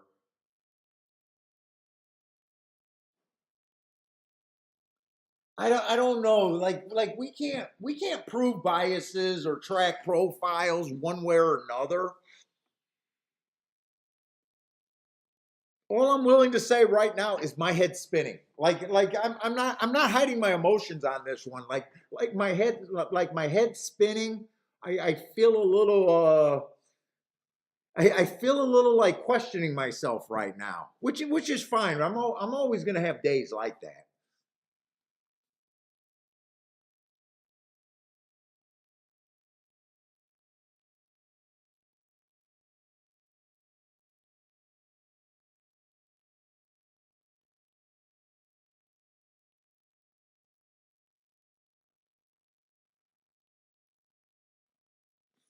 But I wish I could say one way or another, like keep the thing or now like next week with these numbers, I'm gonna be playing towards the inside at Vegas. I'll tell you that. Like I don't think it's gonna go out away completely.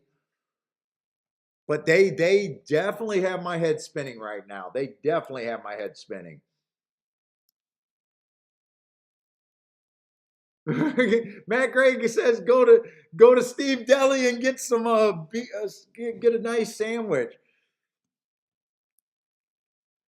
Dude, I like going for a big walk and then burying my head in and taking a nice nap, and then then I after a nice like a hour and a half nap, I'll wake up and obsess about every play that I made today.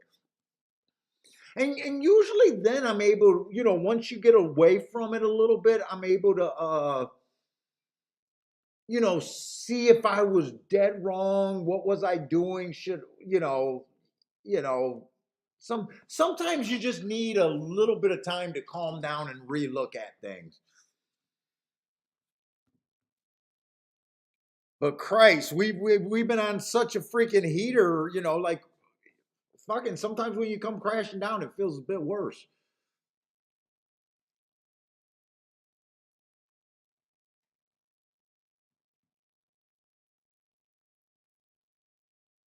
And right now, I don't feel like really seeing like I don't feel like other than a few chalks that yeah, but I was never gonna play them. I don't feel like I'm seeing either track exceptionally well.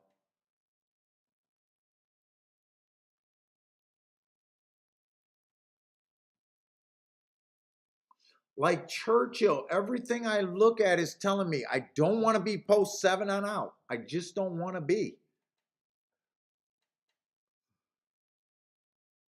Yes, it's not too late. It's not too late, but I did go after that. I did kind of bury myself with that play. I kind of buried myself a little bit more than I should have. I played that race like if I was right about the 1-2-4, I was going to have a good day.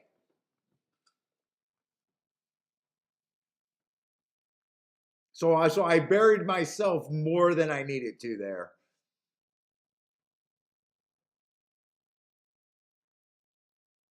Let's see. This one horse, I really like his last race.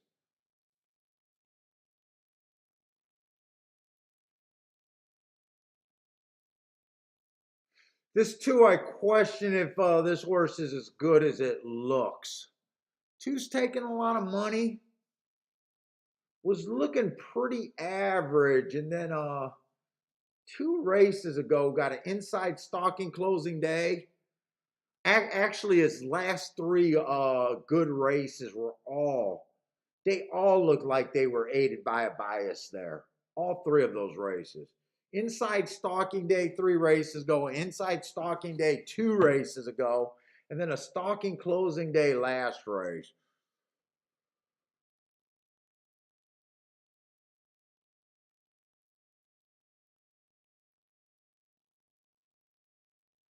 I don't think I'm going to be able to look at this race quick enough because they're already loaded. Yeah, I'm definitely not doing anything this race. I could use the breather anyways. 11 got some really good marks. I'm gonna root for the marks on the 11, but well, the 11 and the 12. But I am not feeling the outside at Churchill. I'm just not feeling the outside.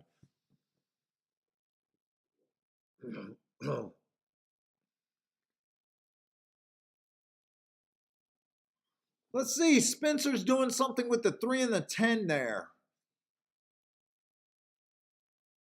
Mac, oh, the 4 in the last race, yeah, the 4 to the 3 and the 6. None of those 3 horses ran a lick.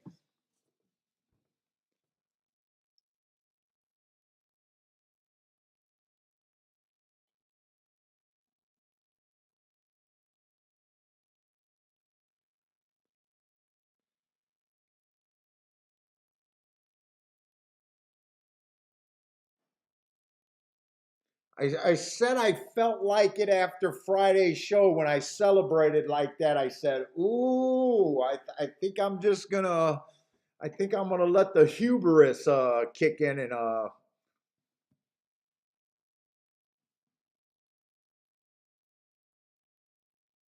maybe when I do the review, maybe I'll find out I was relying on too much bias talk and not looking at the true basics of handicapping."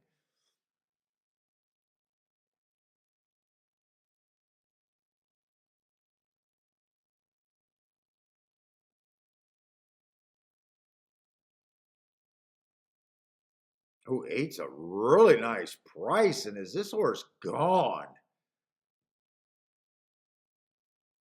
He's definitely going to be one of the first two. Speed held up pretty good there, both outside. 12-8.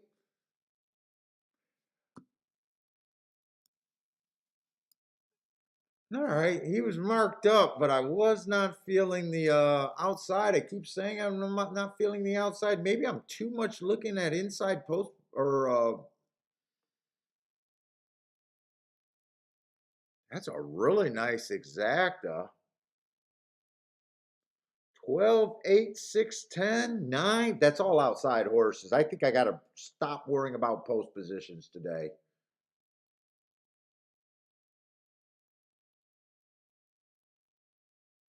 12 definitely have some of the best marks on paper at the highest class. That horse makes sense. That horse makes sense if you're not trying to be on the inside or outside of the 7. That horse makes a lot of sense.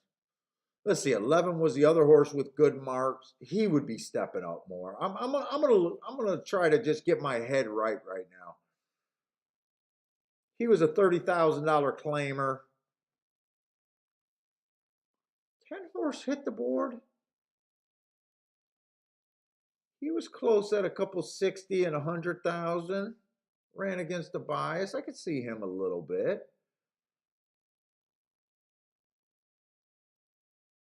I think 8 horse. 8 horse has some good marks, but he's tough. He's tough.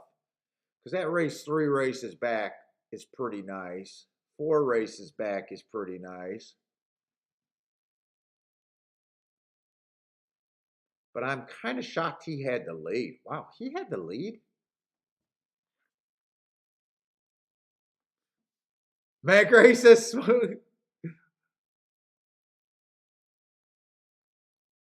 yeah, Paul, I'm kind of thinking that maybe I'm thinking too much about post right now, but I don't think I would have came up with the 12-8 exacta though. That's what I'm kind of looking at right now. 8 would have been a little bit harder to come up with, mainly because those 2 optional claiming at 17.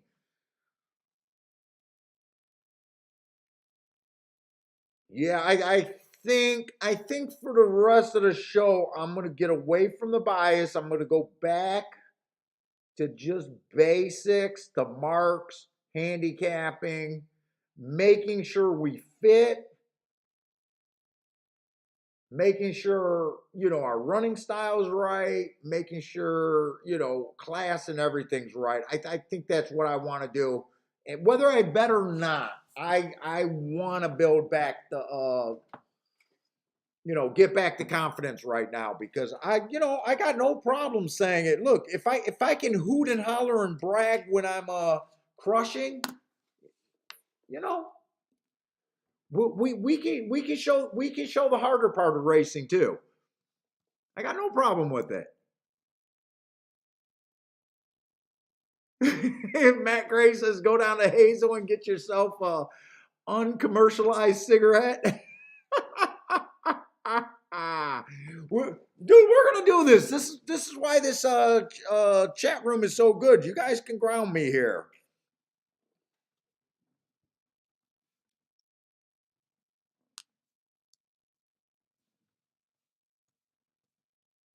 We can get grounded and get back. We can get grounded. So let's go. Let's just go back to fucking handicapping.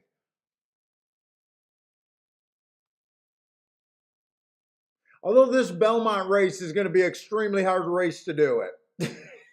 because I don't have Mark. But you know what? Maybe that'll be okay.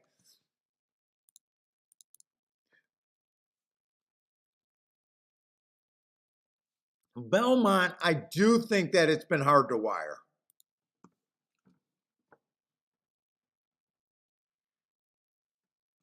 It's 62,000 non-winners of 2 lifetime.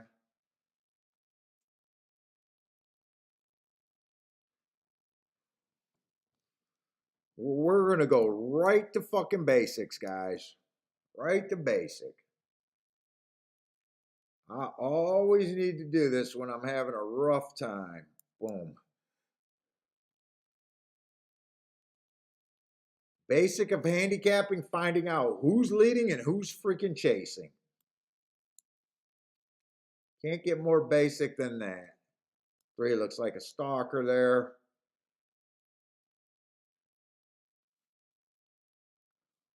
Let's see. Close there. Lead. Maybe wired there. Race wide early. I can't ever tell on these. Lead. This horse might have some speed, actually. But he closed here. I don't know what to do with Lady Rockstar. Other than she's a Euro and they tend to have a little edge. 5 looks like he could be all the pace. I'm not sure what to do with the 4. I'm going to. No, that was a 6 horse, right?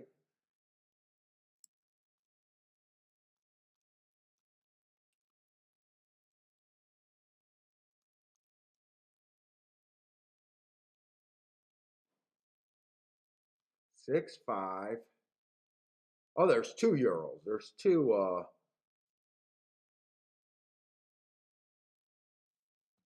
And this one doesn't even tell you what he's been doing.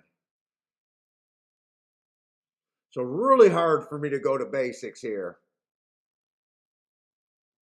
Really hard. Ran a grade 1.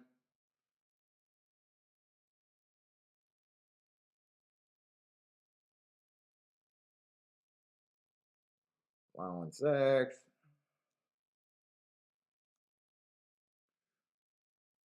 Let's see. 4 is the other horse that I don't know what he's going to do.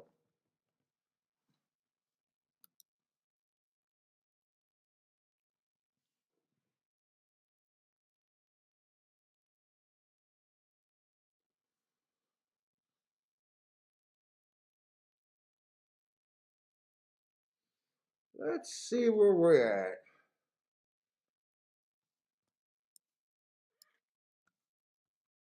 They're betting the 2 Euros and the 3 horse. Fuck, I don't even know if I could tell you those are Euro horses because I don't even know my abbreviations for overseas.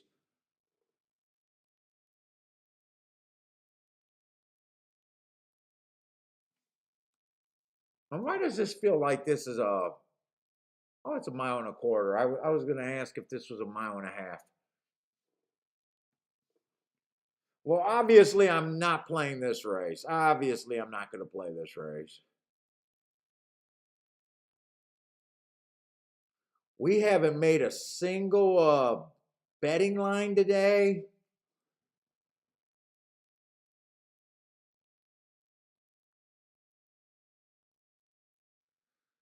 Let's see. This race is a no-go.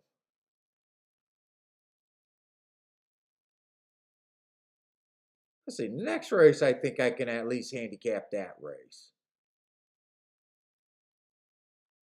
So we got one more race at Belmont. I'm not even going to look at this Belmont race anymore. We got the last race at Belmont. What do we have at Churchill? Churchill, we got a stakes race, the Mint Julep, grade 3.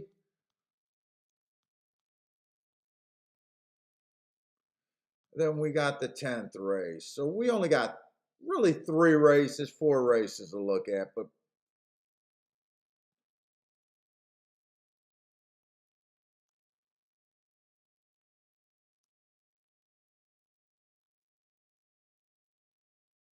And Churchill, we think that they're coming off the pace. So Belmont and Churchill, we think they're both coming off the pace there.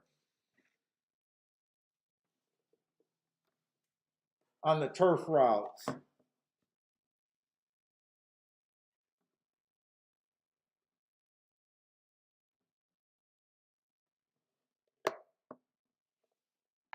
I'll be right back.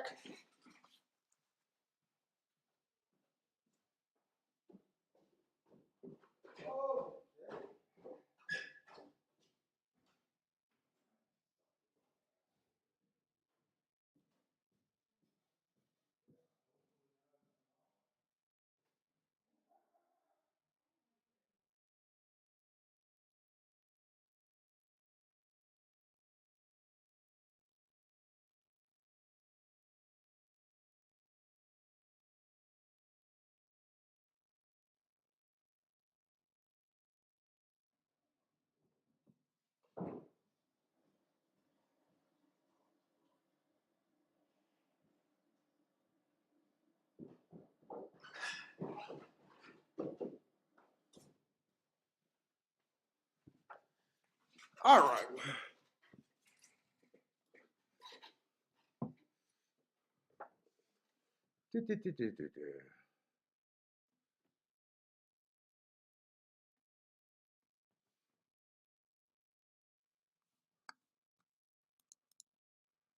Let's see.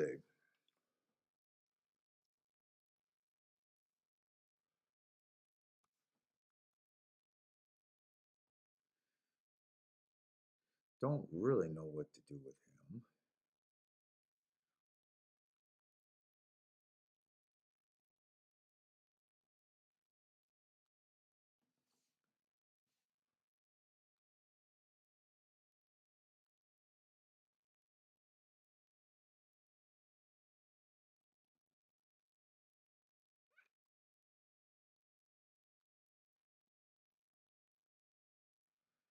I was hoping there was a lot of speed in that Churchill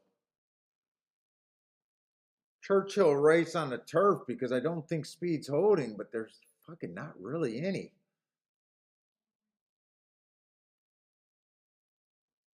How long is that race? That's just mile 16th, nothing special.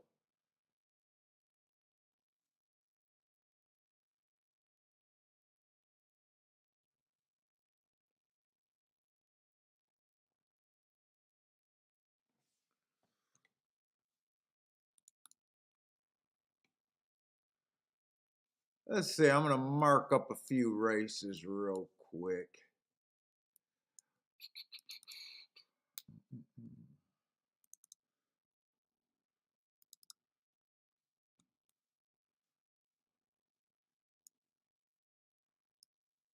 that over.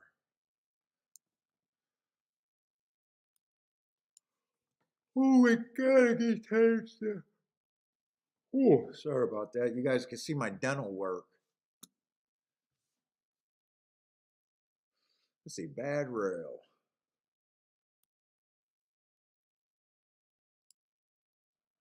3, 49, 72, and 1. I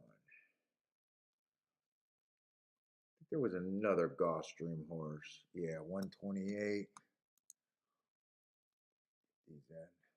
Let's see, they're heading to the gate. I think I still got a few more minutes.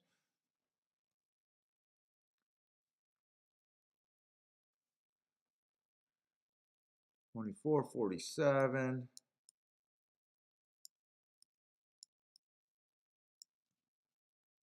71 and 3. That's a nice race. December 18th, timer malfunctioned.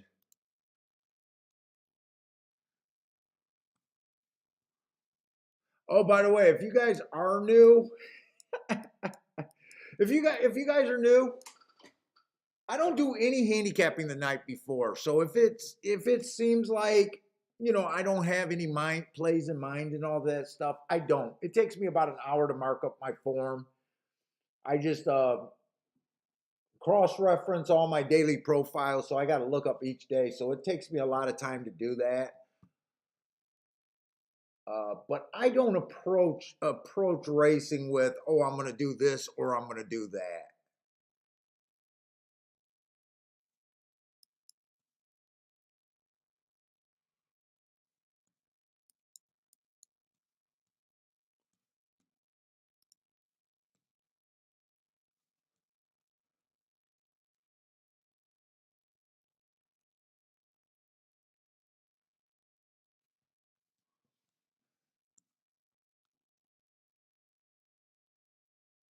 Well, I'm not crazy about a lot of that.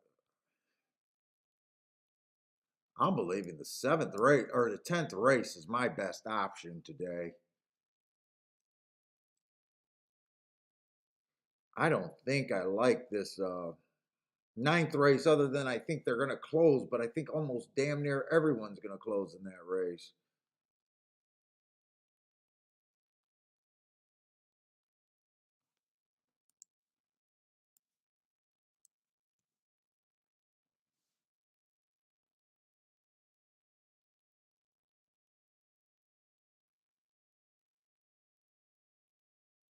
Let's say PDT got a 4-4 double over there at what, Churchill Downs?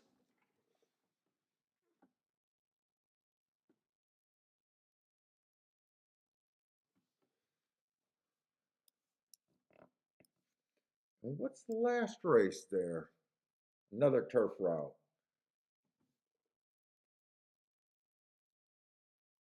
Let's say Charles likes the 5, his long shot play at Belmont. Long shot Louis likes the 5-2, 5-4 exacta box. Sean at Churchill Down likes the 8.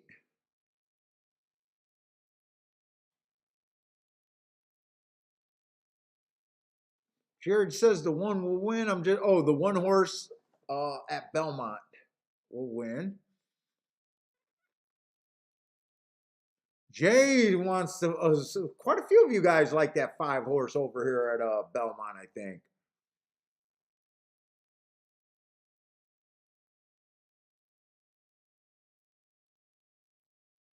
Case G looks like he hit a Santa Anita 21-1 winning place. Hopefully that was the win ticket.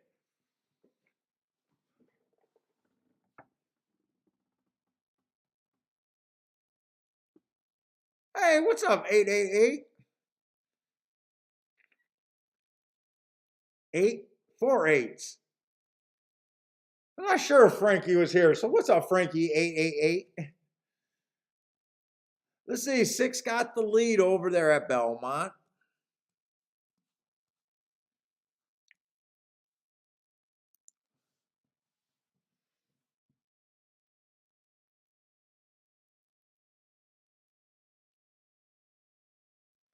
$20-3. If that timer, they're gonna close from the clouds here, right? Or did I read that first call wrong? I'm not sure. I'm not sure I can trust my eyes right now on that one. Because it says they won 48-3 at the half. So I'm not sure. Maybe I seen something wrong there. My eyes are super blurry.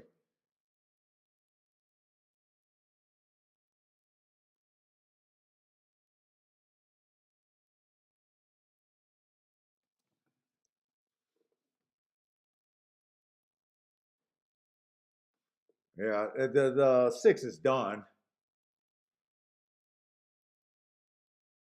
Pretty sure the 6 is done. 4 is getting first run. 1's making a nice little run here. 2's coming off the pace, so it does look like they're going to close into this. I don't think 6 is going to hold second. Might not even hold third. Might not even be in the top 5. Maybe top 5 at the best. 4, 1, 3, 2, 5, 6, I think that came in. So one of the Urals did win. Lady Rockstar.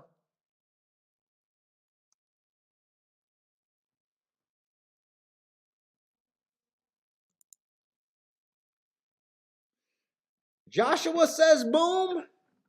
I just don't know what track he's celebrating over there. Oh, all in on the 4 horse. All right, there you go. Frankie 888 got a boom too.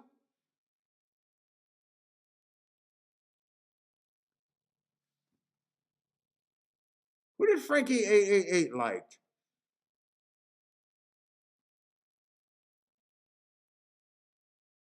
He liked the 4 horse. Frankie liked the 4 horse there.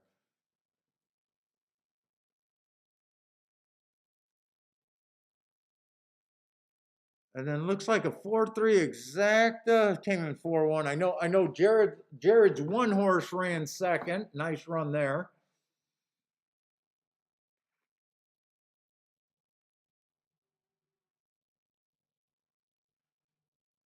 Joshua won 400 to win in place.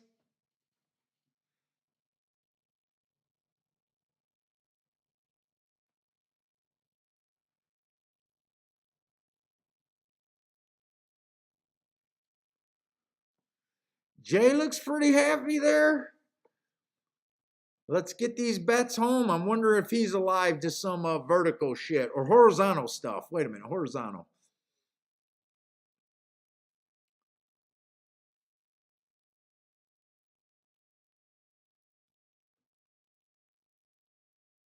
Oh yeah, he did say he's alive in a pick 4 at Belmont. Good luck, KG, on that Belmont.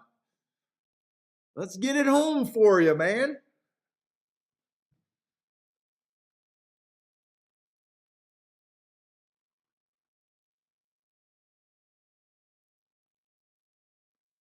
One more leg to go, I take it, right? One more leg to go. All right, I'm gonna go over to Churchill.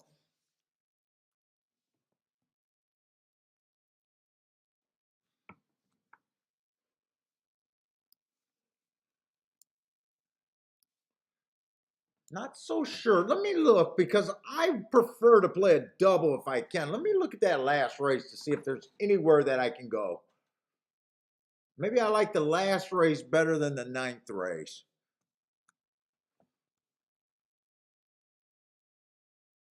See, we've got a maiden special weight, 120K, 7 furlongs on the dirt. Speed and Stalker's been pretty good still. I think even today, I might not keep saying that the 7 on out is hard to win, but I do think that Speed and Stalkers is at least holding pretty well there.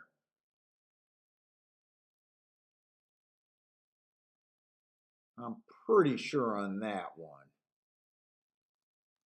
Did I do a tic? Sorry about this. I thought I did a tic-tac-toe board and I was looking for it, but can't really see it. Let's just see who I like. Who fits? Going back to basics there.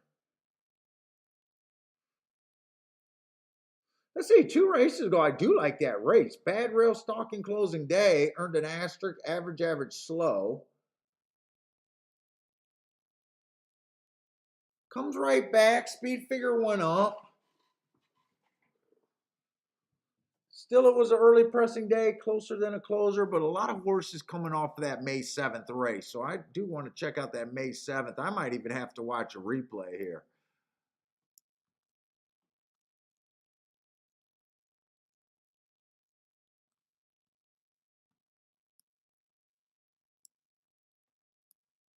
A lot of horses are coming off of that race.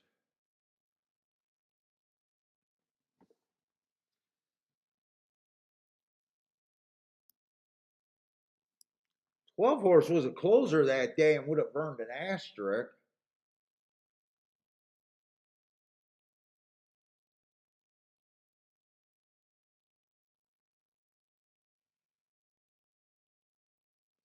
Let's see, the 10 horse coming from Fairgrounds, the 9 hole was never good at Fairgrounds. It was all inside there. Even though I didn't have that day was especially inside, I just know the 9 hole wasn't the best place to be. Let's see, 8 horse been running in some good races, except he should have ran better that last race. Inside speed day, well, technically he's not a speed horse. That's going to be a sprint.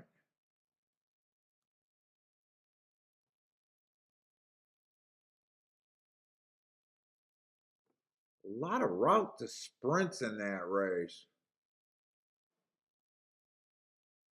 Wow, Four's coming out of that. Four ran a really nice race, best ever. Why did he air so good that race? That's a nice race right there.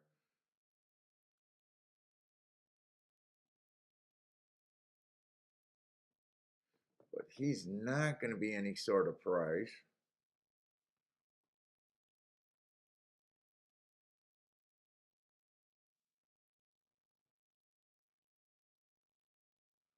Three might be a little interesting. Three could be a little interesting, but I'm not loving or hating anyone.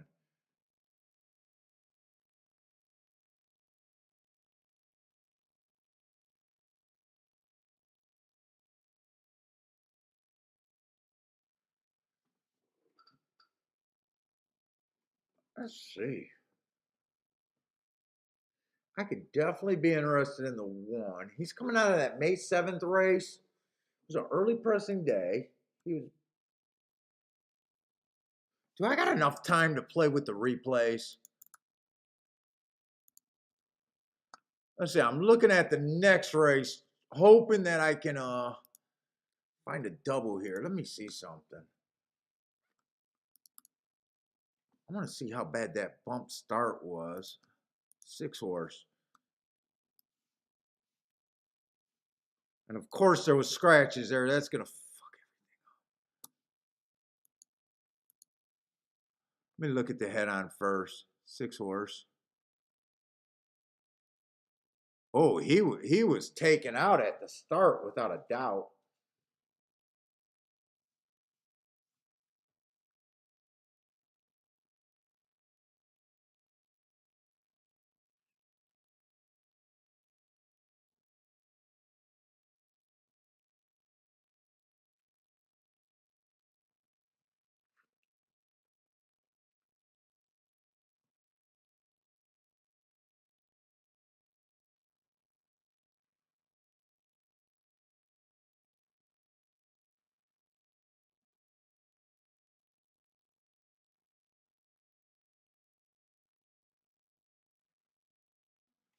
Let's look up some more things.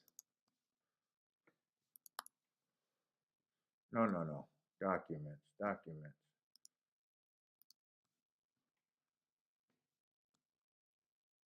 May 7th at Churchill Downs.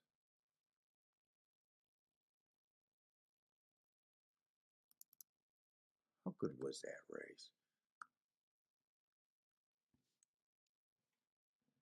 14th race.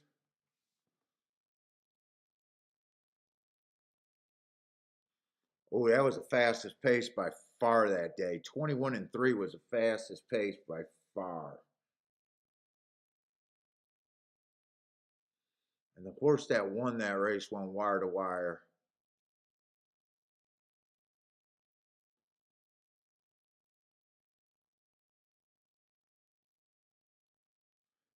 It was the fastest pace, fastest finish.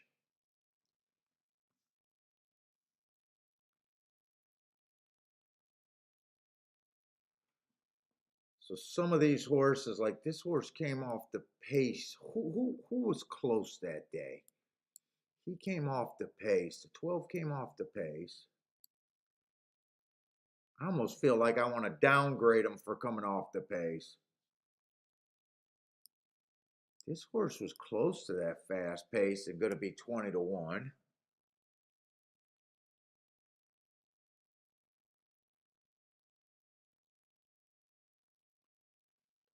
He was close to that fast pace and going to be 3-1.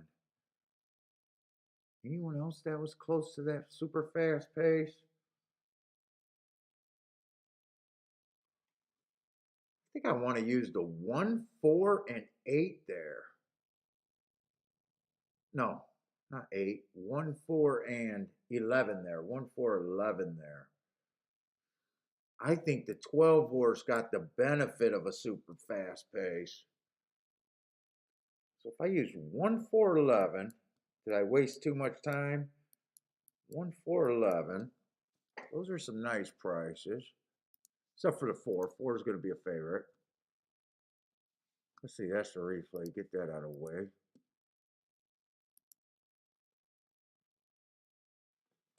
Fuck, they're loading in the gate. I don't think I'm going to have enough time to look at the double.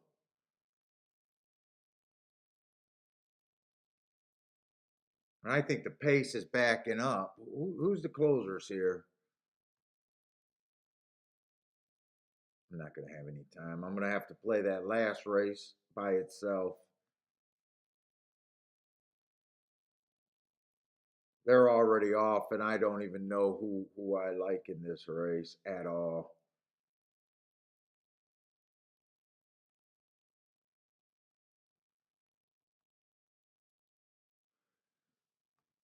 Let's see. Let's see if they go wire to wire or they come off the pace. I'm betting they come off the pace.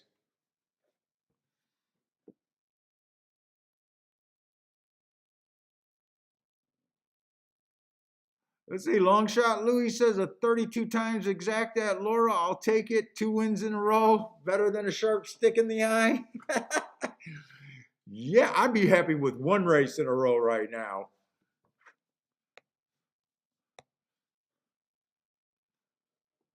Let's see. Joshua had a great weekend. Ready to sit on his hands now. Nice.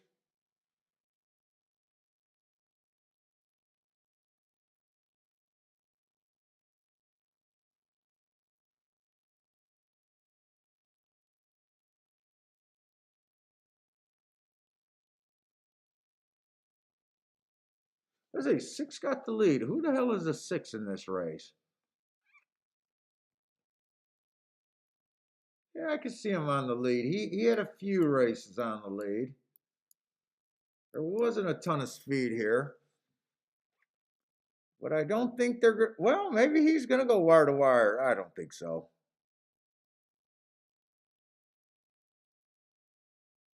He's fighting pretty good, but 7 got him.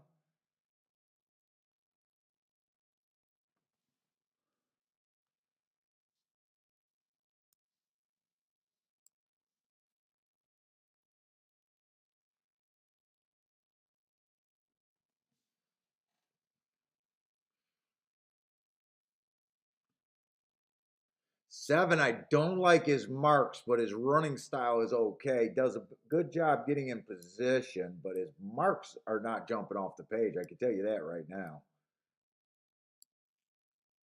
Although he is an off the pace horse, so I'm usually harder with my marks on off the pace. He was second choice, so I would have had to look at him. Got some classy races, but so does a lot of horses.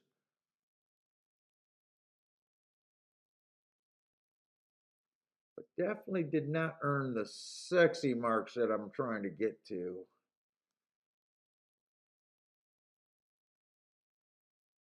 I have no idea where I would have won in that race.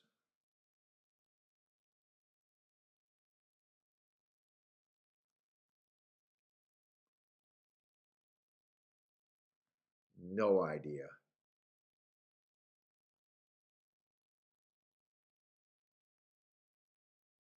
I know when I was glancing at it earlier, I was thinking about throwing the 6 and the 2 out because I thought maybe they could get the lead. 6 ran extremely well.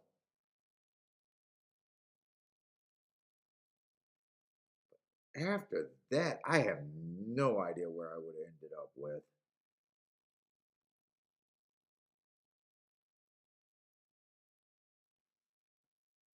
See, a lot of horses ran on that April 23rd race. What was that? April 23rd at Keelan? Who were those horses?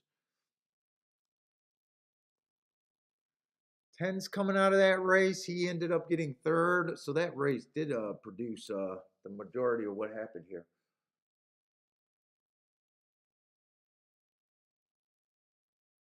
Who else was coming out? I think another horse was coming out of that race.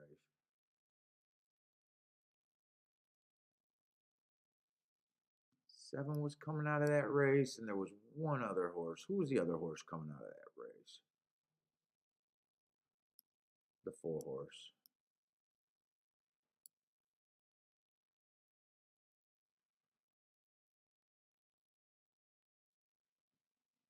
full horse. I didn't see the full horse do anything there. Toots coming out of that race.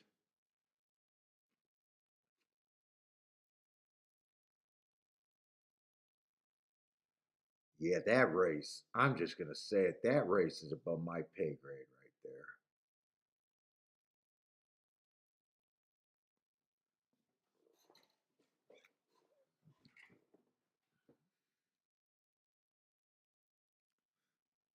Let's see, what does Charles says? That damn, the 7 came out the same race as the 2. I knew that was a good race to Keon. Shame I didn't play the 7 instead of the. Oh, okay. So you spotted all those horses coming out of that same group. I'm just kind of glancing at it, seeing, trying to build a little bit of confidence back right now, and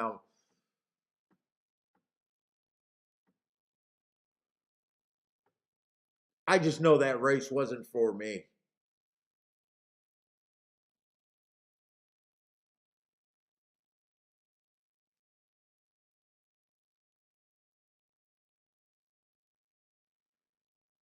And even though I see that that was a key race, I know me, I probably would have tried to make the bigger case. What did the 4 go off there? I would have probably been completely making. Well, I know I would have been wrong because we know the results.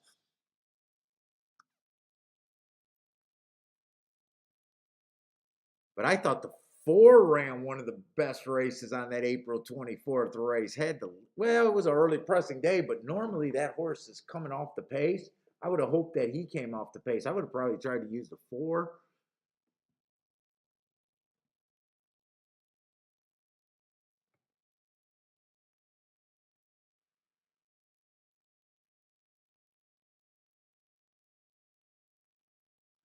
Let me look up one more thing. I want to look up one more thing before I'm done beating that race to death. Beating a race to death that I didn't even handicap, and even when I know the results, not exactly sure where I think about the horse. So probably best that you're out of a race like that. Let's see, 423.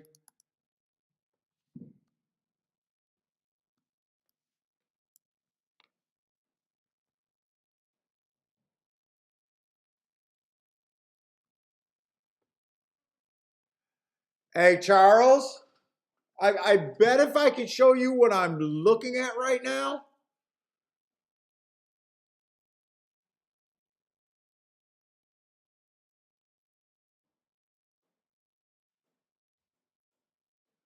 Put it this way. There was 3 turf routes that day. So before I made the heart guide, for years I used to look up the individual day, my individual spreadsheets. Now I can't show my spreadsheets anymore because some of you really smart guys figured out how I do too much shit and was able to copy them. Yeah. You hear my wife? No more of that bullshit. She just said that from upstairs. But anyways, put it this way. So I got the breakdown of all the races that day, the way I chart things. And that way was slower looking shit up, because you got to look up. You guys know if you got a heart guide, it's very quick. You guys see me flash the heart guide and how fast I can look things up, right? Just imagine you had to click and wait for a file to open to each separate day. But each separate day gives me the entire breakdown of what I put in the heart guide shorthand. But now with the charts, I can compare each race to each race. So I see 3 races that day, and it was an early pressing day. One of them was 8 furlongs. One of them was 8.5 furlongs, and a 12 furlong race, all on the grass. So that's what I used to build the turf route program or profile that day. I had that. It was an early pressing day because one of the races wired and the other 2 races stalked. Both of them came from 2 lengths off the lead. So, early pressing, I'm pretty confident on that one, right? But this is what you lose when you can't look up each day, right? They're coming out of the 7th race that day, and soon I wanted to look that up because 2 of the horses ran in this race, and they ran good. The 7 didn't earn the sexiest marks, and I wanted to see what would have made that stronger. I kind of wish I could show you guys, but let's just put it this way. One of the races went 23 and flat. The other race went 25. So there was a 10 length difference at the first call.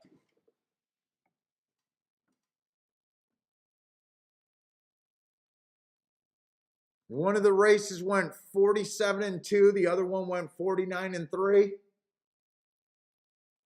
This race went way slower than the other 8 furlong race, but it also went slower than the route race, or I'm sorry, than the 12 furlong race that day.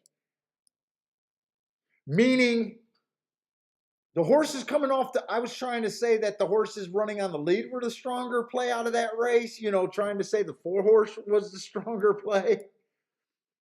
No, full 4 would have been a complete throwout if you were able to pull that file. You would have been looking at you would have definitely been saying, hey, him being 4 lengths off in this race, the pace went slower than a 12 furlong race. And he's cutting into the pace. That was a good race. Now, it wouldn't have put you exactly on him because the 10 horse was doing the same thing, although 10 had first run. 10 did have first run. Who else was coming out of that race? The 2 was in front of him too. So 2 had first run and ended up winning. So with that little extra information, now in hindsight, I am looking at the race in hindsight, but I didn't think about pulling up that file until after hindsight. This horse tried to close that day. I could have easily gave him a big old asterisk that day, making him the best. Plus, he was a favorite that day. But anyways, Charles, I know you've been doing the heart guides or, making your own stuff. I wonder if you spotted that too, or could have.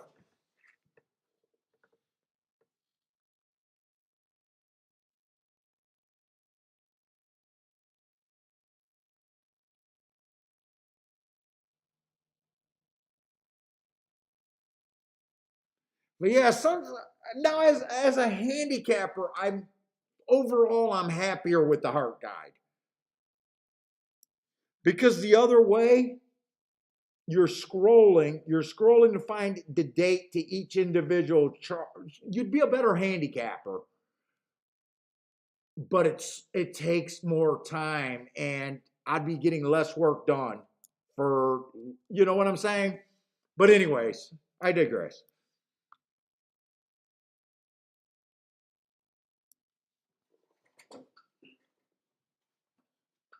But if I ever show it, like, well, if you guys know what I'm talking about, that figured out how to do it on your own, and and started working your own way. You're like, so you're trying sometimes going with speed to that.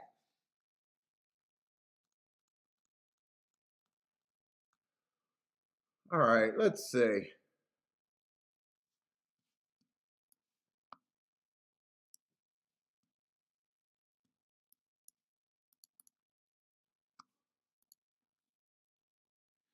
Joshua, I didn't play Woodbine honestly because I didn't think about it. I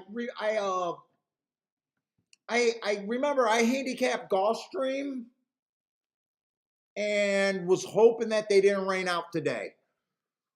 I was not watching the rules, so I had Gulfstream done. You got to remember, I was gone on most of the day yesterday, and I did all my markings this morning. I want to say I sucked because I'm tired, but it's really no excuse.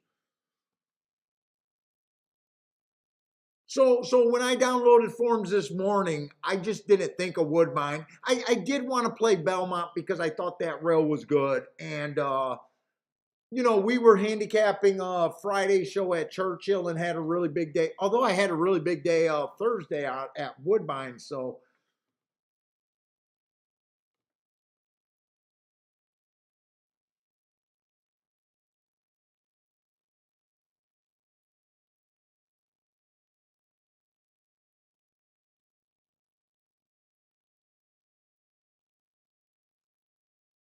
like today, if I was just right about the inside bias at Belmont, and I'm willing to say that I was just that it wasn't inside today.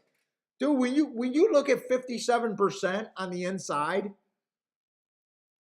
and today it wasn't that inside, you know, sometimes you just got to say I got caught on maybe a bias shift, you know, and it'll probably be right back to there, you know, right quick, you know. I wanted to play that inside of that track. All right, what's up, El Ray Ramones?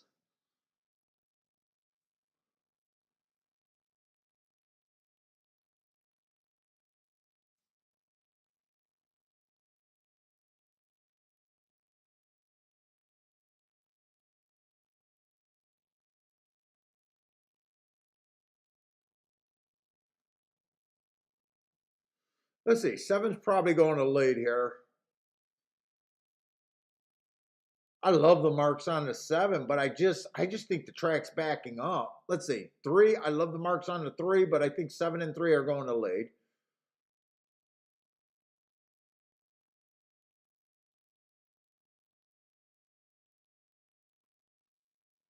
Ah, 1 6 to 5. I don't want to deal with that. I don't think I'm even going to be able to look at this race. I think Belmont is my only if I play another race, it's going to be Belmont. Last race.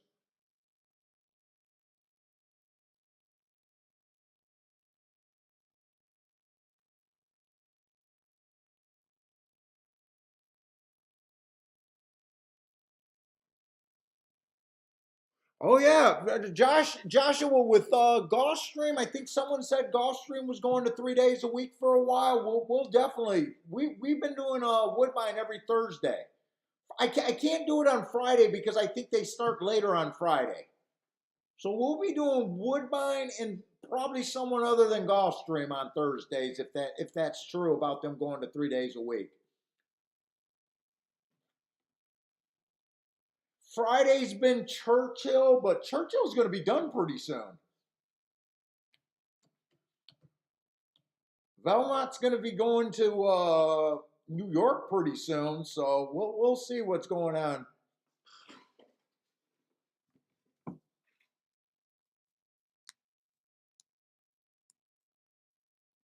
Oh, what's up, El Rey? I was just talking about how Venezuela is my number 2 market. You guys represent from Venezuela on the shakeup.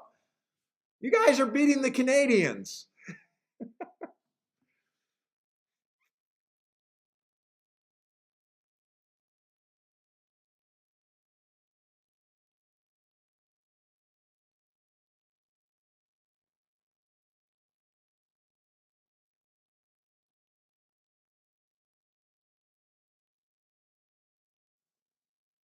In fact, what is the schedule this week for when I'm in Vegas over there at I gotta start so before I go to Vegas, I like to mark my forms. So I'm not in Vegas marking forms.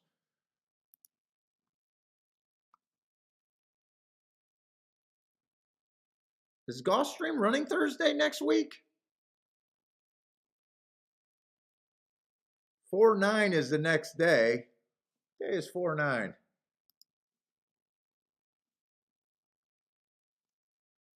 Well, they're 4-9, 6-9. Yeah, so they're running Thursday next week.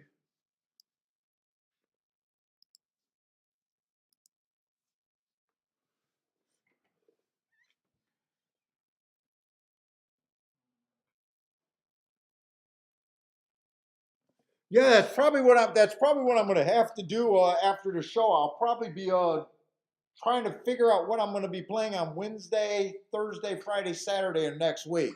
And I'll probably start marking them up Monday, I got to do my files and ship them out Monday or Tuesday before I get on the plane.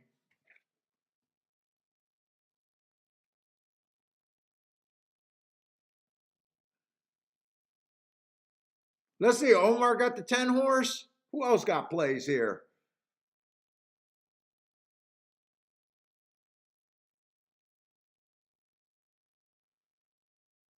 PDT got the 8.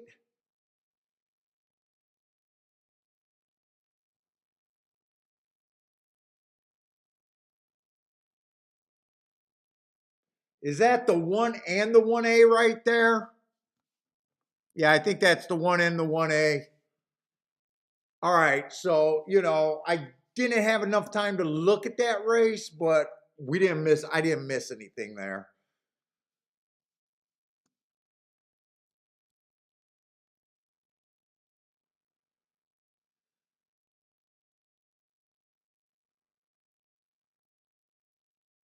Unless someone giant got second, but I don't think so because I think it's between the 4 and the 6. So the exact is going to be 1-4 or maybe 1-8-4. 1-8-4 or 1-4-8. I don't think those are giant payouts right there. 1-4 is 19 to 1, 1-8 is 18 to 1, so not giant either way.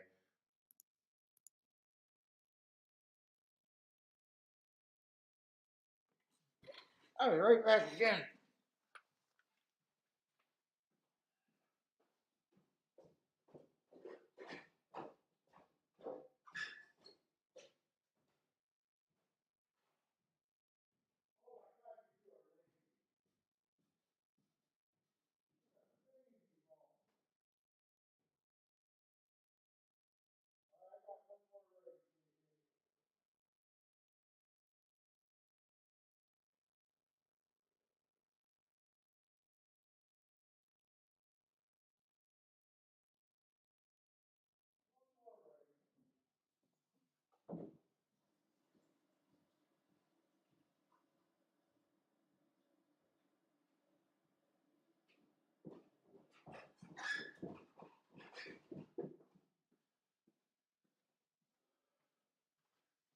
Okay. 1-8-4.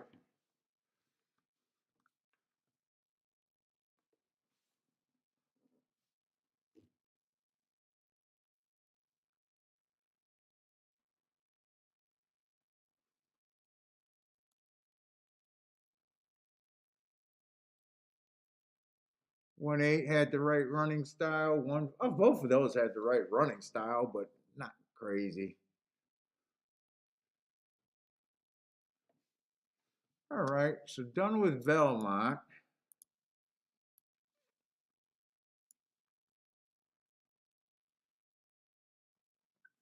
Brother Man says the Canadians are more polite, though. You guys are number 3. Actually, a lot of our Venezuela guys, I think they've been having trouble with the internet. So that could be changing month to month. That could be changing month to month there. I was actually super surprised by that.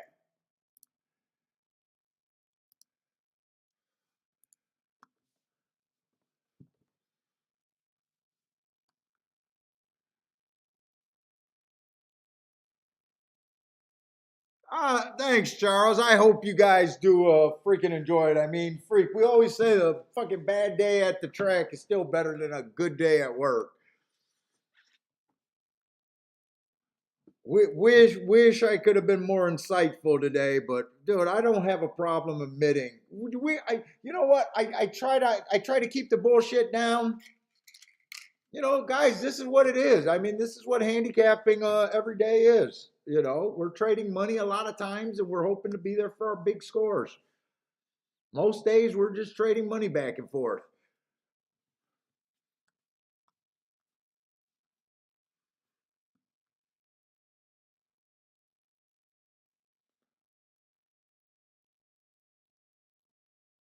let's see, I was kind of looking at this race like May 5th or that May 7th race where a lot of these contenders are coming out of. And I looked up the individual chart and I thought this 14th race on May 7th was an extremely fast race for today.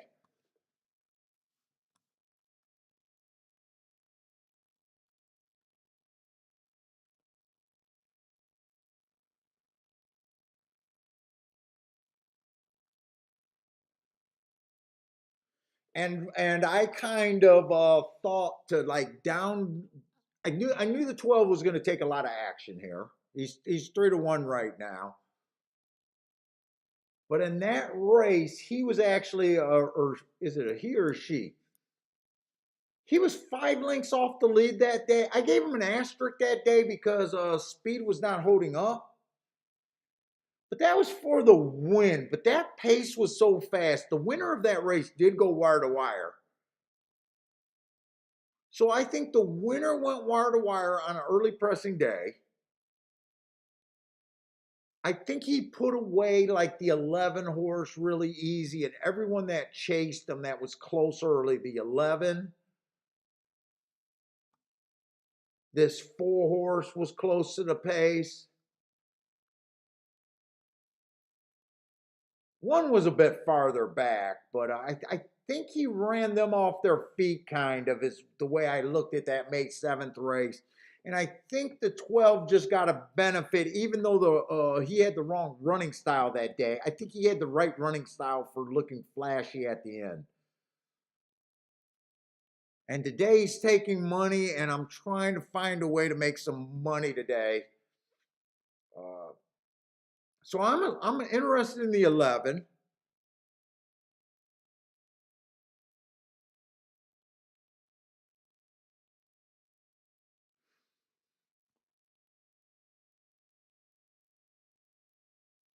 The 8 horse got really good.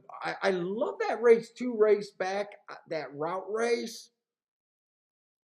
I didn't think I was going to take this horse seriously, but at 26-1, I might.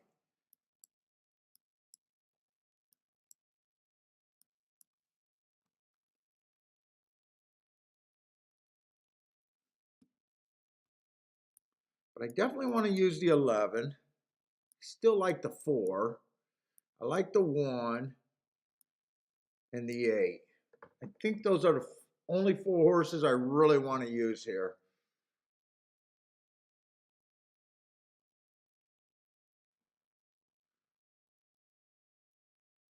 Wait a minute. What? Wait, what the hell is going on here? I did not think the 3 would be 25-1, but I can't bet them all here. I got to bet this race like I'm going to make a score nothing here. 3 would be the next up horse here.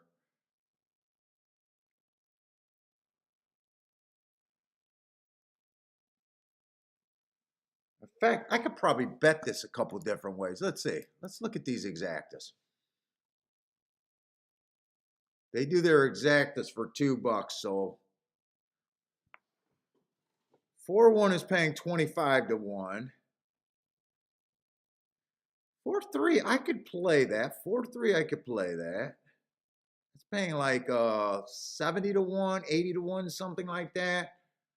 4-8 is a solid 60-1.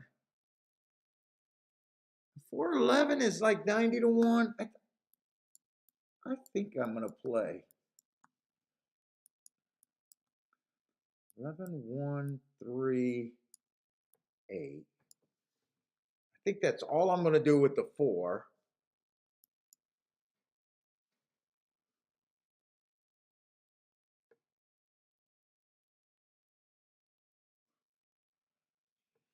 Man, I got nice prices on all my horses. Let's see.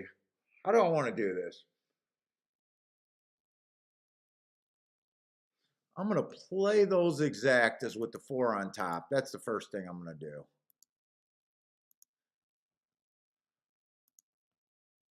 1, 3. 8, 11.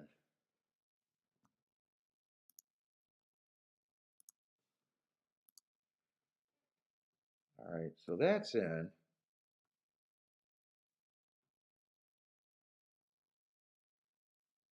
Got the 3 here a little bit.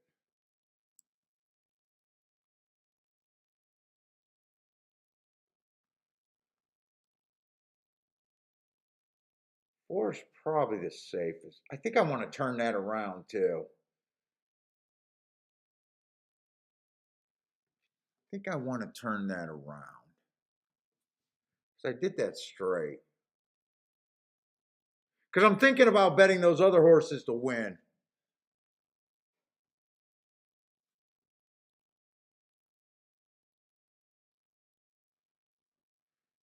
I would not mind having a shot if the 4 ran second to those horses. I'm going to turn that around.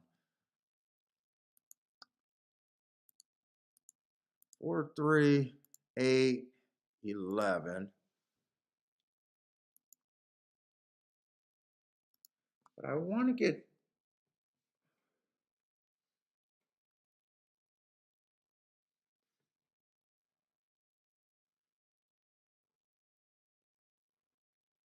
So I got 4 horses at nice odds, but I can't do a 4-horse bet here.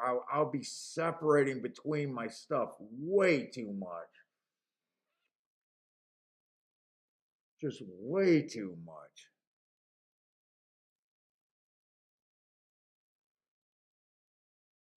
Do I really believe that 3? I think 3 is the least likely of my group.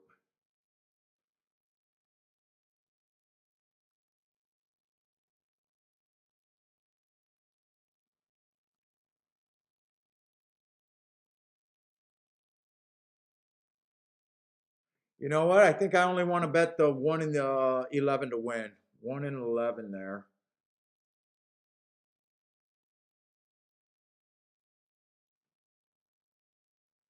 Fuck, 8's 31 to 1. Let's see. Get the win bet.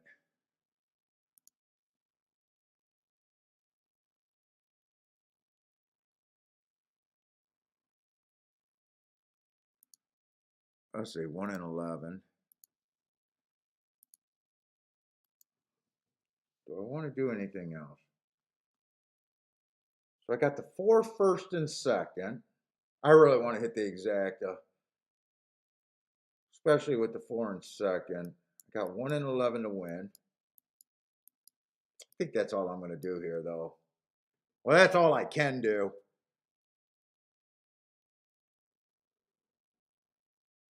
That's all I can do. They're off.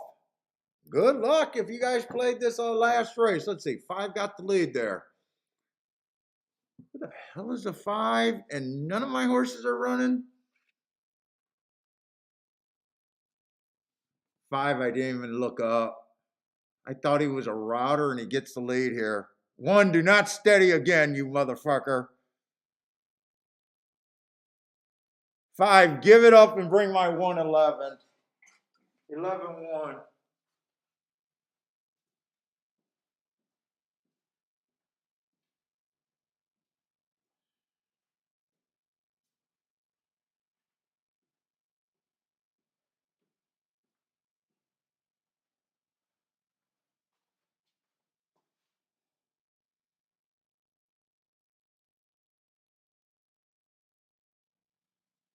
Ah, 12 is gonna be the best. I tried. I didn't. Was not a believer in the 12. It's just not my day today. It's just not my day today. 12. I had that big story about how I was gonna play against the 12, about how that was the fastest pace of the day, and how I was gonna use that to beat the 12. Yeah, that did not work out. Actually, the asterisk was the asterisk, and I got too cute. I got too cute. He was the only horse that I gave the dude. Sometimes you take the same information and you just decide to read it a different way. 9 gets, dude. I suck today. I suck today.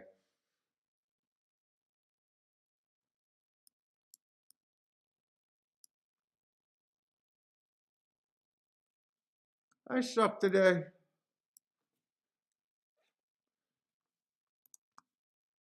It is what it is. I sucked. Oh, oh, oh.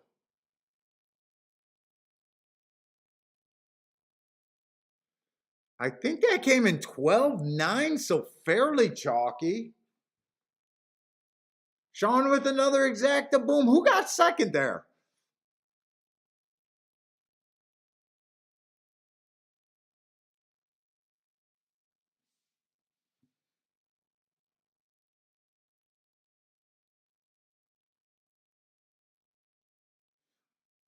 Oh, Matt, yeah, Matt Gray. I said I was going to look at that book. You know what? I'm pretty good with protecting my losing streaks, though. I've been really good with that. You know, I'm going to dwell on this tonight. Like I said, I'm going to walk the dog, probably take the nap, maybe even do a workout tonight, and then I'll be pouring over everything tonight. But I usually, I mean, that's usually what I preach about. You know, controlling your. Who got second? The 10. Oh, the 10 got second. Legionnaire. Who was a 10? 10 was 10 even 10 didn't even come out of that race. Coming from the 9 hole, I even circled the 9 hole there.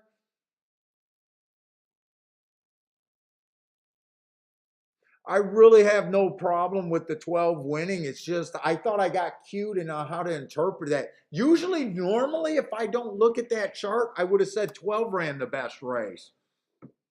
You know, in that last race.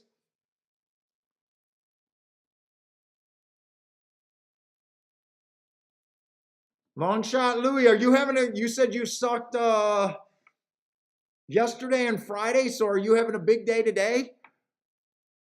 Oh, this is your day, but yes, dude, that's what it, dude. You guys seen what I did? Thursday and Friday were huge days. Today was a little more than I would like to admit that I lost today. I lost. I know that's going to irritate me that I lost more than I should have on a day that I didn't like that much. I overplayed that race with the 5 earlier, and I overplayed another race.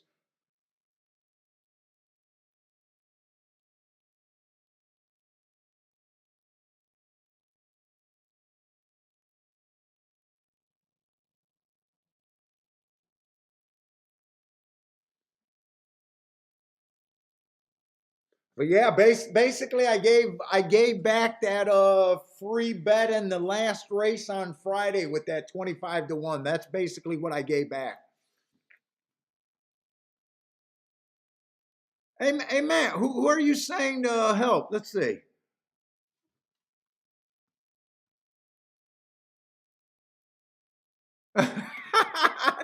John, that sounds funny when I read it on a bad day. Dude, you guys don't got to worry about me. We've been through this before. In fact, this isn't even a meltdown show. You guys seen me on meltdown shows. You guys.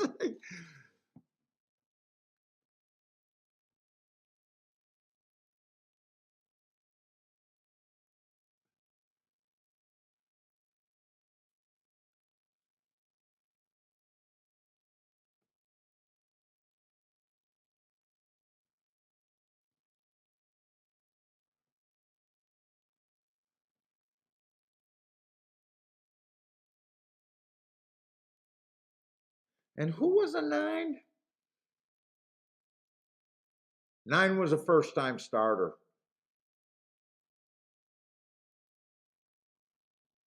All right, guys, that is it for me, and I will be pouring over what I did today and these results. But yeah, okay. Had some big days in a row, and then today was more than I wish I lost today. A bit worse than a average losing day. I would have been happy if I would have kept it even at an average losing day, but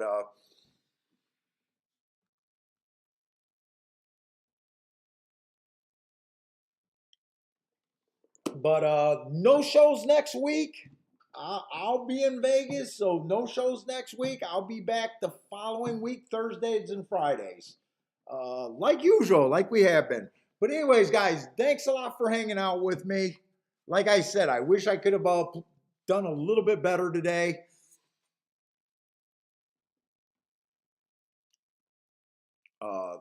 Good luck if you guys are playing tonight. Good luck over next week. Hope to, dude. If you guys have big weeks, feel free to blow up my emails like you guys always do. But anyways, guys, let's see. Not next week, following week. Stay safe out there. Let's see. C Money says if anyone going to Belmont, he'll see us. See you there.